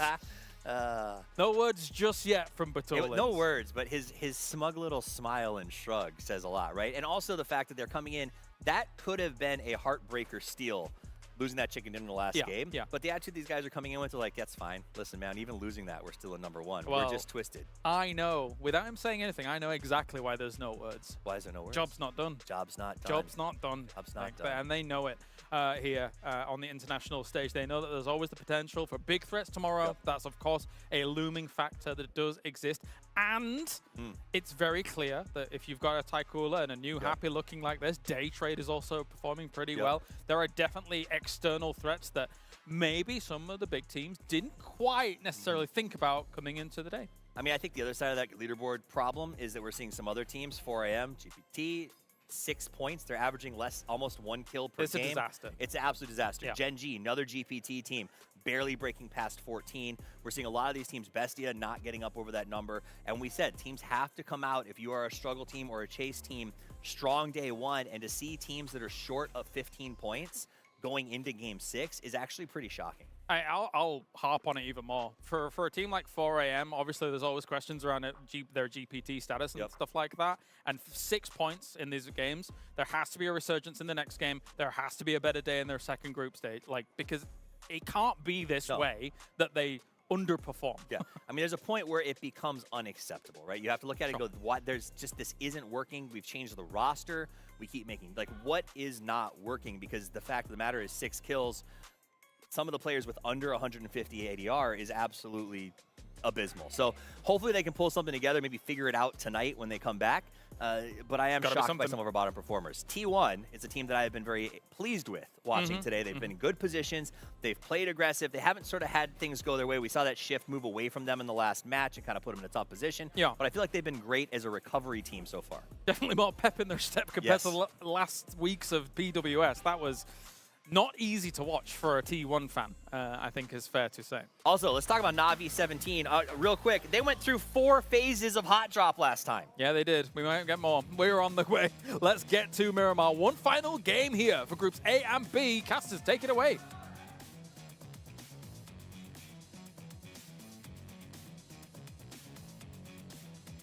Twisted at the top. Such things are inevitable. But, I mean, big games coming up specifically for whenever we look at Fury. That was a squad that is kind of taking Americas by storm. Yeah, man. This is a team that, talking to you guys, obviously watching the games, a lot of hype coming out for this Furia squad. Formerly El Proyecto, but got picked up. It's awesome to see. Formerly. Look, it's Americas. We could how many Falcons has had like 56,000? You guys, technically they're not. You guys need to chill on the teams, okay? Look, money be money, bro. Yeah, fair enough. No, I know. Total respect, and I'm really happy Furia picked him up. But I was getting a bit worried, to be honest, Matt. Watching him today, I was like, man, okay, so this fight's happening. 2 hot drops. Well, maybe. Yeah, no, definitely 2 hot drops. So here we go. We've got Takula on one side, and then we have T1 on the other. And, of course, Navi and 17 also lined up against each other. I don't really fault Takula for kind of being a bit friskier with this, with the way that they've been playing today. Why not? Test yourself. You're good to go. Well, this is not good to go for 17. Yes! Yes! Yes! Do it. No! Go pick it up and do it again. Disappointment. But still, okay, you still got it at the end. Oh, Little Ghost getting some retaliation back, though. So, it's a bit messy, but in a fun way that hot drops can often be. The Saiga is so good in situations like this. And an ump. It's a nice setup for Little Ghost there. Shotguns so hot right now. Yeah, they are. It's been cool to see that, like, these hot drops have often come down to SMGs and shotguns. This is all important with hot drops, but we also needed to mention that there's like, this is a very southern circle with like, I don't know what, 30% of it water? Yeah, this one, there's a world where this goes Partona. It's probably not deep enough. Why'd you have to say it? You well, cast or curse our fun. I've seen them in there, so. Both hot drops are a bit chill right now, though, so that's why we're kind of taking a quick second to look at the circle. Navi and what's going on with 17 looks like it could be brewing a bit more. Like, Hakatori is kind of like the key point in what we're looking at with a lot of the movement since he's the closest to what's going on with 17. T1, Taikula has separated a bit more into a north-south situation around Chumasera, but also we do have Orca that's kind of close to it as well. Yeah, this is quite interesting, and I do want to say props to Taikula for going for this hot drop, because you've been having a tremendous day, and so you're basically into the finals, most likely, right? So if you got a team who's messing with your drops, now's the time where you can really commit and really go for the fight and try to bully them out. I don't expect T1 to let up on it, though. Historically, Sonic's teams, as a head coach, he doesn't really give up these spots easily. You really have to bully them away, and I mean, like, beat them, like, 3 days in a row to get them to get out of it. But pretty much, if you stay here, you won't qualify. Yeah. is the threat. Oh, they'll drag you down with them. Okay, so Xiao Wu, not sitting the best, doesn't even have a helmet. Shotgun's coming up, but he's got himself the Uzi. He's hearing a lot of footsteps. Feeding that back over. Hakatori's still playing around the apartments right now. Looks like the push coming out. So it's pretty much duos going after the solos on both sides. Very, very close to each other. Xiao Wu, he knows where everybody is. He does. Navi. Okay, here it comes. How risky is it going to be? Oh, my God. Oh, my God. I love the patience on it, but that does mean the fact that it means that Navi could get some vision on what's going on.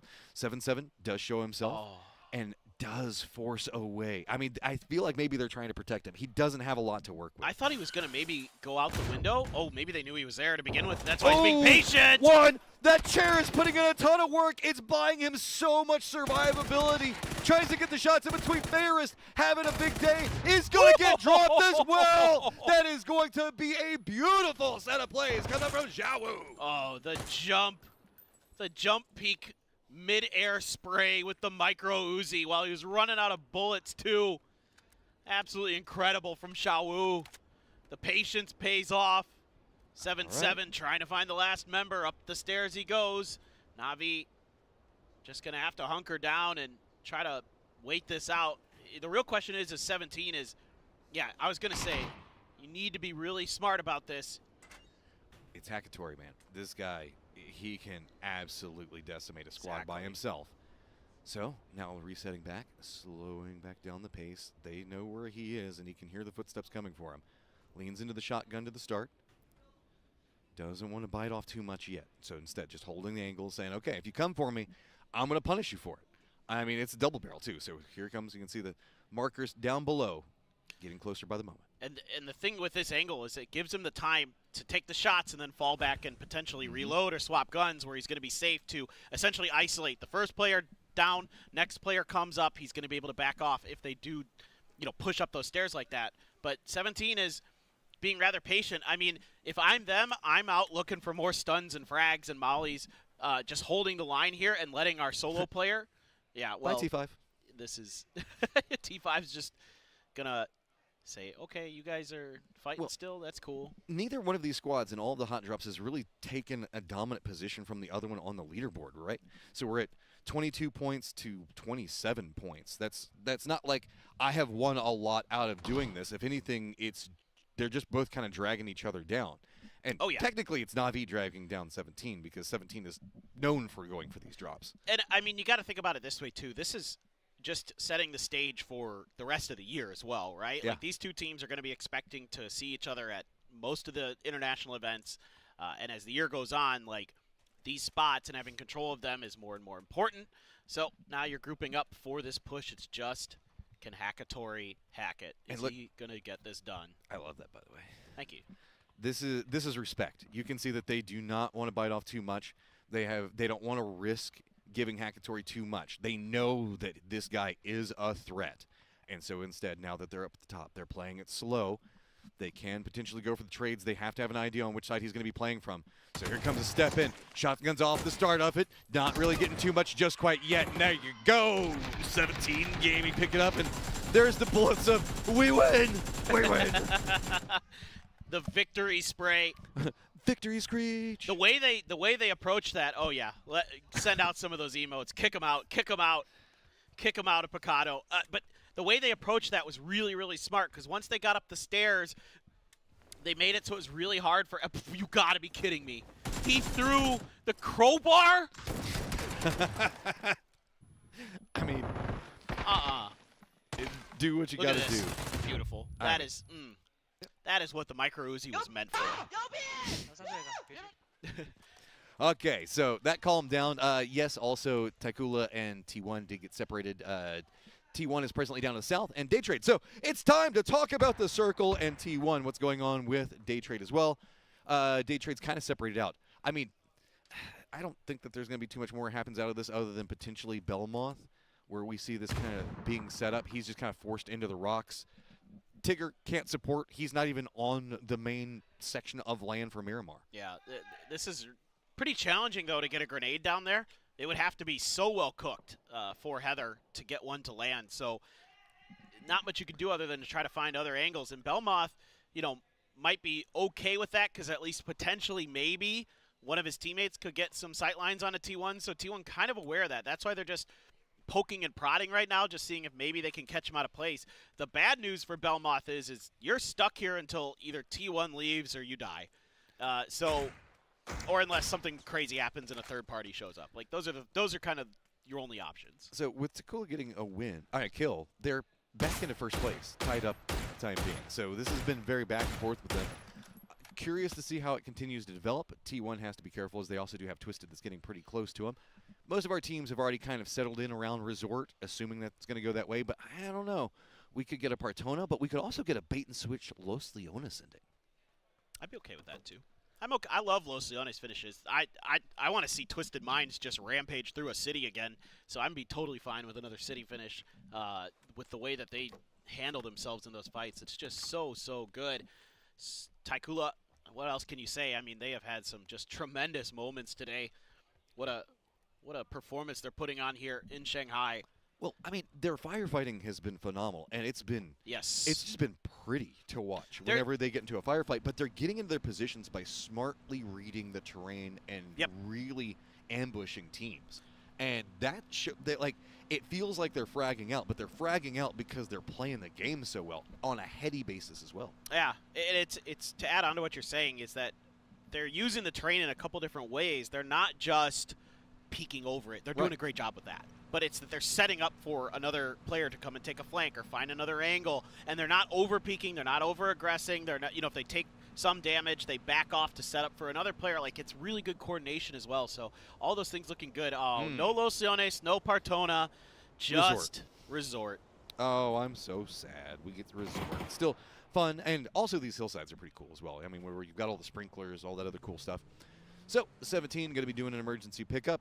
You can see that this is pretty compressed. We still have a lot of water in play. So, T is going to have to be dealing with potentially Twisted Minds, who's probably going to go for a wider wrap. I wouldn't be surprised if they go all the way over to the east. T1's still going to have to contend up with Daytrade. Megapod went with a very long wrap and kind of circled around everything. You can see that 4 Angry Men also trying to do a bit more of a regroup as everything to the east of them is pretty open. Whoa, T1 drove down into this. Tigger doing some serious damage. Finally, EN able to take him down. Now he's got Belmoth out in the open. He's got him down. Nicely done here by EN, but T1 suffering some damage along the way. I mean, the way EN played around the car itself and was using the windows and specifically the metal sections in between to kind of eat bullets, that was just very, very cleanly played for him. Heather is down a bit further ahead, but I don't think that Begapod is going to see him. Yeah, I think everything should be fine.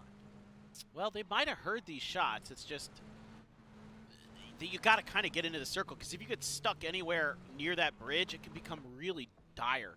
The problem is you're going to be driving through day trade. Just Tanadol, though. Oh, 17. Okay, looks like they get those compounds. They just snuck right through everything, so emergency pickup pays off.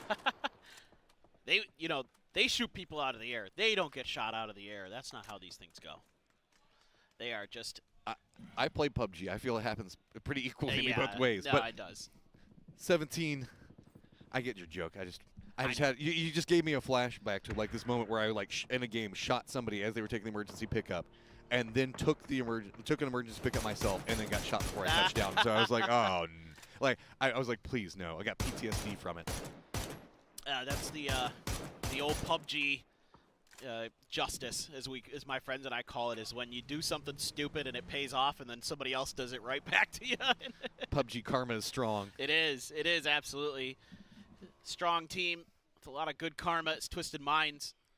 They have secured the southern end of Los Leones. Fury on the mountains to their east, and then you got Falcons just to the south in the Warehouse District. New Happy kind of settling up in some of the shanty towns above the resort. 4 a.m. solidified a position because they took out a New Happy player. And things looking like they're going to slow down for now. There's enough playable stuff left in this circle that everybody can just kind of chill where they're mostly at, other than T1 is a bit outside. They're the only ones who have to make a move because they had to recover from that fight with Day Trade. And, yeah, I mean, they have a couple of pathing options. They could bump into... They're having a good time. You can always tell. Hey. Oh, well, it's totally going to be us, guys. Genji, yep. Oh, no. Going to have to stop off on this one. Type has hit some nasty shots. And it looks like he's going to hit enough to make it painful. Instead, now Ian's going to get a nice flanked position around this. He has to be careful that he doesn't overextend, because here comes the reinforcements. Vehicles coming down the hillside, both sides. Going to see if he can spot out Tosi as he jumps out of the vehicle. Doesn't connect. So now that means Ian is in a pretty dangerous spot. He's just going to go through the car, peek back over, and keep shifting between them, just trying to bounce it all around. Ian does go down. Americano picks him up. Americano at 1 HP, though, but it doesn't matter. Orca's here. He's backing him up. Types is running him down from behind. He doesn't even have a red dot on that barrel. Doesn't need it. Point blank range has got Orca. I didn't know that blowing the horn like that was the universal sign to play Ring Around the Rosie.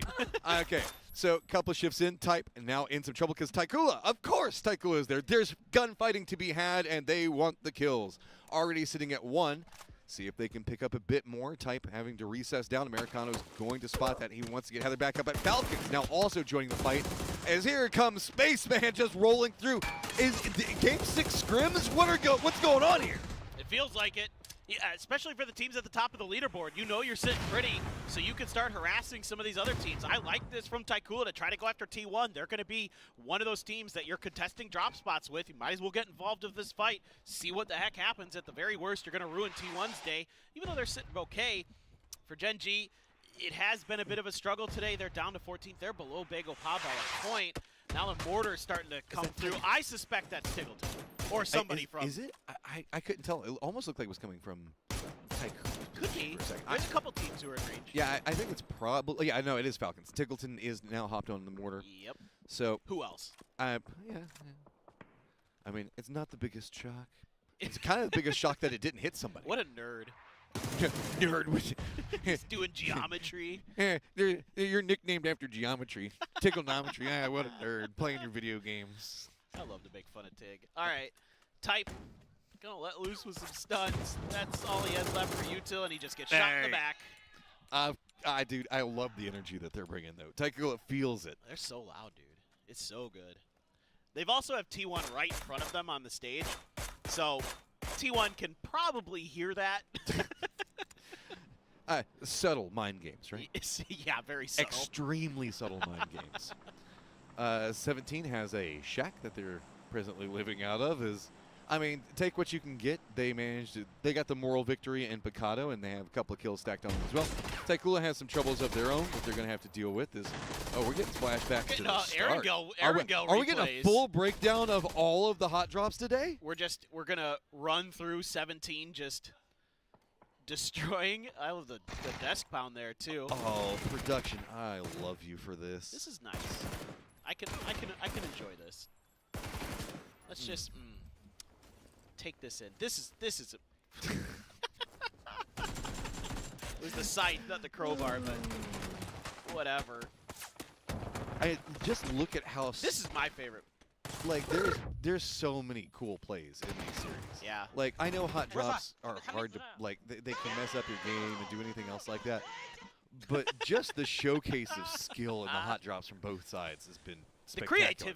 The creativity that you see at this stage of PUBG esports is so fun, dude. I mean, I think I talked about it earlier, but when Shrimzy threw that gas can over the school fence, I shot it out of the air. I blew out. I was co-casting with guys. Yeah. It blew out my mic. I got so excited. I was like, this is what I love. Am I the problem? Do I just break mics? Apparently. You've got a talent, I guess. Is that Too your loud. superpower? Yeah. You're the crappiest X-Men that ever existed. You call me Banshee right now? Is that it? Oh, maybe. Oh, there we go. Oh, we're making fun of him. There you go. The nerddom pays off. Lines in. Drops it again. That second one, Tig. What you got? Oh, he's hopping in vehicles. They got goals, man. They want to go after this. They already have two members that are very, very close. They were prepped for this when they were like, no, we know we can get it. BB now trying to throw out some nades, slow down the potential push and the threats that are coming. Falcons want some more kills, but they don't want to overextend. Kickstart did get knocked. So inside of this one, they've got to be cautious, at least trying to flush out what's going on in front of him. Tiggleton wants what he created. This is so good. I mean, the timing there was an emergency pickup being attempted. Tig gonna find the flush out in the open. He's got another from the car. Woohoo! Give it to me. What is going on today? We are seeing so many cool plays. That was so good. I love the confidence from the Falcons as well. They're gonna get out with their knocked teammate in the vehicle. This is just so well drawn up. You can't do it much better than that. I mean, the only way you could have is if you don't take a knock. Beautiful. I mean, there you go. This is the expectations people have for Falcons when they talk about him. Trying to assault back up near the top of the leaderboard. They still have a climb to go chasing after the lead that's been set up from Twisted and Taikula. But with Taikula now out, that means the fact that there is a climb potential. But let's not forget Twisted Minds. Yeah, there's worlds where maybe Falcons ends up as the top team of the day if they have a really just solid end game. I mean, even Daytrade could be there. Even Daytrade. They're down to one it's player, but it's a lot. They have to kill a lot of people as a solo, but it could happen. The way today's been going, it could happen. That's a good point, man. We've had some crazy finishes, like where I think one team is dead and they just kind of cling to life for a bit longer, and then I feel wild bad stuff for our happens. spectators, man. They're just like, oh, so we're just gonna see a three. Pose. Oh, Tiggleton. Pose manages to survive it though. Looks like the Falcons don't want to run it. No! Car flips. That's going to be easy shots for Posa, but Tig, yet again, makes a big play for his squad when he needs to. H1 down, Tig down. That means it's going to be Kickstart and Shrimzy. They've been buying a lot of cool plays so far, but this could be a problem. Yeah, this is out in the blue, too, to make matters worse, and it's actually T5 from quite far away, a good 400, 500 meters, getting involved, doing some damage to Furia, who's trying to reposition. You got Shrimzy underneath him, though. He could find a decent angle here. With how spread out Furia is, I mean, Guizera's a mile away. He's across the road, down a hill, out in the open. Haven lets loose with the grenade, but doesn't get knocked. That is... Oh, and he found the knock on H-Win! Usually Shrimzy gets those. I mean, there's a lot going on around him, so with that knock, more pressure mounting on Shrimzy's position. He's been revealed. Guizera now coming in for reinforcements. Shrimzy can make the hero play for his teams, at least taking the shots out onto Haven, has now forced Furia to slow down a bit and allowed a bit more of a reset coming up for Falcons. Man, Kick able to get the res up there. Nice work by him up on top of the hill, although they have to use a lot of smokes. And what in the world is going on here in the cave tunnels? Sure. That's just today in a nutshell. Whoa. I love it. Mime down for the time being. Bestia trying to defend in. They want to shoot over the shoulder, deny Twisted any ability to creep moving forward. Falcons did manage to separate. Shrimsy did go down at the cost for it, but Falcons did manage to make it down the hillside directly on top of what we're going to be seeing go on with Twisted Minds. Look at the staggered setup of these foldable shields. This gives them the ability to kind of fall back a little bit, set up some different options for keeping their opponents guessing where they're going to be hiding, where they're going to be going for the res, where those grenades need to be placed, things like that. Pretty cute little setup that they've got going there for Bestia. Twisted Minds, well, I mean, they got their knock. They got the Panzer kill. Hey, emergency pickup, kind of not good anymore, but it's a neat little find. I'm scared of that hallway. That's like a full Daredevil hallway scene. Oh, dude, you do not want to get in. Oh, yes, give me the. Show it give me again. Dude, this is crazy good. And then the second one. The second one hit too. Yep. Okay, so lay of the land right now. Dead center, we've got what we're looking at with Bestia and Twisted. Falcons are kind of up on top of it, so you can see them dancing around. Furia, we saw just one moment ago. New Happy's come into the northwest. TE in the due west. 4 Angry Men have themselves that compound that they're going to be playing to the south. T5 backs up against the wall. This is such a cool setup that Bestia's got going. If Twisted pushes in here, I doubt they will because of the circle situation, but there's also the AWM for And look at DraftKings. the cars around the backside of it, too, so that way they even have some cover whenever they step out on this angle. They are preparing for the zombie apocalypse here. They are fortified. Like, that's not necessarily the best place to always play from, but they have made that. They've turned it around. That is a complete house flip from fixer-upper into full-scale mansion. Yeah, that's a cool setup they've got going. Absolutely love to see it. Bagel Pot underneath Furia.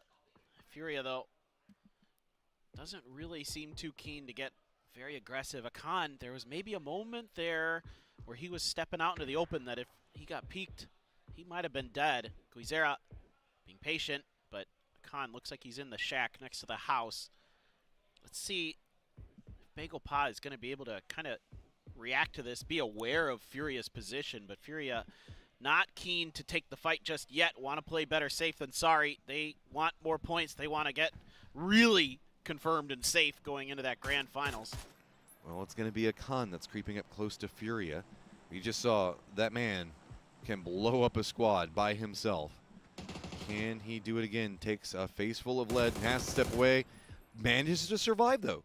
Does manage to get separation away from Gizera, now feeding that information back over to the rest of Begopa. T5 can't make a move. Blue Zone going to be on top of him in just 1 second. All of these squads kind of caught up over here.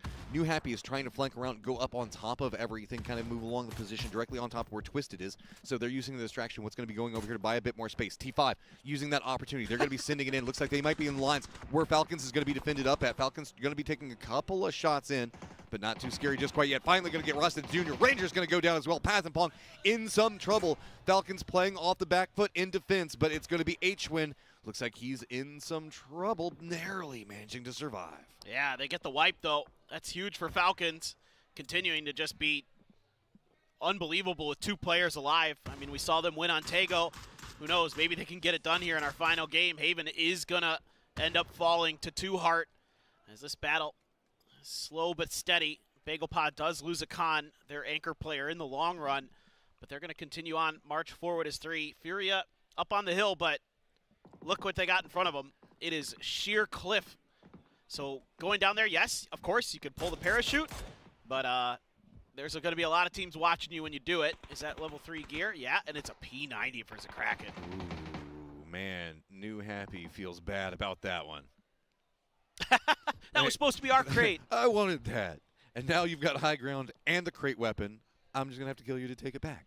There is a world where we could be potentially watching the brewing of a med battle ending with the multi-level situation. If this continues to stay up around the north. Dude, I haven't seen one of those in a while. It could stay stacked over here. So we can see a lot of teams now starting to assign control over the top while we still have Bestie and Twisted that are going to be down below it. I could be down. I haven't seen one in a while. The last one I think I saw was right here on this map, if I'm not mistaken. But yeah, it's been a while for me too, but those are actually super fun because they almost never happen, and when they do, they're wild. We'll have to see. There's a decent chance that the circle does that. 10 seconds. Bagel Pot setting up the defenses themselves. Oh, 2 Heart, 2 Heart. You got to hit those shots. There you go. Okay, getting some more control over the territory. Furia in some trouble. Kraken's got to move down, and oh, we moved to the south with the circle. Why don't you love me, circle? I mean, still a chance. Still a chance. It could happen, but it's pretty unlikely now. Yeah. Let's see. 16 just keeping his eyes towards where Furia was. So, the thing about, though, that really sucks about this is Twisted, New Happy, Falcons, Furia, Begapa all have to move into the circle now, and it's kind of rocks and a field. That's not ideal. Yeah. I wouldn't say that. Not the best real estate to be playing around as a Kraken finds another enemy and he knows he is surrounded. Oh, DraftKings starting to hit with the AWM. That's what you love to see. What's going to be curious about this for me is what does Twisted do and what is Bestia's plan? Like if they can hold the line there at their zombie, fort that they've set up. And then if they, because likely that they're going to have to make a move eventually. Not necessarily, but. And when they do, the only thing that they're going to have to be worrying about is like teams underneath them on the hills around the sides. So it's going to be kind of interesting. It is the flush there onto Park Pro. I just am going to need to see Twisted try to assault that hallway if it happens. I hope so. I don't care what else is happening. I please. Can I run onto the stage and ask Batulins to just do it for us? Take one for the team? Do it for us, man. Look, I know you're 2 points out of first, but it's group stage. Who cares about first? Think of the memes, bro. Think of the memes. We'll have to wait and see. Oh, this is not good for Bagel There's that situation you're talking about. Okay, well, Bestia's starting to inch their way forward. They want to maybe think about better angles to take. I think Twisted might not have a choice. They might have to just go this way. Molly's at the ready. There was not much hope there for Bagel out in the open like that. Trailer is going to be territory. Oh, never mind. Kick. Just donked by 16. I mean, high ground straight in, beat it on him. Not a lot that he could have done there. So that means H1, birthday boy himself. All right, what present can you get? Because you are inside the circle. Well, no, actually not even quite yet. You still have to leave this building. Dude, throw a grenade in the window. Do it. Or you could throw it through the hole in the top. Do it. He's just going to wait. This is smarter. Yeah. Oh. All right, it's a Kraken new target. Fish in a barrel situation. As you can see, Falcons now down and out. Kraken on top and fishing with Dynamite. Bounce. What a really bounce. Hard to hit and work around. Twisted with the new circle popping is going to have to push into Bestia. 4 Angry Men not inside the circle. There is no cover inside of this new circle except for Bestia's positioning. That's crazy. That position might just earn them a chicken dinner after everything is said and done. You can see the verticality that these teams are having to contest with. Okay, Twisted Minds was able to find another exit out, I think, maybe, or maybe the X-Ray's just playing with my brain. I don't know. I feel like they're just getting. They gotta go. They're getting stalled out. Yeah, we're just getting everything thrown in right now. Blue zone nades might be able to buy you space if you can kind of layer them out and time it properly. See, Twisted, they're wanting to try to push through this, but this is the problem. If you go down there, you're just going to be caught in the thick of a terrible situation. And as these shields just keep getting shifted back, you can see new rock formation time and time again. You know what? If there are shotguns on the ground, I think I saw one earlier behind where Twisted was. I would grab those, smoke it, and just run in and pray that you can get close enough and pull the trigger before your opponent does. That honestly could be the play. This is going to be really interesting to specifically see how Batu, of all people, wants to try to navigate this situation. New Happy getting control over the high ground, still trying to take care of. There's a Kraken down below him. TE in some trouble trying to make it in the circle, and it's going to be Zilong that does manage to connect in. Looks like they do at least manage to get into the circle itself. 4 Angry Men are trying to creep forward. Looks like they're trying to get a vehicle set up to maybe buy themselves a bit more space. But New Happy has reign over everything on top. And down below them, Bestia's got control over the low ground and pretty much Hades as it's all on fire and smoking. Yep, here we go. Here comes the push. Tons of smokes. You have to do what you can to obscure the vision, but there's a Molly on the ground stalling Twisted Minds, letting the blue do some of the work for them potentially. I'm waiting. They're just going to have to walk into it. They don't want to. Molotov now gone. They know that they're going to be walking into a crossfire. There's no option to really play around. Mime doesn't have a lot of vision. He's just going to be playing off of what he can hear, but there's explosions going off all around him. He doesn't know exactly. I love that Batulins is crawling right now. He's trying to maneuver in underneath of it. And now Mime's going to start hearing the footsteps coming through. Is he just going to let the lead come out? Now he's just going to run in, jumps right into all of them. Twisted just absolutely dismantles this. The cost is 2 down. They're still trying to creep forward. Everybody's just trying to crawl forward. Bestia does get eliminated. Blue Zone nade lands down on top of this. Twisted has to get out. Oh, what a throw from Godby. He hears the fight. He knows where they're at, and the Blue Zone grenades are perfect. They did so much damage, mutually assured destruction. The Expendables trying to find some kills on the exit. Oh, Zakraken just got obliterated by a tongue move. He was trying to go for a cheeky shift. If he'd gotten it, it would have been pretty cool. But Expendables now going to start getting picked apart. Too many angles to work from. 4 Angry Men have control over 2 different angles. So really, it's going to be about the pinch. Twisted, walking forward, 2v1. But it is example. A Tongmu on one side of it. Has to juke around. It is going to be the 4 Angry Men picking up the victory on an absolutely crazy ending. Yeah, a quiet day for the most part from 4 a.m., but they come through with a chicken dinner. That's very, very important for them. And what a day. What a day we had. What a final circle there. I love everything about today. Yeah, it was a good day. It was a really good day. That fight in the cave was so wild. I mean, we've seen smart plays. We've seen just crazy aggression. We've seen just so many cool stacks. Hot drops galore. If this is this year of PUBG, oh, my body is ready. I want all of it. Just yes, please. That was some great stuff today. So many great plays, smart plays. That has to suck for Bestia too. They'd spent so much time fortifying that, shifting, trying to make a lot of cool stuff happen, and then to lose it. Well, I think Mime just got a little overeager there, right? Like he was holding that angle, and it's hard to tell when you're that close and that tied up, but yeah. Okay, well, our analysts are going to want to dive into that one, so we'll go ahead and toss it over to Toffees and Colaris to give us a breakdown on the battle in the cave.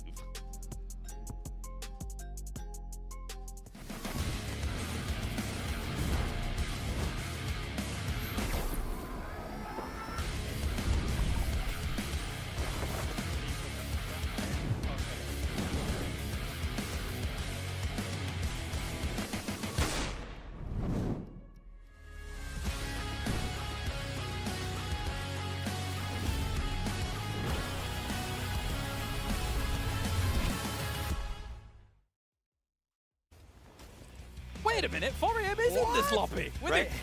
And what may be the most extreme example of a reverse caster curse. That is true. We stood up here, we're like, 4 a.m.'s not doing good enough. They've got to make something happen. That's never going to happen. And then here they come out and they get this victory. You know, they held a good spot. They locked down an exit, and they let sort of Twisted Minds and Bestia fight it out, and then they came in for the cleanup. It was good. Do you want me to give the pedantic, wistful, melancholy British version of what happened, though? Yes. In a 1 meter opening, they were like, but God V says, hold me back, guys. I've got this. And just sprays intense. Suddenly gets like 5 kills. All right, guys, give me your utility. Toss it in the blue zone. I've got this, guys. Yeah. No, but you know, they knew they were coming out there. The real story for me was the insane amount of fight that Twisted Minds and Bestia head-to-head, back and forth from the tunnel. They went on for like 3 phases where they were taking ground with pop-up shields and then losing ground with the same shields and just exchanging back and forth. Yeah. It was actually quite a bit of fun to watch. We also saw a couple of hot drops this time around. T1 versus TKL fighting out at Chumacera. We saw a continuation of the 17 versus Na'Vi, which I've heard they're not in the same group. So this is the last hot drop we're going to see for a couple of days. Yeah, one in Group A, one in Group B. And I mean, as this game goes, it was so odd. Look at this, bananas. Yeah, I mean, considering it didn't actually feel like a Game 6 that we're used to. You know, everyone goes a bit crazy and all over the place, but it still was bananas. The fact that we had Cave as such a focal point, you almost never really get that. We almost had one in EMEA recently, but it was not to be. But then the constant hold of Bestia. I feel bad for Mime. I do. A little bit. I do. On the run through the smoke and trying to hit everything and hits nothing. You know, we go into that end game. Mime is up. We got God V up. The 2 players who don't have any kills yet in this event. going head-to-head there, and Mime gets knocked down, and GodV gets a whole bunch of kills and managed to get that win out for 4 a.m., which we were talking about GPT. You need to win some games. You got to step up with that title, and they do it. They walk away with a chicken dinner. They deserve the GPT title, right? It was right on time when it needed to be. Yes, it was. They still have to do something, though, in their second day of group, that's for sure. We will end up looking at the overall numbers coming in from 4 a.m., but it was a much-needed result coming out from them. But now let's head over to the interview to hear from some of our players for the day.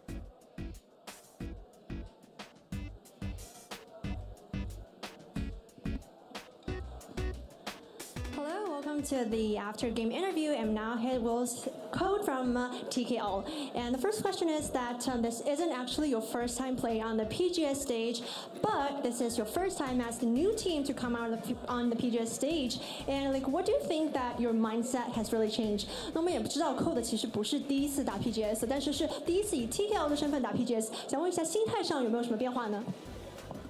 首先，我身旁的队友就是 Spaceman， 他其实也是跟我同步就是参加 PGS， 然后其次，像苏泽，也是他打过 PGC 嘛，毕竟，然后但是东子的话可能第一次，就是我们的心态就是可能我跟 Spaceman 还有苏泽可能稍微要放平一点，因为相对于说东子可能就是给他一次世界赛表现的机会。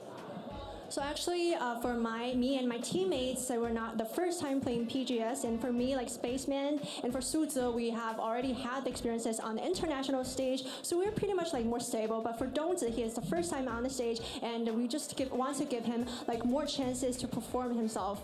Okay, and second question is that we have known that as a newcomer on this stage, you performed really, really well today, and ended as the second place. So are you satisfied with your performance today? 就是说，想问一下，今天对自己的整体表现满意吗？目前来说，队伍在细节上还是做到跟联赛一样，发挥。但今天确实是，运气也站在我们这边，然后我们自己也把握住了，所以今天打的这样，其实是说实话，确实已经对于我来说已经很不错了。因为我进 PGS，决赛的概率其实很小，我好像打过，这是第3次，我进过1次决赛。So for me, actually, I am very satisfied because I'm not really entering the final group for PGS a lot. So for today's performance, I'm really, really satisfied. And I just want to say that I will keep working. And of course, for the teams, we have some details to improve. So just look forward to our performance next time. Okay, 那么 the last questions will be that we have seen that on the first Miramar game, you've wiped out the 4 a.m. So can you just give us a recap of that game in that moment? 就是我们可以看到啊，最后其实在第一把米兰马的时候，你是1穿3了 4 a.m. 那么可以给我们做一个简单的复盘吗？首先当时我在圈相对比较中心的地方在踩点，然后从圈的右边来了两个车，当时我就是已经觉得自己走不了了。然后就选择了原地操作，然后也是借助防区苏泽的架枪，然后帮助我打倒呢第2个补枪的那个人，然后我再慢慢拆开，就是用自己就是所谓的 timing， 就是去把它拆成1打1，就结束了。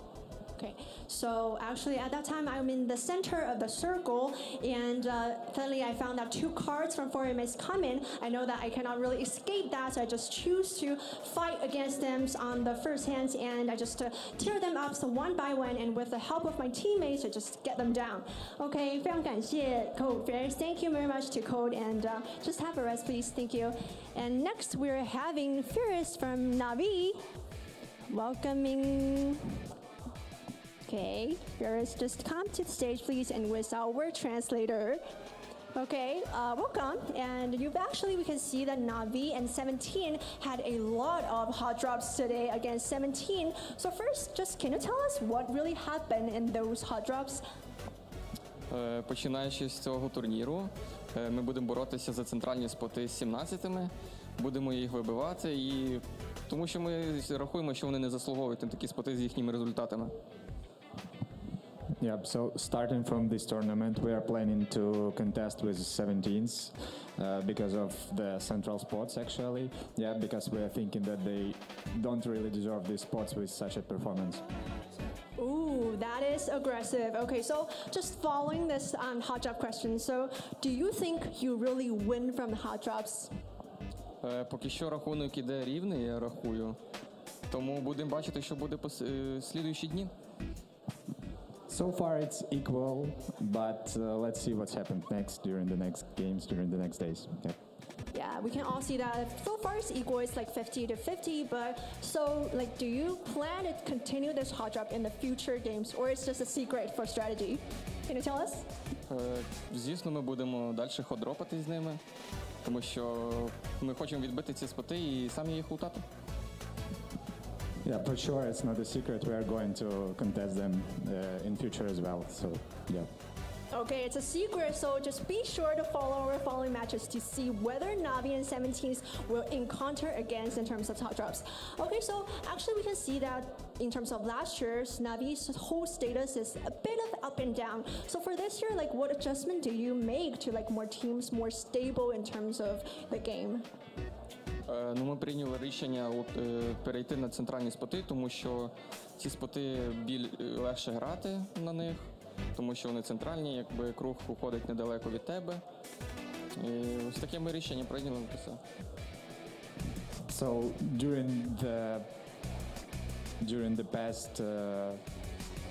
during the time we practiced a lot and we decided to skip and move to the central spots. So we are going to contest on these spots because of it's like easier to play in the spots. We have more strategical things and we can do much more things during the game.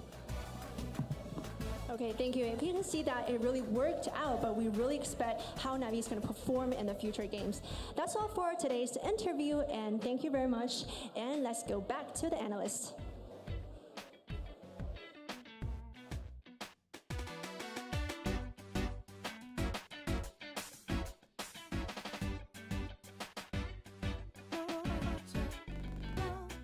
All right, well, of course, those are fighting words coming out from... Right? I like that. I like that. I mean, it was kind of to be expected coming into 2025, right? I mean, you have to. You have to look at 17, who's fought for this. I mean, they're like, we deserve it out of the fact that we've been here forever, right? But he's not wrong. Last year's PGS results, if you look at it, Na'Vi was really consistent outside of one PGS, and they're saying, listen, you don't... The fact they're willing to get up and say, they don't deserve that respect spot that they think that they've earned 5, 6, 7, 8 years ago. Oh. I mean, that's the kind of young gun mentality I want to see. They were challenging regionally, and looks like they want to continue challenging internationally. That said, though, let's see what happened from the previous game. As we said before, a very important game for 4AM, who was languishing in 16th place before this game. 11 kills, 10 victory points. Look who is gonna get 6 the kills. man of the match. Yes! It's like, he listened. He was like, okay, you two, enough of this. I'm going to go out there. I'm going to get my 6 kills. I'm going to do 500 damage, and I'm going to go ahead and win this for us. And 4AM managed to come out with that victory. I think it's probably not a big challenge to figure out who is the mom at the end of this thing. It is going to be God V as your man of the match. There he is. He's pretty happy about that. Absolute destruction coming out from God V into the Sarlacc pit. These opponents go. Right? Well, that's what it Get was. him in there. They were trying to come out of the Sarlacc pit, and he just locked him in there with those grenades. There was nothing you could do to get out of that tunnel. It was absolutely brutal. It was a good trap by them. They let the other guys fight it out. They held a good spot. Yeah, I have a lot. You got to respect that positional play by 4AM. I can only agree. They Shrimsy, the GOAT himself. God V. There he is. All right, well, we've got ourselves the summary for the day. Twisted Minds, 34 kills go their way. They're topping everything. I assume they're top of the standings overall today. It's Twisted Minds. They're back, baby. PGS 7. Calm me down. I calm down. But hey, another favorite team, Falcons, showing up here at number 2 on a bunch of the stats. 2 favorite teams that we kept expecting to see last year that let us down at PGC step up here and play well at PGS. I do have... Oh, he's gone. Hey, Gunner, come back. Gunner, come back. Oh, no, you're not even on the camera. No jersey. No He's not allowed jersey. to. That's ridiculous. I mean, he might... He's coming. He's coming. He'll come back. In the meantime, match leaderboard, 21 points going the way of 4 a.m. They're going to be pretty happy about that. Twisted Mind, New Happy, 2 teams that were putting up numbers all day long, continue to bring those in. And the overall leaderboard looking really strong with Twisted Minds at 57. And unexpectedly, Taikula at 51. All right, well, yeah, we have Gunnar here. Actually, you can take that microphone. Hello, Twisted Minds, Gunnar. they're pretty good. Twisted Minds are pretty They good. are pretty good. 57 Where do I points. look? Where do you look? The camera. Oh, what's up? Yeah. We're going to do the impromptu thing, because that's what we like to do Yeah, here. yeah, absolutely. So talk to me, Gunnar, about the day, how it's gone for the boys. What are you feeling? It was a good day. Tago win was nice. Zones were pretty tough on us, but we did a good job maximizing points and just doing a lot of things we practiced. Capitalized. Take on the mortars last game were pretty nice. So love trigonometry. that helped.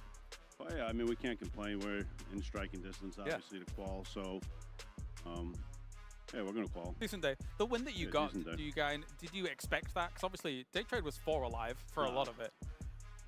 No. I mean, continue, I'm sorry. No, that's, I mean, if you've got the answer for it. I mean, we knew we wanted to take that compound because we had info 4am was 2-2 split. Yeah. So we kind of just like pre-sent it there. We knew we were gonna have a good fight, but we got some pretty fortunate shifts that forced a lot of teams around us to fight. Won the fight against 4am, and then He made a huge play getting on top of the shack. Yep. We were able to kind of just force New Happy and day trade to fight, which was like the main thing. We honestly, the comm was like, hey guys, like what can we do here to play for second? But once we saw that they were nading and fighting into each other, then we knew we had an opportunity to win. So we just tried to basically pick off like each team to give ourselves a better chance. And yeah, it worked out. So nice. So overall, happy with today. Yeah, definitely happy. Yeah, absolutely. Okay, two things. I'm really happy you're here because I never get to be with like people the same height as me. This is fantastic. It's always these I'm guys. kneeling, They're by so the way. tall. Anyone on the broadcast, I'm just kneeling. I'm just kidding. No. I mean, we're 6 foot. They're just like really tall, you know? That's true. 7'4" right here. I'm glad you got the jacket to wear. What do you think of my jacket, though? Actually, really nice. Wait, you don't like it? No, it's great. I love it. No. Don't look at me like that. Give me this microphone back. Go away. I like it, from my grandmother. Thank you, guys. Thank you very much, Gunnar. Thanks, Thank you. Gunnar. Much appreciated. I want to do more of this. This is fun here for PGS 7, and it's been a fun day so far. It has been. Yeah. It's been a fun day. It's been chaotic. It started a little bit slow. Our Wrangle games were a little bit lackluster. Yeah. But after that, the wheels came off. We saw hot drops lasting for 4 phases. We saw absolute chaos. We saw teams who were on the bottom bounce up into the middle and the top. So I think anything can happen, and tomorrow is going to get even more chaotic as 2 of the best teams coming out of regionals, Petrichor and DN Freaks, enter the fray. It's not only for us watching hot drops for 4 phases. This is going to be us watching hot drops for 4 PGSs. Yep. I think in the whole of 2025. But here's tomorrow's matches coming on. We start things off with Erangel, and we move through the wild cards, and we end things on Miramar here. This is groups B and C. Yep. We have all day been hyping up Group C coming in, and it's obvious why. Yeah, I mean, they both, Petrichor and DN Freaks, who were hyping out of this, and then maybe Geekay before the loss of DiffX, had such prolific day performances in their regions or overall performances that you have to expect them to come in here and absolutely shake up this entire leaderboard. Definitely. All right, well, of course, we have everybody to thank for making this tournament possible alongside for all of these players. A big thank you to Crafton, as well as Hero Esports for making the tournament happen, as well as making the game happen. I appreciate that. First and foremost, we also have op.gg. You can overpower your game if you head on over there and check out all the stats that are going down. Some may surprise you if you actually check out some of those from the day. You can break down all the players as they go. We also have, well, Aorus joining us as well as the official PC partner, so thank you to them. Coming up as well, we have AMD, our official CPU partner, because we've got to get all of these PC components together in the right configuration, and AMD is your way to go over at home. We have Zowie, our official monitor partner as well here, so thank you to them for providing clear vision for all of these teams. We have Anderseat for all of these teams and players to get situated and comfortable up on the stage over at the casting desk as well. And finally, we have Lexar, our official memory stick partner for PGS. Good? You good? You survived that? I did. That was good. Yeah, it was good. It's all right. What do you guys think? Is it okay? Is it your birthday? It's H-Win's birthday. It's H-Win's birthday? Oh, happy birthday, H-Win. We're not going to sing to you. Frankie tried that once, and no one joined her. It was no, really that's rough. a really tough. bad that was idea. A tough That's day. terrible. That was a tough Good day. job, H-Win. We'll buy you a cheeseburger. You want to come stand next to He us looks so really the happy chat about can say happy birthday? Here, come here, H-Win. We're No not going to sing microphone, to you, just- but you can say happy birthday in chat. H-Win, how old are you? Too old. Too old. So obviously 47. As he says right next to two old people. All right. Well, that's a lovely hat. It is a good. It's Right. Good. That's the way you end it. This is a good way to end it. Let's get out of here as fast as possible. Thank you, ladies and gentlemen, for tuning in for PGS 7. That has been the day one of group stages. Tomorrow we are back, same time, same place, for B and C. Join us then for more PUBG action. See you then.